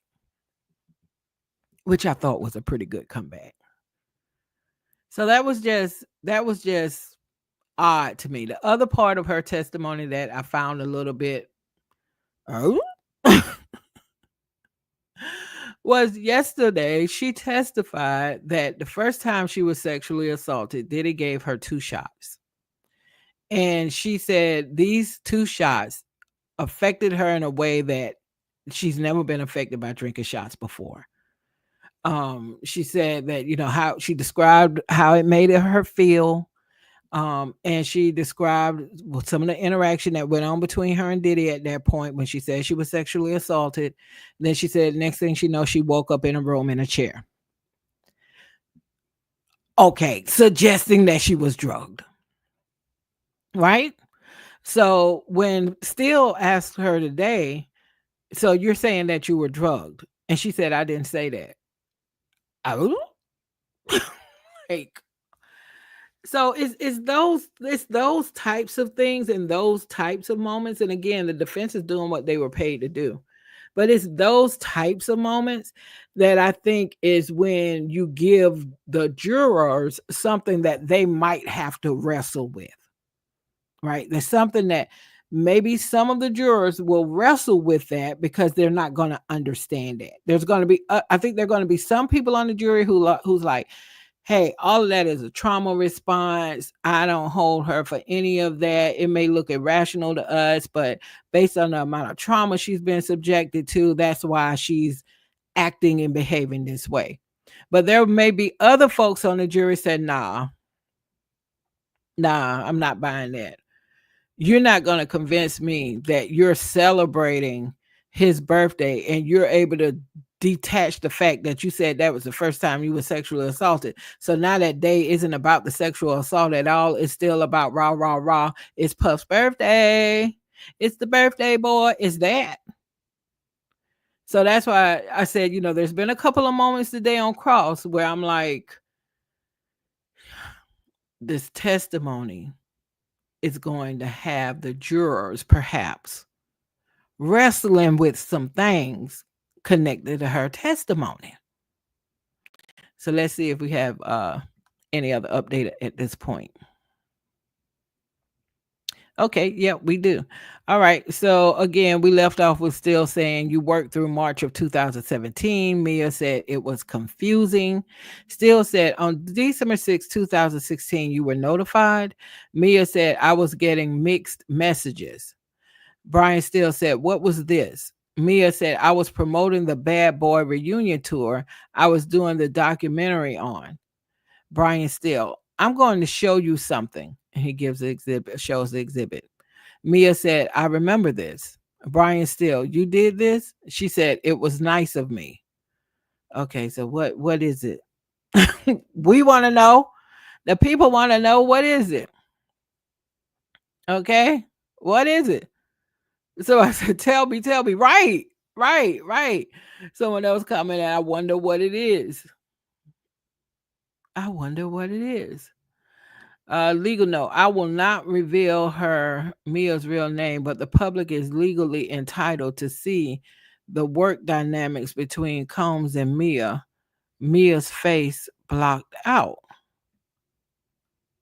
I don't. Let me get off that because I'm not. All right. Let's see where we are right now, if we have an update. Okay, so we're still waiting, and I don't think CNN has updated anything on their side quite yet. So I think Brian Steele is doing a pretty good job right now. And I think, like I said, I think as a part of the defense, he is doing what the defense attorneys have been paid, and I might say I know pretty well, to do. If they can get one juror, as the saying goes, the defense only needs one juror. If they can get one juror to say, nah, y'all setting this man up, I don't, if they even get one juror to say, I don't like him, I think he's a horrible person, but I don't think y'all proved your case. They only need one juror. Then Diddy will not be acquitted, but it could be a hung trial. And then the government will have to decide if they are going to retry him. And I would say they're definitely, if it is a hung jury, I would say they are definitely going to retry Diddy, because it's too much, even just from a PR perspective on this case. They would definitely retry him if it's a hung jury. I personally think Diddy's going to prison. It's just a matter of which charges and for how long. Okay. But I also think that if he is convicted, that it is very likely that Donald Trump might pardon him. And I'm kind of surprised at the people who think, oh, Donald Trump wouldn't do that. Are you watching? Are you looking at what's going on? Donald Trump, I think, would love the opportunity to pardon Diddy. And what he thinks that would buy him in the Black community with certain people, and especially certain Black men. So I think Trump would love nothing more than to be able to pardon Sean Diddy Combs. But we'll see. And we'll revisit this conversation when we get there. But yeah, Donald Trump would love that opportunity. Do not kid yourself. And there's no shame in his game. And I mean, look at what he was found guilty of. So he's already on board with all this type of activity. So yeah. All right, let's see if we have an update. Not yet, but CNN does have one. So let's see if they're telling us what's going on right now. Mia, a former assistant for Sean Diddy Combs, is now reviewing a scrapbook she made for him. Looking at it, she said, I remember this. It was nice of me. Okay. So when she said it was nice of me, she was talking about the scrapbook that she put together for him. Okay. All right, chop chop, y'all. What else is what else is happening? This is when we like really wish we were in the courtroom. Uh and I tell you, I'm glad they have her face blocked out if this is actually who Mia is.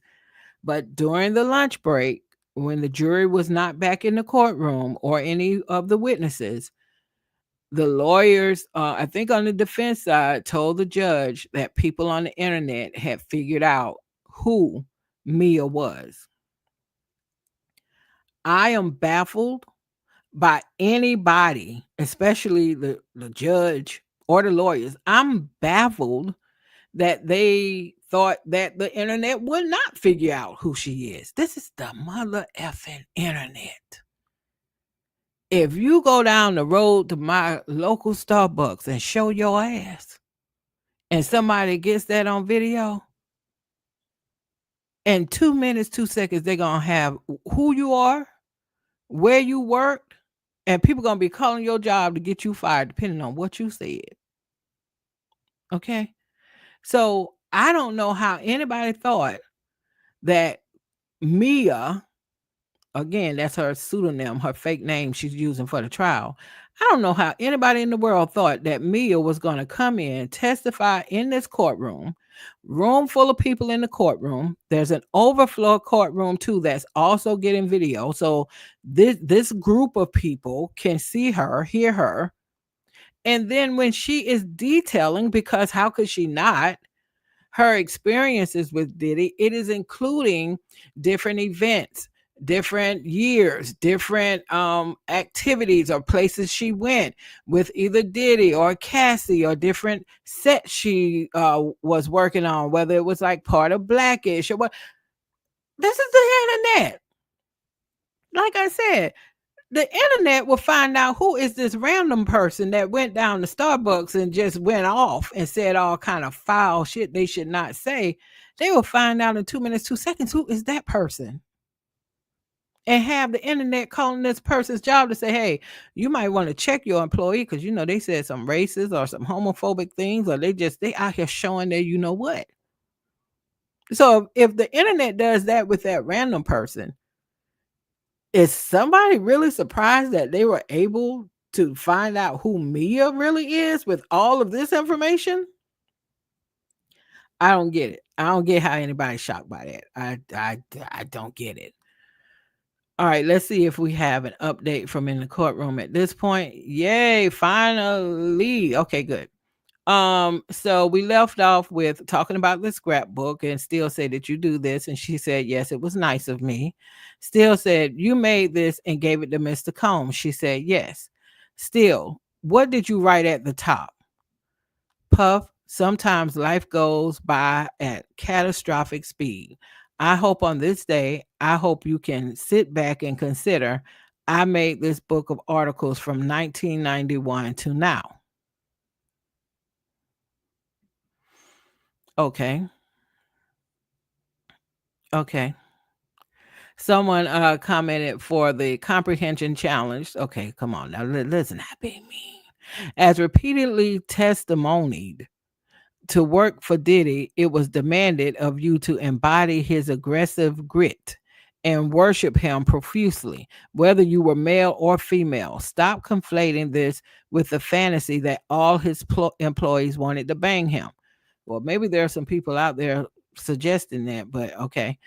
Someone should make a book of articles of all the suspicious deaths that happened around Puff from 1991 to now. Yeah, because we often talk about, hey, there's allegations or rumors out there that Diddy might have had something to do with Tupac's death. There's allegations and rumors out there that Diddy might have even had something to do with Biggie's death. There's allegations and rumors out there that Diddy had something to do with Heavy D's death. There's allegations and rumors out there that Diddy had something to do with Chris Lightley's death. Or Lighty? I think it's Lighty. His death. There's allegations and rumors out there that Diddy has something to do with Kim Porter's death.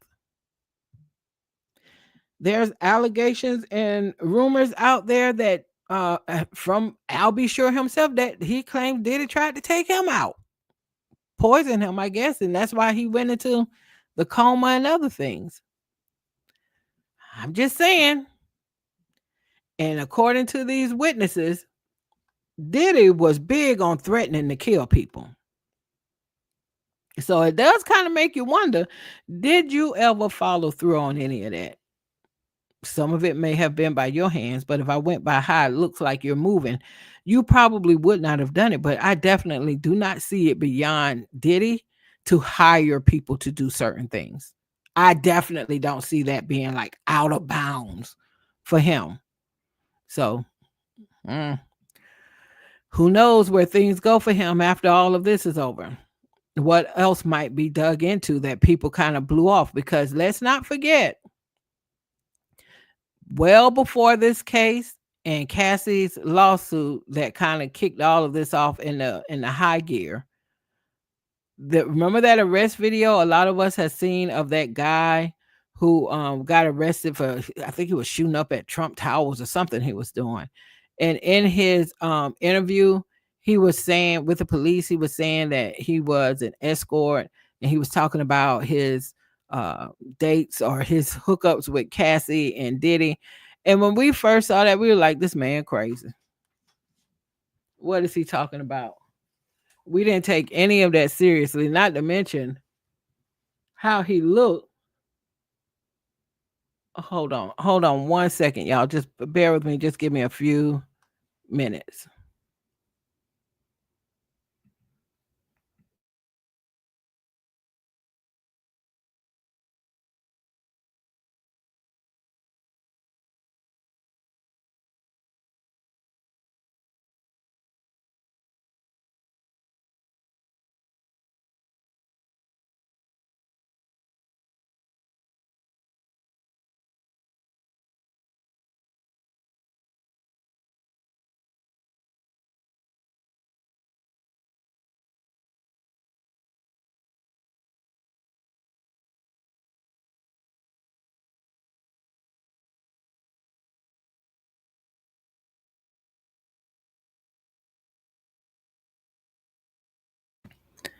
Okay, my apologies, y'all. Thank y'all so much for holding on to me.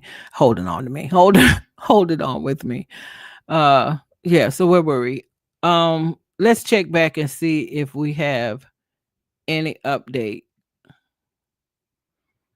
My daughter just came in and showed me a picture of our mailbox, and somebody has put green paint on both sides of our mailbox, and we're thinking it's probably some kid in the neighborhood, but why would somebody do that? All right, let me not get distracted. Let's go back to where we left off, since we do have a couple of updates. And again, my apologies for having to check out there for a second. Okay, so we left off with Still Say, what did you write at the top? Mia said, Puff, sometimes life goes by at catastrophic speed. I hope on this day, I hope you can sit back and consider. I made this book of articles from 1991 to now. Still, did you mean those words? Mia said, yes. He said to me, I used to look at the world the way you do. But now that I've done everything, it was sad.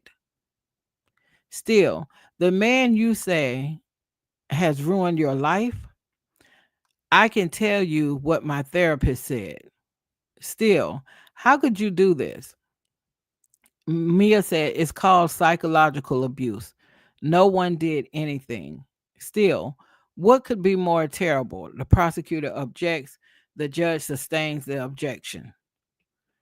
Okay, so Still is really, really, really doubling down on how could you say this man did all of these things to you?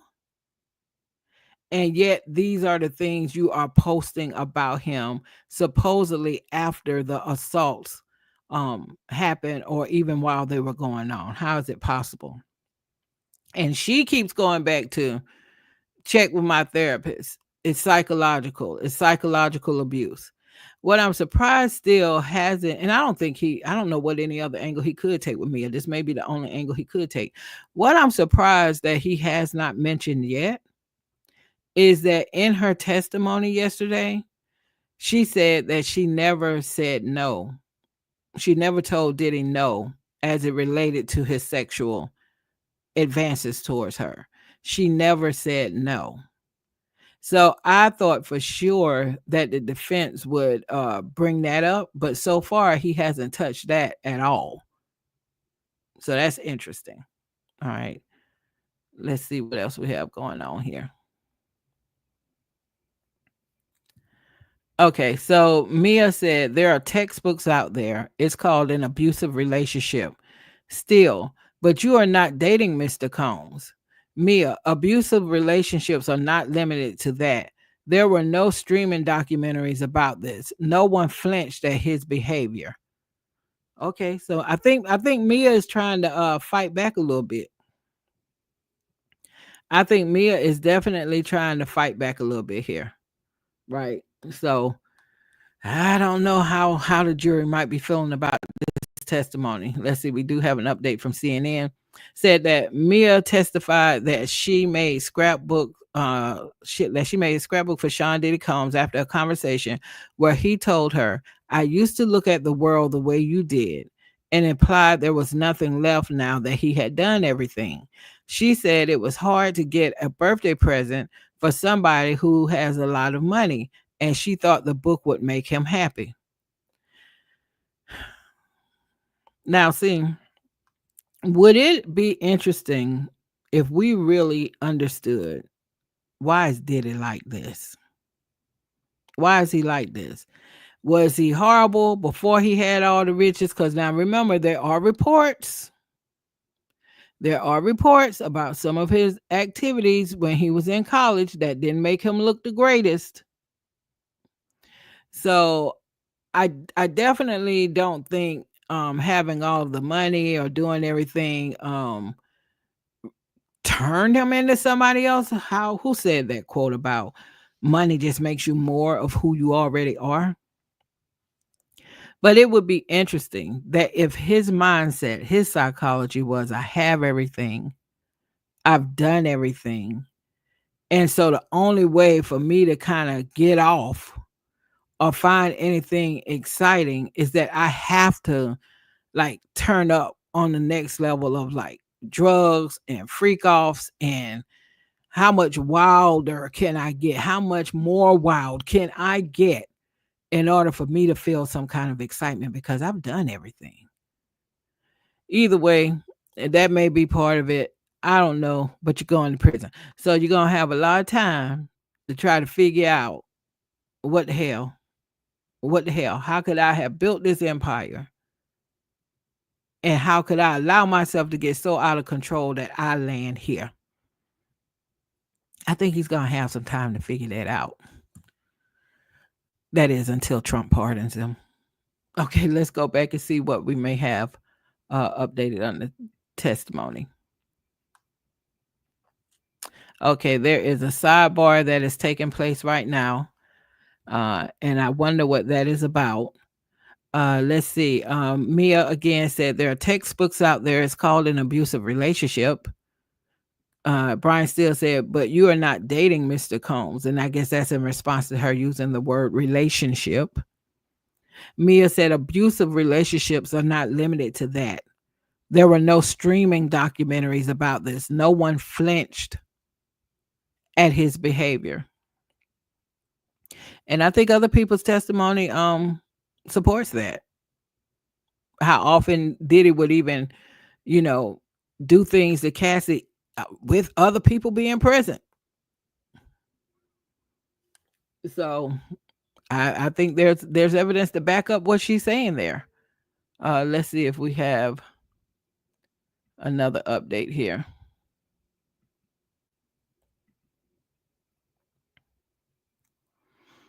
Okay, there are textbooks out there. It's called an abusive relationship. Combs still said, but you are not dating Mr. Combs.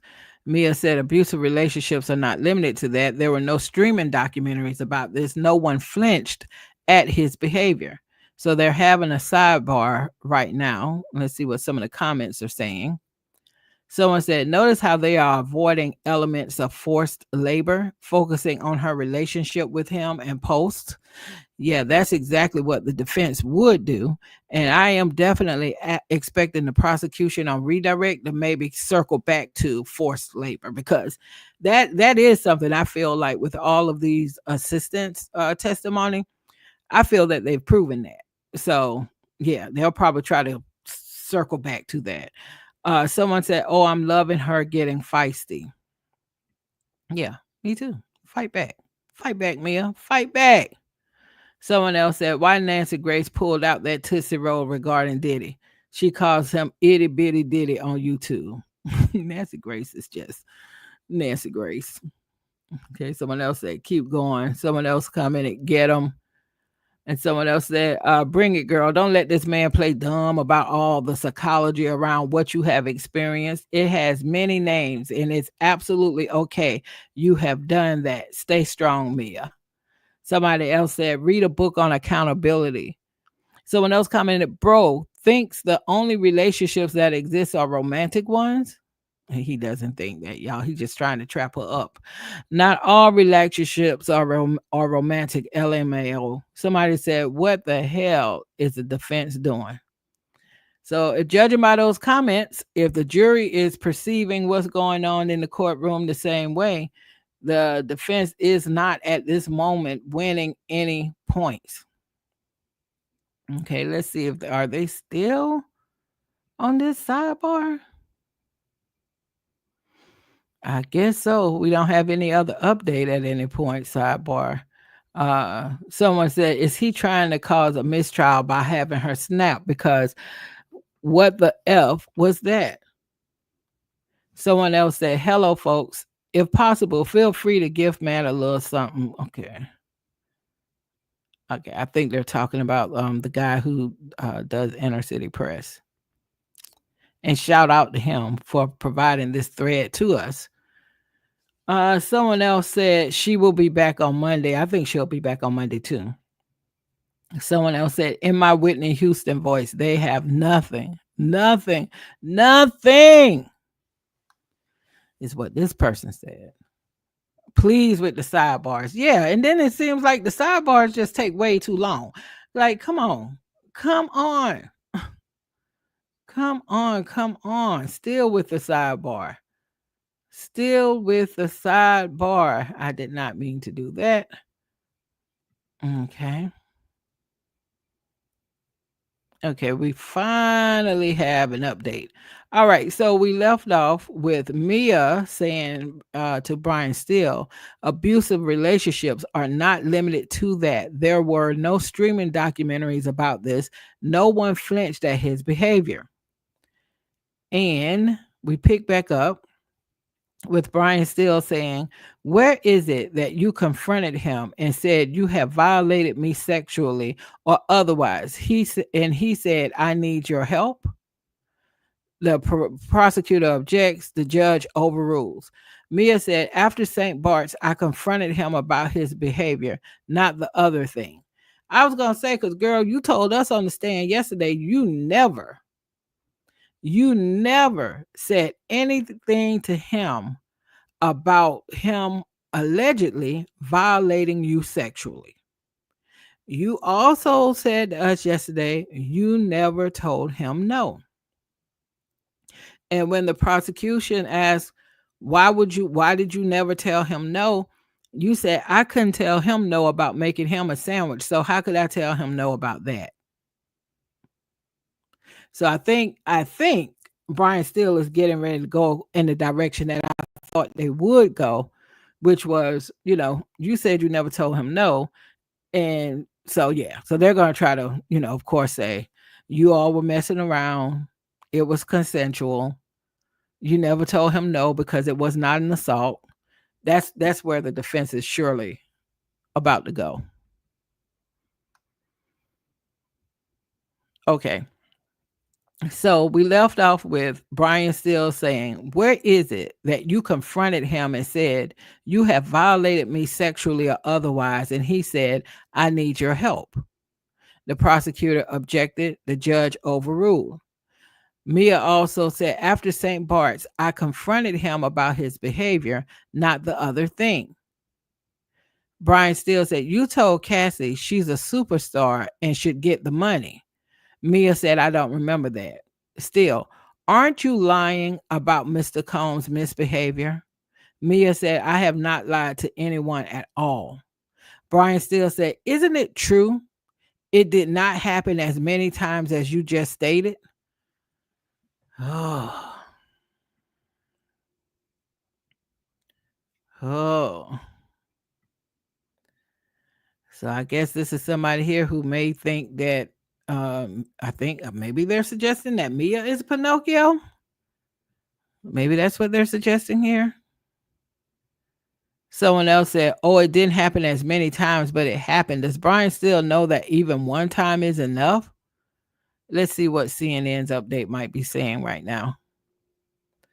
All right. On the CNN side, as we wait for another update on the Twitter feed, let's see. Let's see what CNN is saying right now. Defense attorney Brian Steele challenges Mia on why she worked for Diddy so long and did things for him like make a scrapbook for his birthday, even though she said she endured physical, sexual, and emotional abuse for years. Mia testified that her therapist or a psychology textbook would explain it better, but said in an abusive relationship, there's a cycle of violence. Quote, I was young and manipulated and eager to survive. I'm unraveling a lot of this now in therapy. Nobody was there to say these things that were happening were wrong. There was nobody around us that ever even flinched at his behavior. I was always in trouble and I was always just trying to find a way not to be in trouble. Now, I am nobody's therapist. Okay. But what she just said sounds super, super close to something I've heard someone say who I know personally, who was subjected to some trauma growing up, and about her need to kind of stay out of trouble or not to be viewed as like she is trouble, or just trying to stay on the good side so she wouldn't be on the receiving end of some effed up stuff. How she described, I was always in trouble and I was always just trying to find a way not to be in trouble. When I tell you just personally, that hits so close to what the person I know who in my real life, saying that just because it's content stuff here we're doing, a person who shared their story and their background and some things they went through in their childhood. It sounds so close to this. It sounds so close to this. So, like I said, I don't know how the jury might be receiving what is happening right now with Mia's testimony and cross. I think it might be a mixed bag. It might be a mixed bag, just because people have different perspectives on stuff like this and how they perceive it, and then they put it up against even though they're not supposed to in this type of situation when you're on the jury, but people are human. So people are going to put this testimony up against their biases, their own experiences, their belief systems. They are definitely going to do that. So, yeah. Let's see. We have one other update from CNN before I go back to the X feed. Mia said she was physically and sexually abused by the rapper, said there was a difference between her logic brain and her trauma brain. Quote, why did you need someone else saying that it was wrong of Mr. Combs to make you feel like he would kill you? Defense attorney Brian Steele asked her. Mia responded that she has a logic brain and a trauma brain, and the trauma brain often wins. Quote, eventually it becomes normalized, and you're just trying to get back to the good. You make excuses for people. I'm a people pleaser. I'm an empath. I'm a rule follower, she testified. Mia sounds a lot like somebody I know.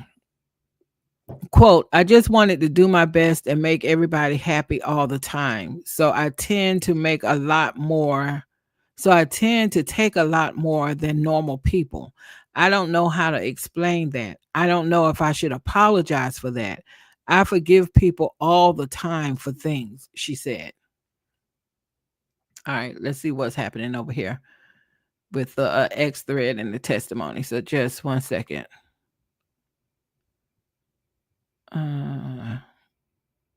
Okay, let's see if we have any update.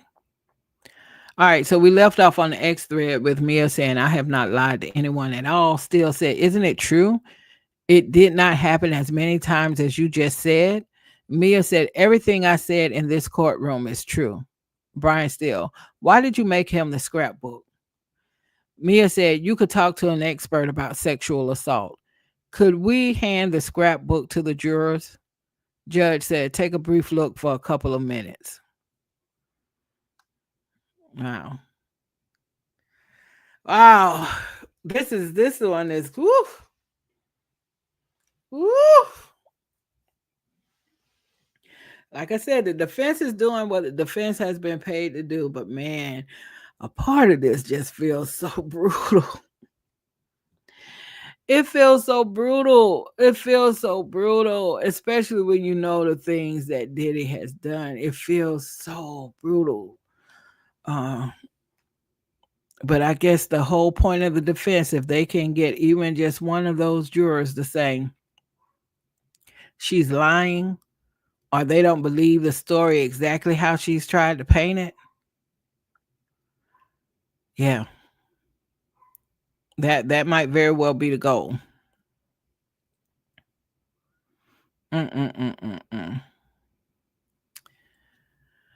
Let's see if we have an update here. So at this point, they've given the scrapbook to the jurors for them to kind of look at it for a couple of minutes.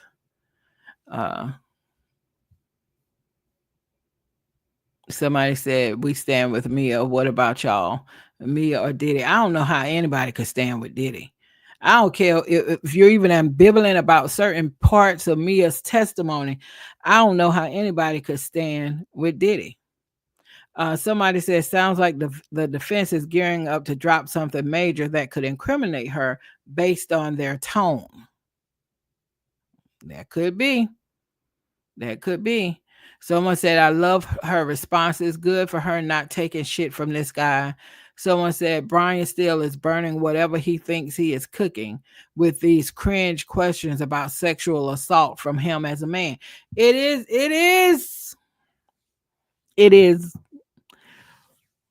does feel kind of grimy. And I wonder why they decided not to go with a woman on cross. Why did they decide to have Brian Steele do the cross? Because you would have thought that they would have had a woman do it just because of the sensitivity around this, especially a woman, this witness, talking about alleged sexual assault. So I wonder why they didn't use one of the women attorneys to do this cross. So I'm thinking, because like I said, these are 10 high profile, highly paid lawyers. This has to be a part of their strategy. And maybe they wanted to take the gloves off. Maybe they are literally trying to crack her on the stand, make her, I don't know, crack in some way.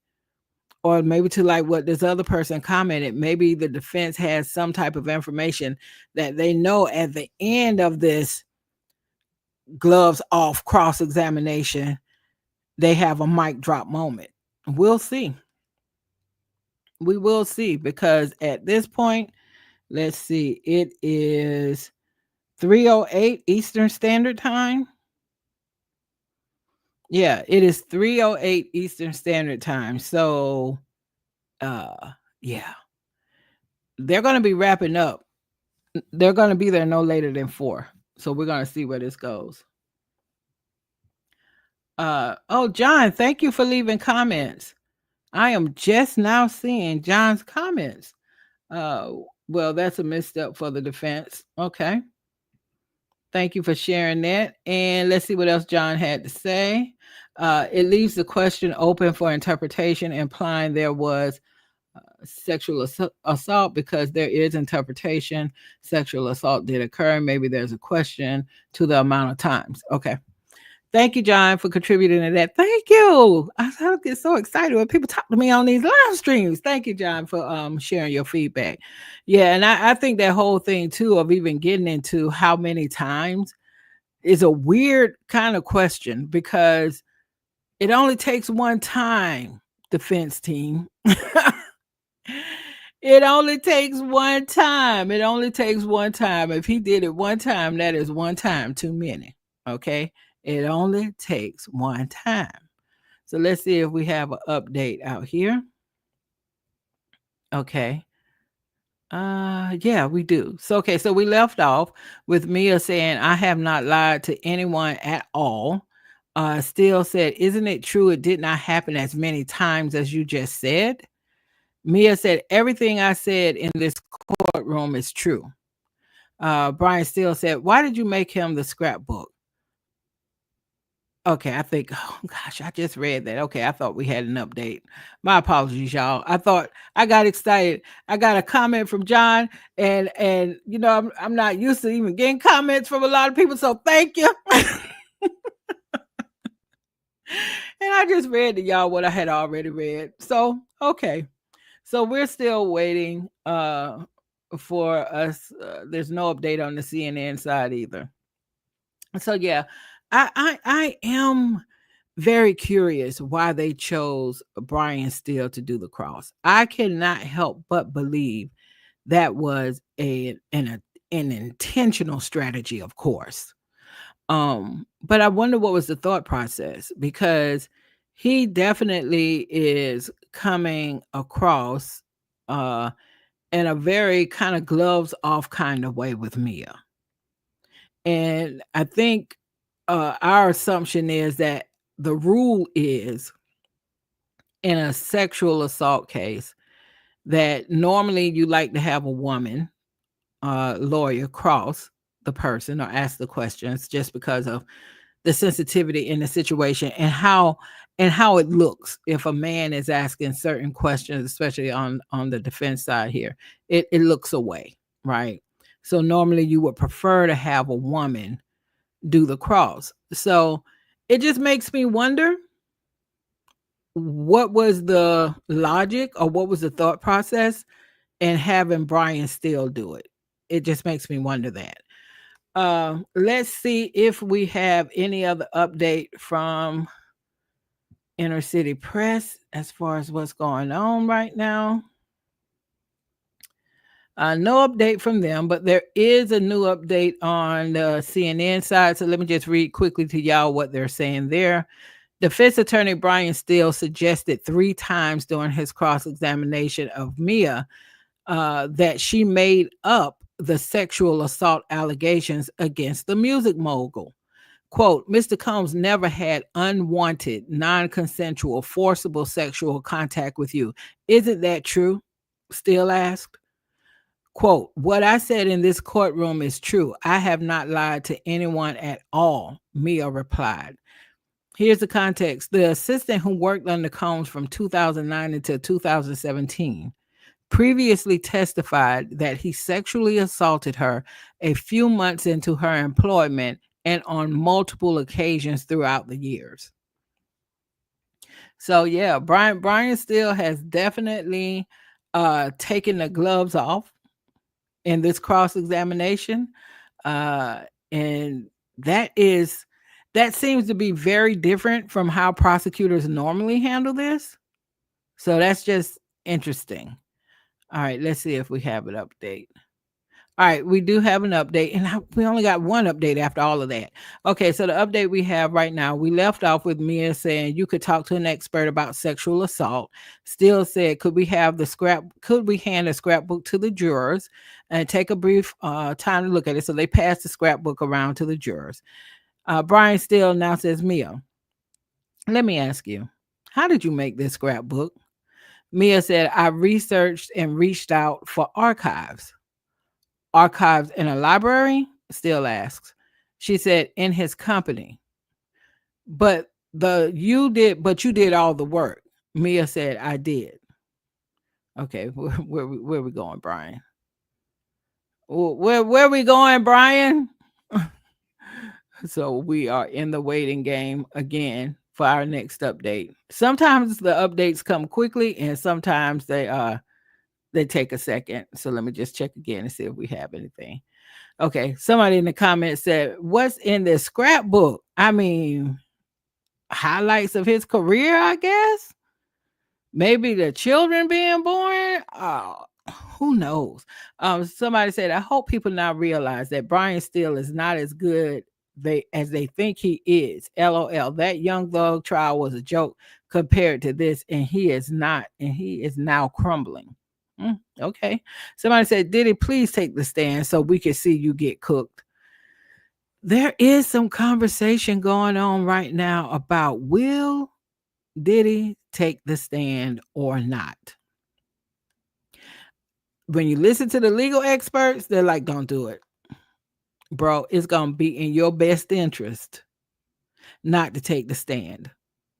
And quite frankly, I think that's the overwhelming majority of, like, when I hear legal experts talk about this case about, no, he should not take the stand. But there are some legal experts who are not suggesting that he take the stand, but they're saying they don't know if his lawyers will be able to keep him off of the stand because he probably believes that nobody can, convince the jury like he can. I don't know. I don't know if that's some narcissism, egomaniac stuff, but yeah, if he takes the stand, that is gonna be crazy. Okay. Let's see. Nope, we don't have an update yet, but let's check out some more of these comments that we have here. Okay. Someone says still throwing Hail Mary passes. It does feel like that. Still throwing Hail Mary passes towards the end of this end of his cross. I didn't see questions about forced labor stuff and her independent choice and independent decision making while working for Diddy. Someone else commented, desperation is in the air. And I think we talked about, sounds like the defense is gearing up to drop something major that could incriminate her based on their tone. Just okay. It seems as if we want something like that perhaps to happen just to justify what in the world are we going after here with this line of questioning. All right. What's in the scrapbook? Somebody said, understand Mia is explaining her long-held people-pleasing personality. Someone else commented, always the same thing, treating the victim as it was the accused and not the other way around, but they effing dare to ask about how could she not public what happened to her. I guess they meant make public what happened to her. She stated her trauma brain overrode her logical brain. Let me tell you, that's some real talk right now. Her trauma brain overrode her logical brain. And I would dare say to y'all that even if you don't have, you're not in a situation like this, right? Sexual assaults, the forced labor, somebody rich and famous who's a maniac. Let's say this is not your situation. Just think about your life. If you got some stuff you kind of like, still find yourself like trying to just process. Maybe it came from something in your childhood, maybe certain experiences, maybe those experiences have now created certain triggers that just, you got some stuff to work through, right? And that stuff, that trauma that may have been left behind because of those experiences, that trauma takes up a lot of space in a person's brain. So I get the trauma brain can override the logical brain. I would guess that happens to humans a lot.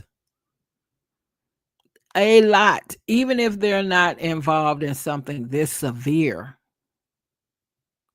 I think it happens a lot. I think you have to try to overcome your trauma brain. And sometimes people spend their whole life trying to do that.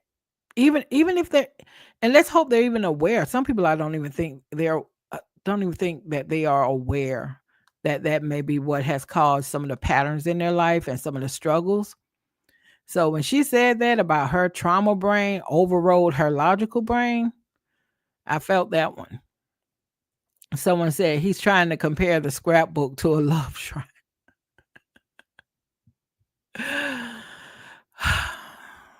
That's actually true. Hmm. Y'all, when was the scrapbook made? Don't know. I'm assuming it was. I'm assuming it was before the last day she worked there, but I'm not sure. Someone said, "I can't believe Diddy's life is on the line, and the best his team can do is focus on a scrapbook." That tells you how bad, what an uphill battle uh, that his lawyers in, because these are highly paid top lawyers that Diddy has. And if that is what it has come to, talking about the scrapbook, that tells you that Diddy created a situation where they are trying their best to make lemonade out of these lemons. Okay? Let's see if we have any other update at this point. No, but we do have something on CNN. So let me hop over right quick and tell y'all what they're saying there. Mia explains how she gathered material for the scrapbook to mark Combs's birthday. To create the birthday scrapbook, Mia says she reached out to people at Sean Diddy Combs companies who handled archives and asked them for copies of articles mentioning the music mogul. She then printed out the articles, highlighted Combs's name, and put them in chronological order in the scrapbook to mark his 45th birthday in 2014. So that's the answer to the person in the comment too, wanting to know when were the scrapbooks made. But so 2014.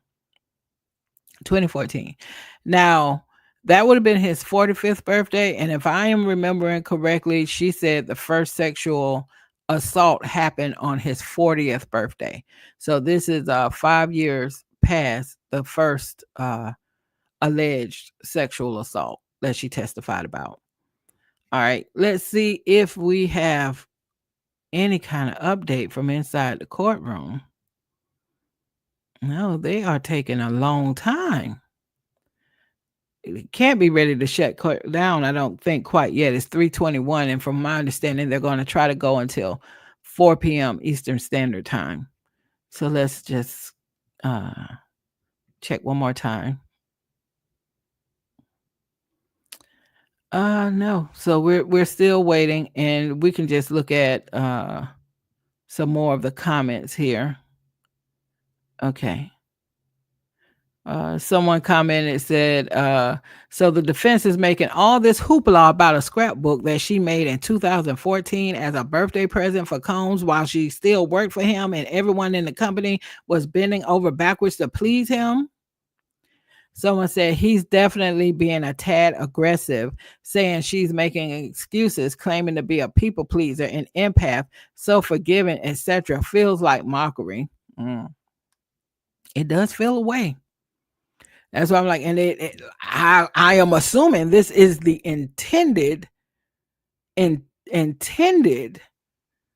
presentation style for the defense. So I'm just trying to wait and see if something is going to come after this, where we're going to feel like, oh, now I see what they were trying to do. So I'm just curious to see if we're going to get there.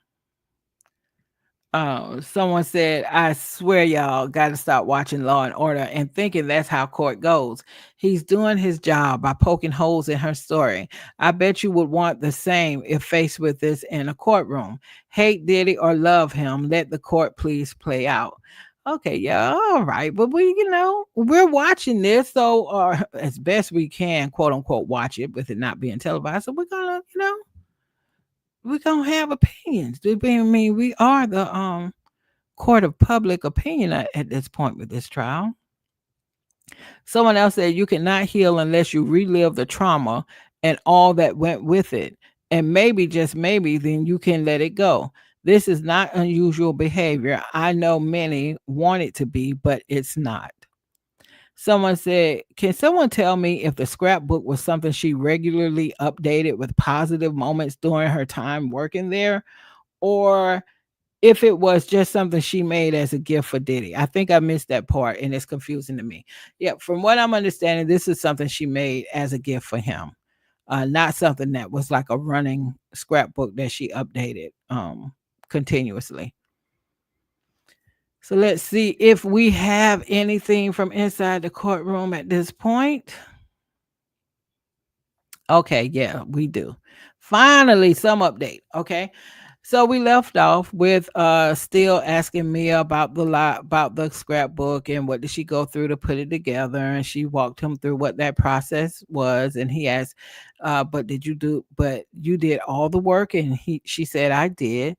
So still said, did you make Mr. Combs a birthday video? She said I put one together. I asked people if they wanted to send in a video. I want to ask you about the last four digits. Starts reading them out. Prosecutor objects. What last four digits? What last four digits? What are y'all talking about now? What are y'all talking about now? Somebody commented slimy. What the F? Somebody else said he is just a effing douche canoe. Y'all, come on now. Look. Now come on. Come on. Y'all give it still a lot now. But no, now come on.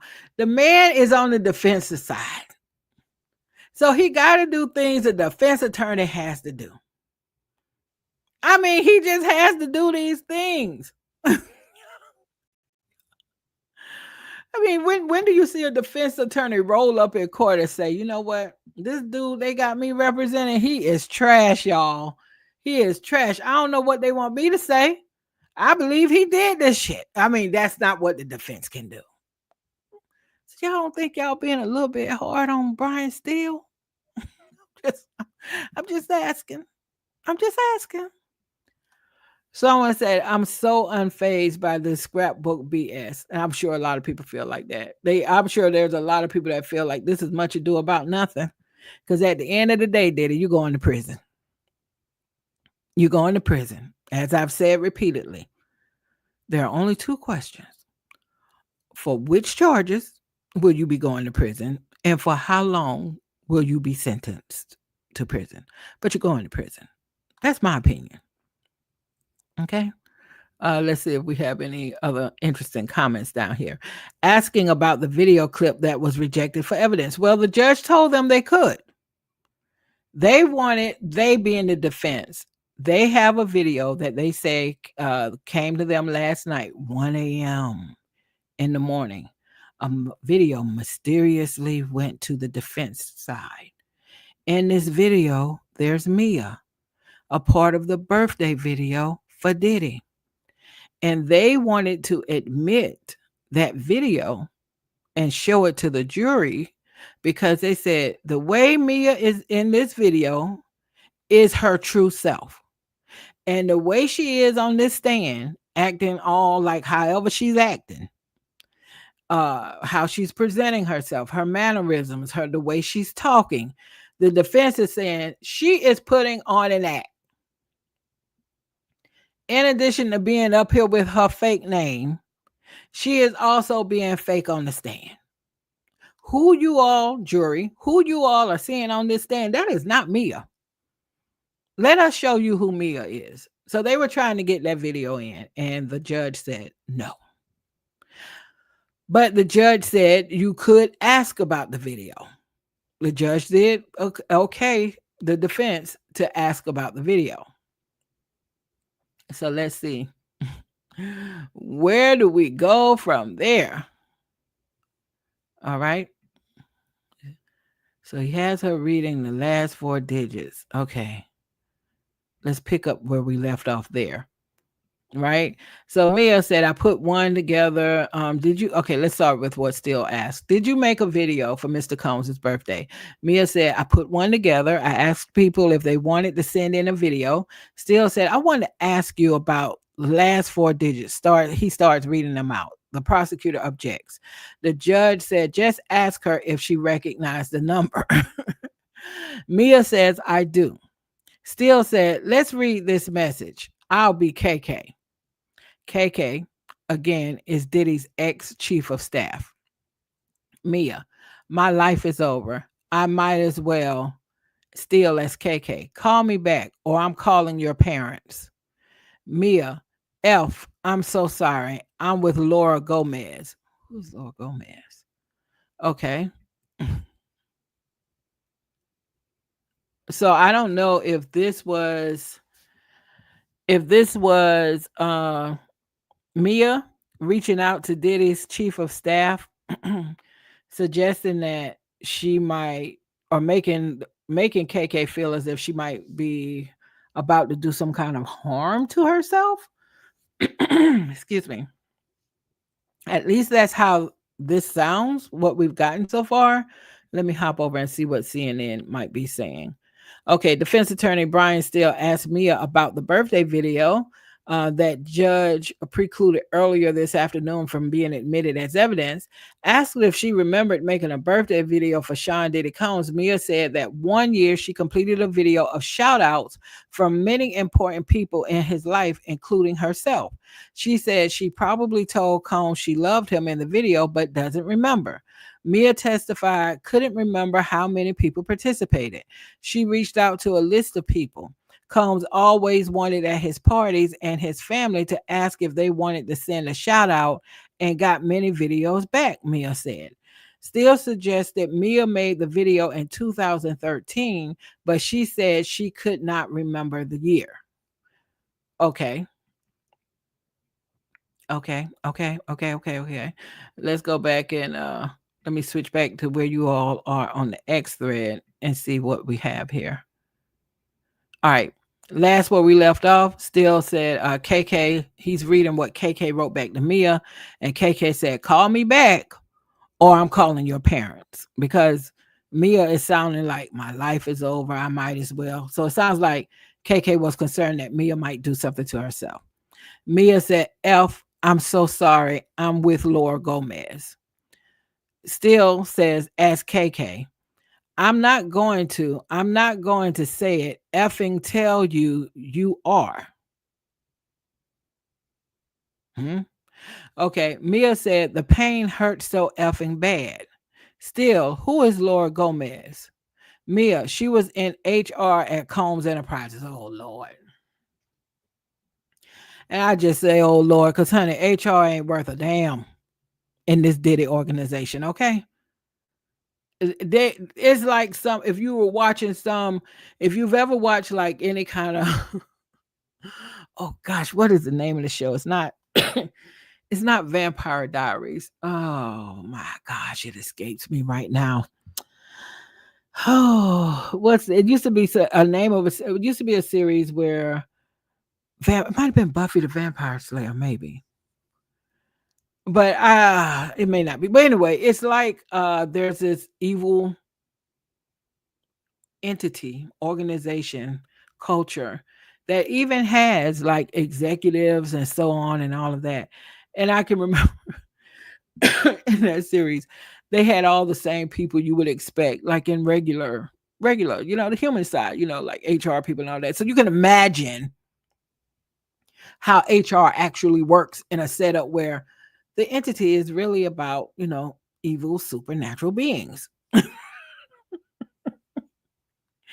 And based off of the testimony that we have gotten from a lot of people during this trial, especially the people who worked for Diddy and also Cassie, who, by the way, was not just his girlfriend and she also worked for Diddy. She was under contract. She was his artist. But nevertheless, HR is just like, no, they're like in that show I mentioned. They like working for this evil entity. They don't do any of the things that HR is supposed to do. I'll go one better. They often don't even give the appearance of what HR is supposed to do. Any of us who are seasoned enough and worked long enough, we already know. And you don't even have to be super seasoned. You could have already had some experiences where you know at the end of the day, HR is there for the support of the business, to protect the business. I don't care how many slideshows you see or how many onboarding things you go to make it seem like we are here for you. If you have any problems, da, da, da, da. Now, let me just say, HR can get in there and do some things to benefit you. So I'm almost saying two things. I'm not suggesting that HR is all bad, because they're not. There are times where they may be able to come in and mediate some situations. They may come in, maybe help you get out of a situation. Let's say if it's some type of challenge with a leadership person or something. So they could very well be doing those things, and they are often doing those things. But when it comes down to you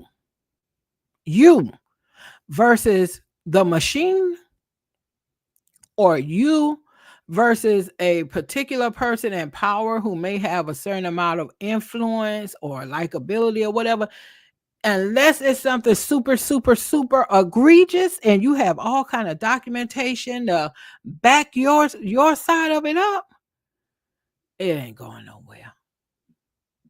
So now that's normal, everyday HR. Now we're talking about this HR that's set up working for Diddy. These people don't do nothing.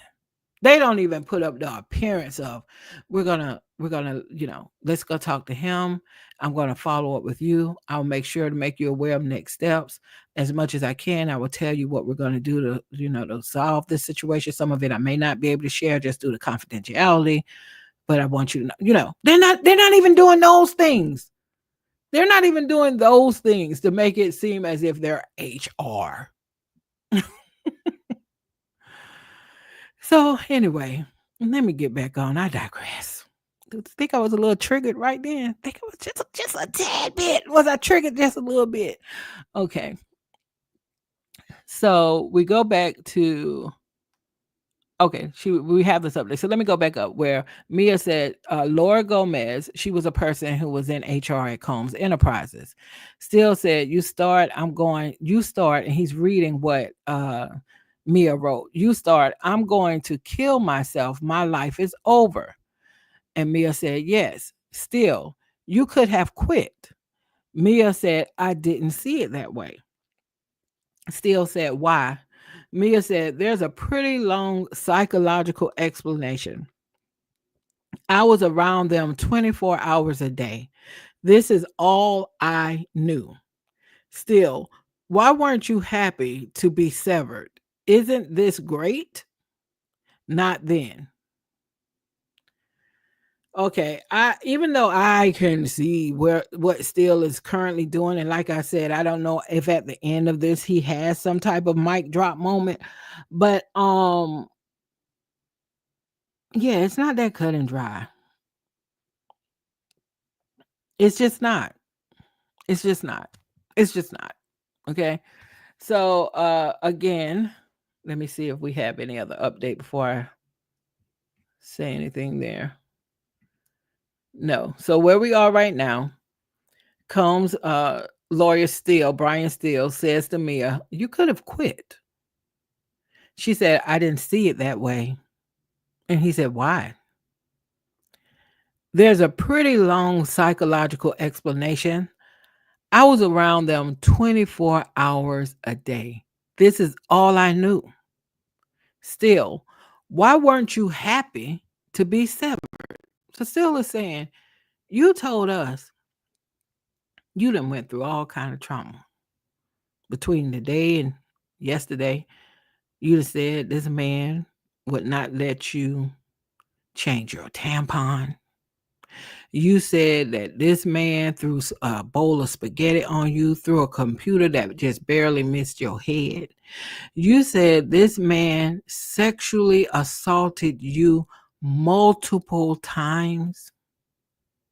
You said that you were with Deontay when, you saw him abusing Cassie and y'all jumped on his back and tried to stop him, but you couldn't, and he threw y'all against the wall like nothing. You said that this man forced you to take drugs. You were trying to fake like you were taking the drugs. He noticed and he stood right in front of you and was like, take this. And you did. And then he told you, now you part of the Breakfast Club. This man suspended you not once, not twice, but multiple times without pay because he said you were insubordinate. That's what you've testified to. So finally, you're no longer with this man. The relationship, the business relationship has been severed. You should be, if all that you've testified to today and yesterday is true, why are you not celebrating? Why are you not like just shouting for joy that you are done with this person that you've painted in this despicable way? Would that not be great? That this relationship is now severed? And Mia says, not then. I wasn't happy. It wasn't great.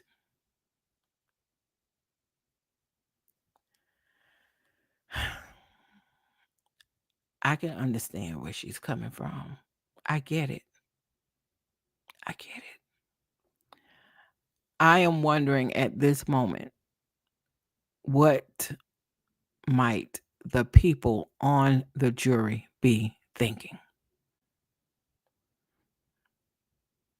What might they be thinking? Because it only takes one. It only takes one for a hung jury. So let's see if we have any other update. Okay, so they said, why weren't you happy? We went through that just now. She said, not then. She said, isn't this great? Mia said, not then. Brian Steele said, Your Honor. Judge said, we'll let the jury go for the weekend. Don't read anything about the case. Have your notifications turned off. All rise for the jury. Judge Mia, we'll see you on Monday. So Mia will definitely be back on the stand on Monday. The comment here up top says, good cross goes the forced labor issue. Should have been happy to be let go from this terrible job, a terrible boss. Still said she could have quit. She said she didn't see it that way. Unpersuasive answer. Asked why. She begins with psychobabble, not persuasive, not a therapist. Okay. And somebody that said, yeah, where's 4 p.m.? Yeah, it's 3:41. They quit a little bit before. Somebody said, gotta go low because that's all you got, Jack. Somebody said he's so low for this. Again, he's doing what he's been paid to do. That's the reality. That's what he has been paid to do. The defense team has not been paid to go up there and be gentle to the witnesses for the prosecution unless that's a part of their strategy to help their client. So... and maybe some of the people making those comments, they understand that, but they just don't like the way he's going about it. So the jury has been dismissed for the day. Mia is expected to be back on the stand on Monday. Mia, again, is testifying under a pseudonym. So let's just keep that in mind. And I am clicking over right quick to see if we have any update at all further on the CNN side. And I don't think we do. Yesterday's testimony, I had several key moments in that testimony. And if you check my channel, there's a video, a much shorter video, of course, than the lives, where I just call out the key moments in Mia's testimony from yesterday. Um, I might do one for today, but it would be significantly shorter than what we did today, because there's only a couple of things really that jumped out to me during her testimony. And I don't know. This has been an interesting cross.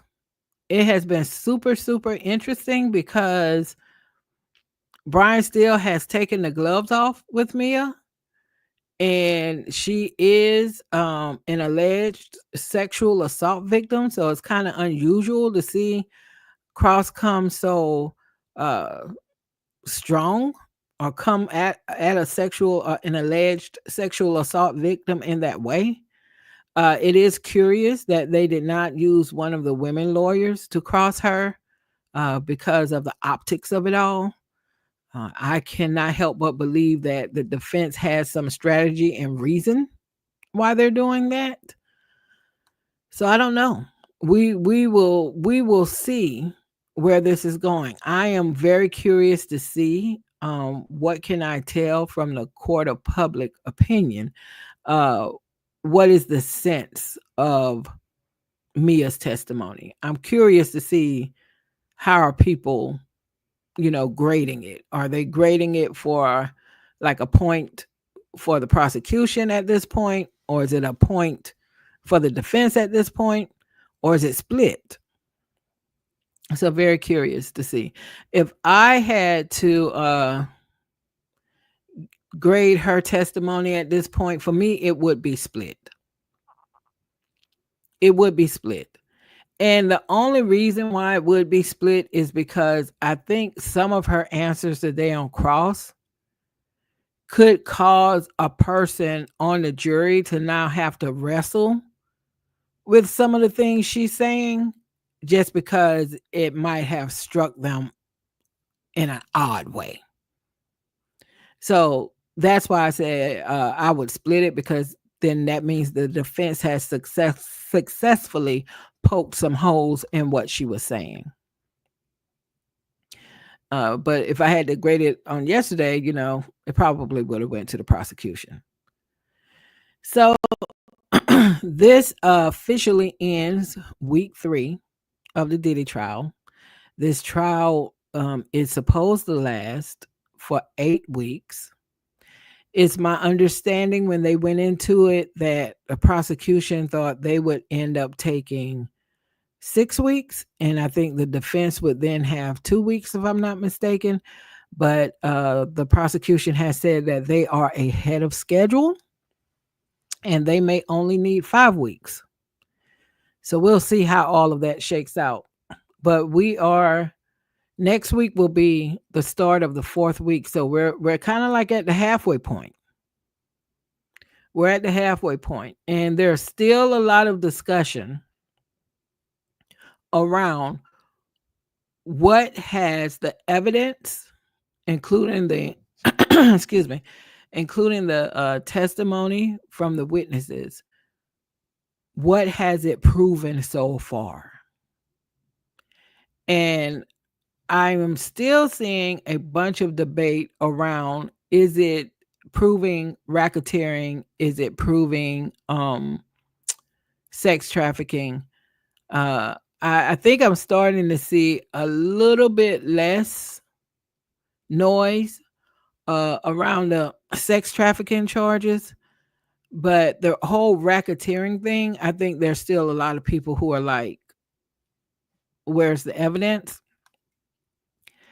I would say, based off of me just doing my own homework and trying to better understand the racketeering charge, RICO, the predicate acts that they have to prove in order to, convict somebody on racketeering, having even a better understanding of that, I do feel like the prosecutors may be further along in proving racketeering than maybe the general public can appreciate.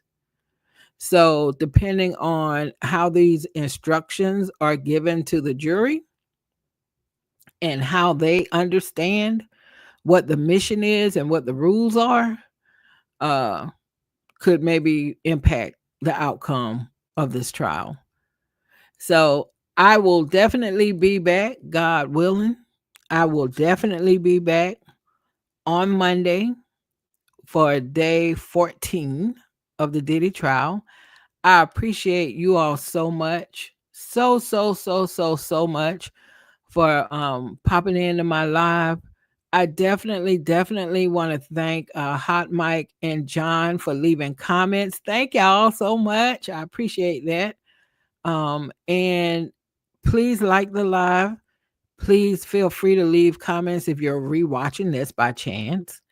And if you're not a subscriber, please consider subscribing to the channel. I really do appreciate your support. Y'all have a great weekend. Because if you're following this trial, like I'm following this trial, let your hair down somehow this weekend. Because this stuff can be a bit heavy at times with this trial, depending on, what we're talking about. Because we've been talking about some things. So enjoy your weekend, whatever that means for you. It may mean you just chilling at home, watching something that you've been meaning to watch, or just relaxing, or it may mean hanging out. It may mean going out. It may mean going to a flea market. It may be going to a nice restaurant. It may mean visiting family. It may mean going to get a massage or a pedicure and a manicure. It could mean whatever. It could mean sitting back with a good book and a good cocktail. Whatever looks like a good weekend to you, go get you one. And until the next time, bye, y'all.